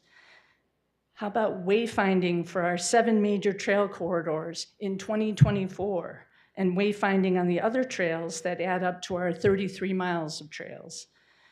A Hecla Lake restoration project complete with fencing, signage, planting, and dedicated water rights for Hecla Lake. An acquisitions fund reserve and policy. A lot of this is being talked about now, and our expectation is that we'll see a lot of it in May. We kind of can't wait. We're glad we're starting with the 250. The next opportunities are the capital improvement projects budget later this spring, and then the May Second Amendment process that Jeff was talking about earlier. We want to thank you for starting this process to budget to protect and preserve open space. Watch your email. I'll send more information about the wayfinding project soon. Thank you. Thank you. Susan McEachern, and on deck is Josh Cooperman. Hello, I'm Susan McEachern. I'm a Ward 3 resident for the last 40-some years. And I'm really delighted that we're making so much good progress on open space. And I'm going to get into the weeds a little bit on some of the things that previous speakers have already mentioned. I think it's a really great start that we're considering 2 new positions for open space. And I'd like to propose a 3rd immediate position as well for a project manager. Brian does a great job, but he is so overwhelmed with projects outside of open space. And if we're really going to capitalize on all the deferred projects that we need to dig into, I think a project manager devoted specifically to open space would be just an essential element in that process. I'd also like, as Helen was saying, wayfinding is a big priority. And I'd like to suggest that we implement a little more of it in 2024 to really show the voters some concrete examples of what we can do for open space.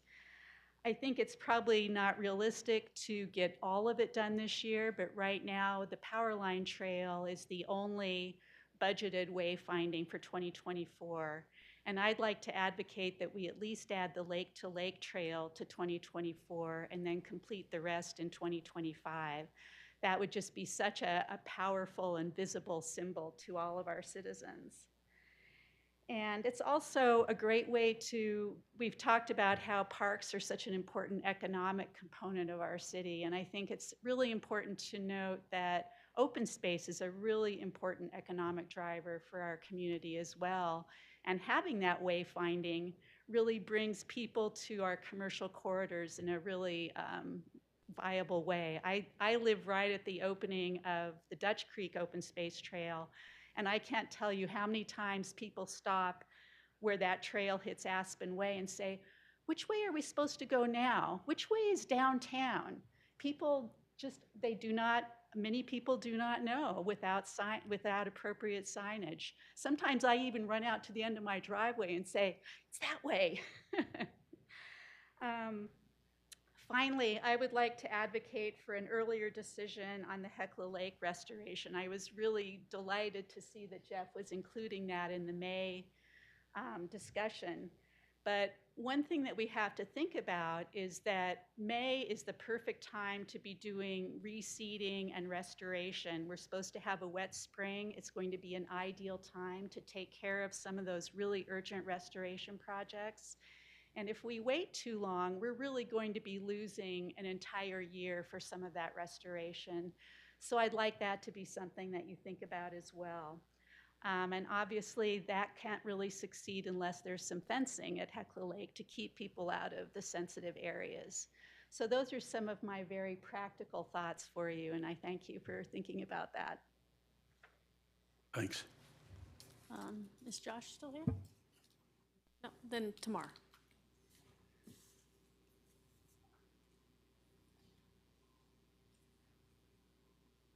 Hi, I'm Tamar Krantz, and I live in Ward 3.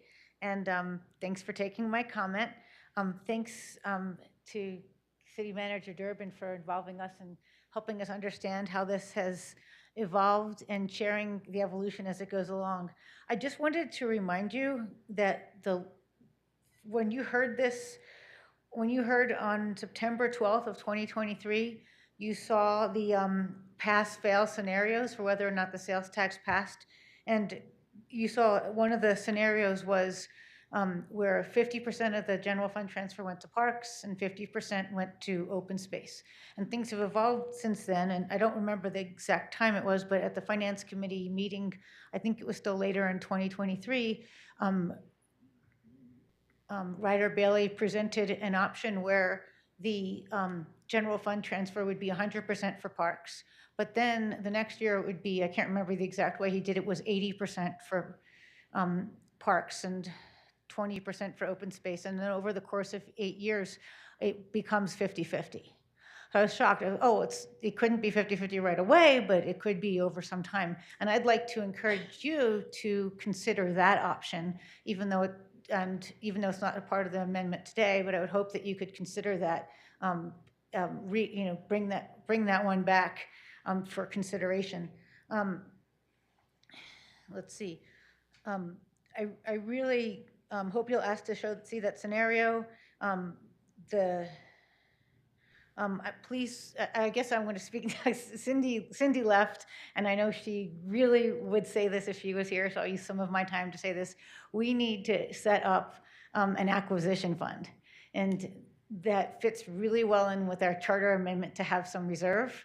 And I'm not sure exactly how that works, but it would be great if we could start right away in allocating some funds to start saving up to get some of the priority parcels should they become available, and also have a mechanism to do that.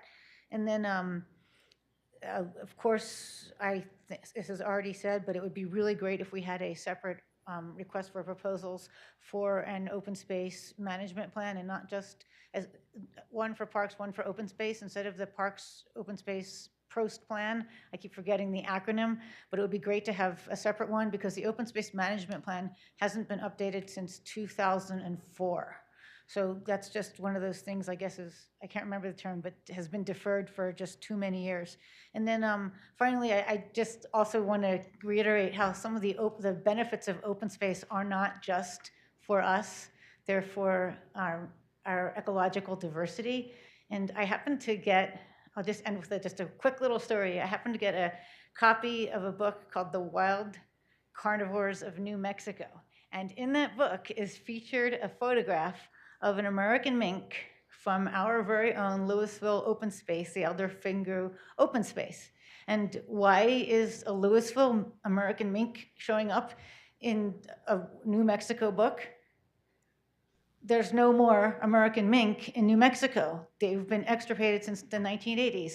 We don't want to see the same thing happen here. We want to know about the muskrats. We want to know what that mink feeds on. We want to know about its ecology. And if we don't know, we'll lose our diversity. Thanks.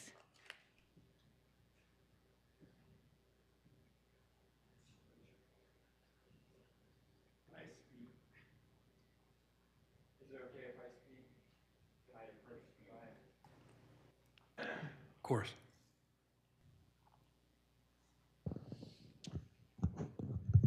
All right, can you hear me? Great. Thank you, city council members. Sorry, I need to get my head straight. Is the time on? Okay, great.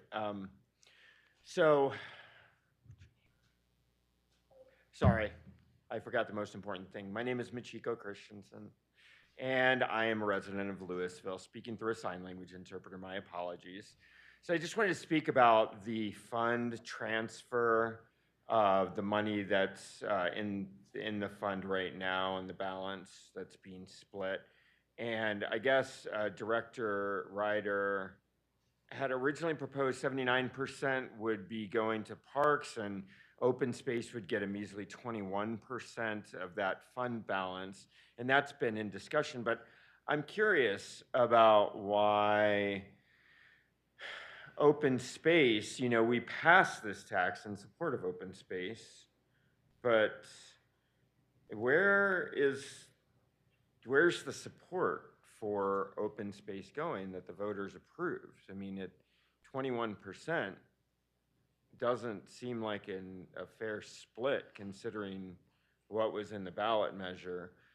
And I think that money should allow us to roll up our sleeves and get to work on not only providing more open space, but also providing more programs for our open space and more maintenance for our open space. So I hope that you can look with that kind of an eye to the fund balance and the split therein and, you know, consider that before we make any decisions.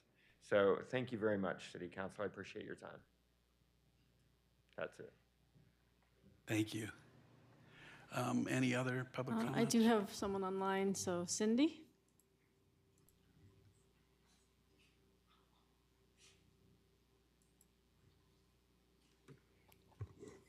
Yes, can you hear me? Yes. Oh, hi, this is Cindy Bedell. I'm a Ward 2 Louisville resident. And I just wanted to say, yes, we need to make acquisition a top priority through an acquisition fund. And also we need to find a way to streamline the process so that when properties become available, we're ready to move, because we've lost several opportunities in the past that would have been really important for our open space program, excuse me. And we haven't had any acquisition since 2017. I'd also like to remind us that we could really stretch our dollars by partnering with others. For example, the Conservation Fund, GoCo, and that's great that Louisville got a GoCo grant this year. It's very, very good news. You know, other municipalities in Boulder County. So I think if we're creative, we're organized, we have an acquisition fund, we're ready to go, and we prioritize acquisition, that we can really move on that now. And I just want to say it's especially important because property values are going up rapidly and things are getting purchased and developed. So if we want to preserve land and or add to some of our visitor land, the time is now. And as somebody in my 60s, I'm thinking about the next generation. So it's not just for us, it's going to be for future generations, this legacy that we could be creating. Thank you. Thank you, Cindy. Do you have any other public comment?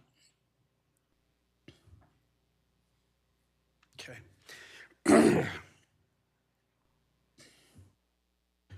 Thanks. Why don't we bring it back to council? I'm very conscious that it's 5 to 11. And I appreciate the public for hanging in there to make these public comments, but why don't we, we're not going to take another break. Council members, comments to make on the resolution? Yeah, please. I just actually had a question for Adam.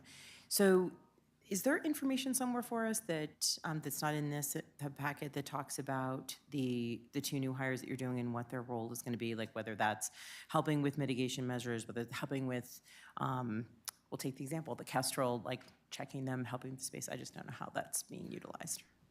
Yeah, we're still working with HR on the specifics of the positions. There is, through feedback from some of our public commenters tonight in previous meetings, it's been pretty clearly stated that we could use some administrative support as well. And so it's an evaluation of frontline maintenance staff along with a potential administrative type assistant, number 2 in command, if you will, to help Ember run that and allow her to think a little more strategically. Okay, good. Thank you. Other comments? Yeah, I'll go briefly. The Finance Committee and really Director Bailey worked hard to try and get this done as quickly as possible in the beginning of 2024, recognizing we had, pretty clear direction from the voters on how this new money should be divvied up in terms of the new tax dollars coming in. The story is a little more complicated on the interfund transfer and the fund balance, and I know we've heard some thoughtful public comments about how that could have or should have been done differently. I'll tell you, I'm enormously thankful to Director Bailey and his team for coming up with a proposal that fully funds our adopted 2024 budget that we've already adopted and voted on, including parks, and there isn't a whole lot of wiggle room in terms of funding the parks budget. They need those dollars unless we're going to make substantial cuts to the 2024 parks budget, and that's not an option, at least on Finance Committee, that I think any of us were interested in pursuing. The other way, obviously, that you could do it is make those changes and then find the money elsewhere, come up with a new general fund transfer to prop up parks. And that wasn't an avenue that we were terribly excited about either, given the nature and tenor of the discussions we had in adopting the 2024 budget and some of the difficult choices we had to make in order to get that budget to a structurally balanced perspective. So I could speak, and if there are questions, I'm happy to speak to the specifics of the reasoning behind the fund balance and the interfund transfer, and why, at least from a Finance Committee perspective, we feel like this is giving effect to the ordinance that was passed on the ballot. Given the late hour, I don't think I necessarily want to go through all of that unless there's particular interest.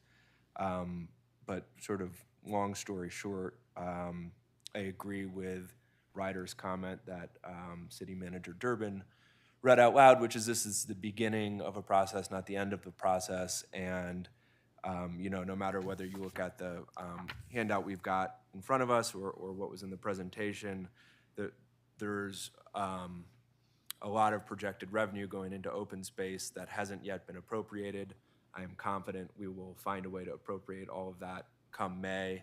I think the challenge will be balancing all of the many needs against the additional $1 million of funding coming into the open space fund. So, I'd say there's a lot of good stuff to come, a lot of program and staff expenditures to come this is the first step.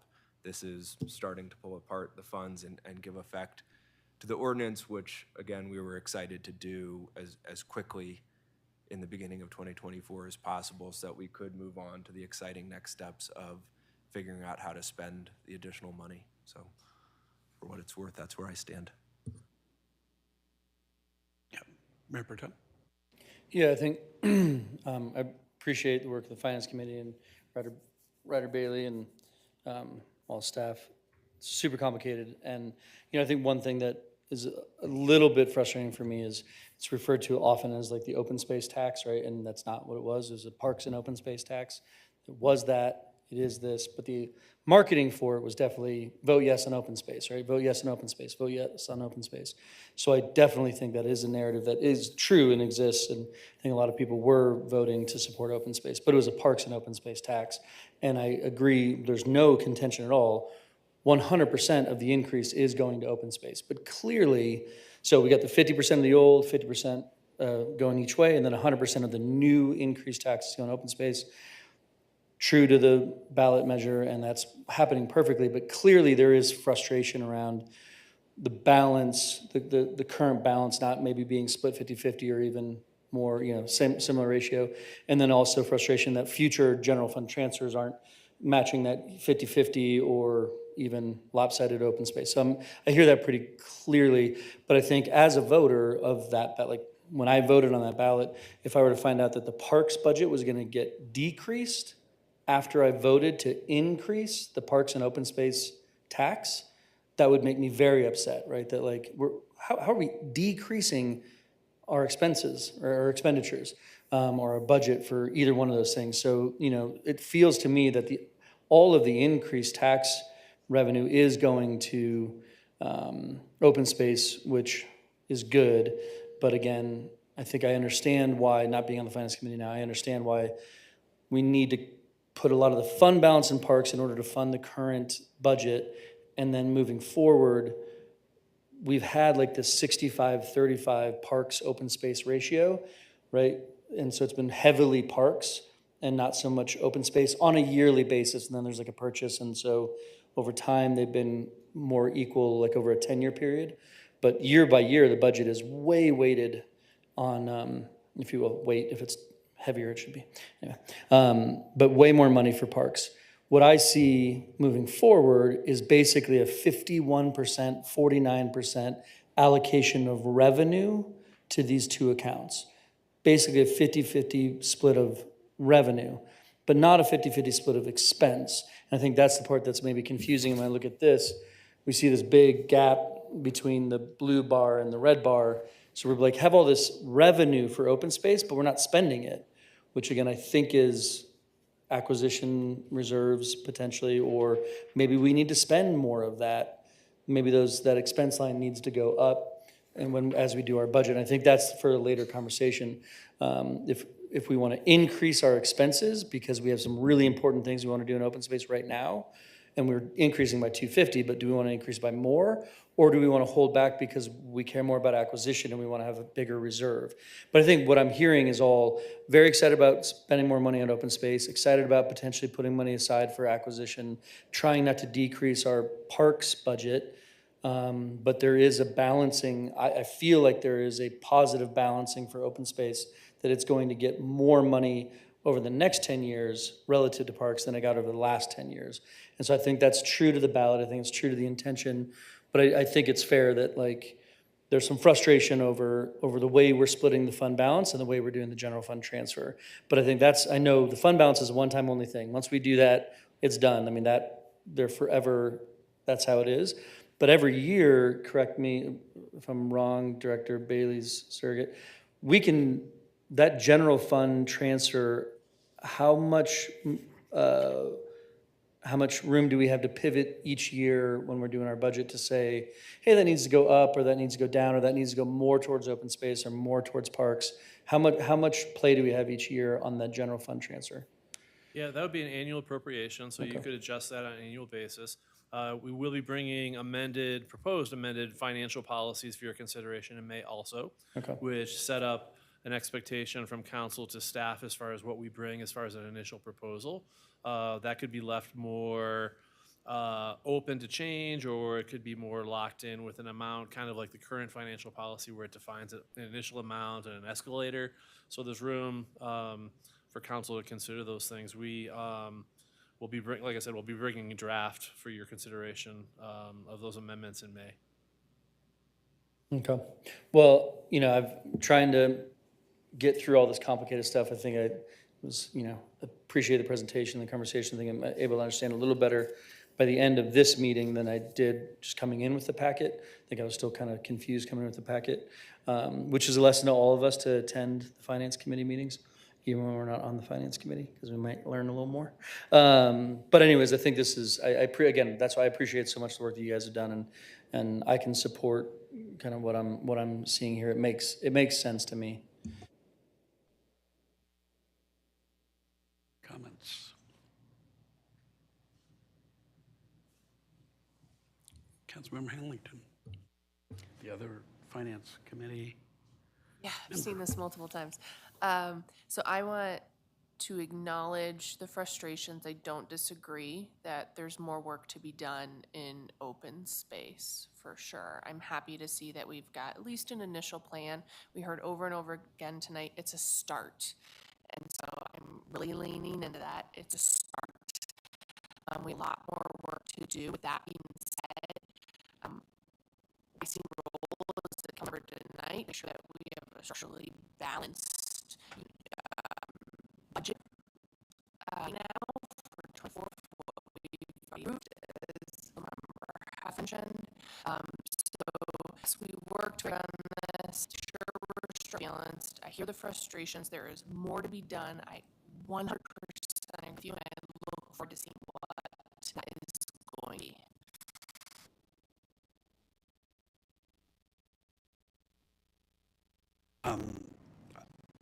One more to say, I appreciate the work that's been done by Finance Committee.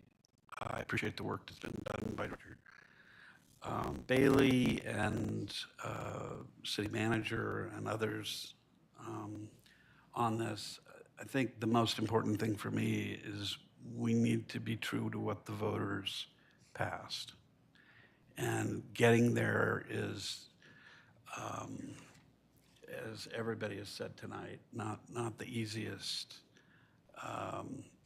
It's not something that can be done overnight, and yet, we need to get this worked through as quickly as possible. This is a step in the right direction. I very much appreciate all of you who've written into us and talked to us about this, because, many of whom are here tonight or have spoken in public comment about this. And I think we all share some frustration, but I think we appreciate your frustration with where we are right now. But we will get there, and that is our role. I think Councilmember Hamilton just said it. I mean, we all have the duty to end up with a structurally balanced budget. So, and we need to watch as we go on to the year how we're doing it.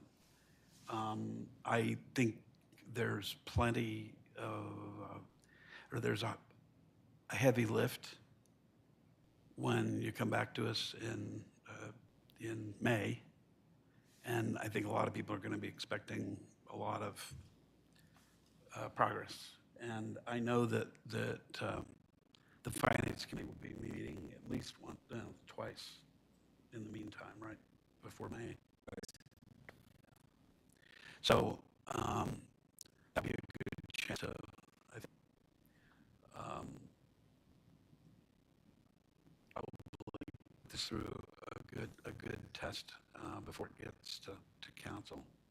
So thank you. I guess the one thing that I wanted to find out is, as chair of the Finance Committee, do you support the resolution? Yeah. Could I please move the passage of resolution number 12, series 2024? Mayor, would you care to close the public hearing? Closing the public hearing. Go ahead. You want me to say it again? Why don't you say So it again? I move the passage of resolution number 12, series 2024. Second. Any discussion? Further discussion? Okay. We take a roll call, please. Councilmember Kern, Yes. Mayor Pro Tem Dickinson, Yes. Mayor Lay, Yes. Councilmember Fahy, Yes. Councilmember Hamilton, Yes. Councilmember Bierman, Yes. Councilmember Hefner. Yes. Okay, passes 7-0. Thank you very much for everybody. Let's move on to ordinance number 1870, series 2024, an ordinance renaming the Arts and Culture Advisory Board and amending the Louisville Municipal Code to reflect the same, first reading, setting the public hearing for March 19th, 2024. Can I get a motion? Move to approve ordinance number 1870, series 2024. Second. Okay, any discussion? Actually, there shouldn't be any discussion. Let's do a roll call. Or voice vote is, go ahead, we can do a voice vote on this. All in favor? Aye. Aye. Any opposed? Okay, passes. City Attorney's report. No report this evening, thank you. Okay. Council comments, committee reports, and identification of future agenda items. Yes, Councilmember Hamilton. I know it's late, but I am going to suggest a future agenda item be further discussion about the Healthy Kids Drink Initiative. We have a group of community members who have invested a lot of time and gotten support both from citizens and a remarkable amount of support from local businesses. And I think it's our duty next to do what's needed to get the chain restaurants on board as well. So I don't know exactly what that would look like. I'll leave it at that because it's late tonight. Okay. Did you have anything that that's not a long list? Nothing further. Okay. All right. Honorable Mayor. Anybody? I'm not honorable. I'm just the mayor. Is there anybody else that has anything for council comments, committee reports, identification for future agenda items? No. I think there are a number of things, but I don't think we need to take up any more time tonight with them. We are adjourned.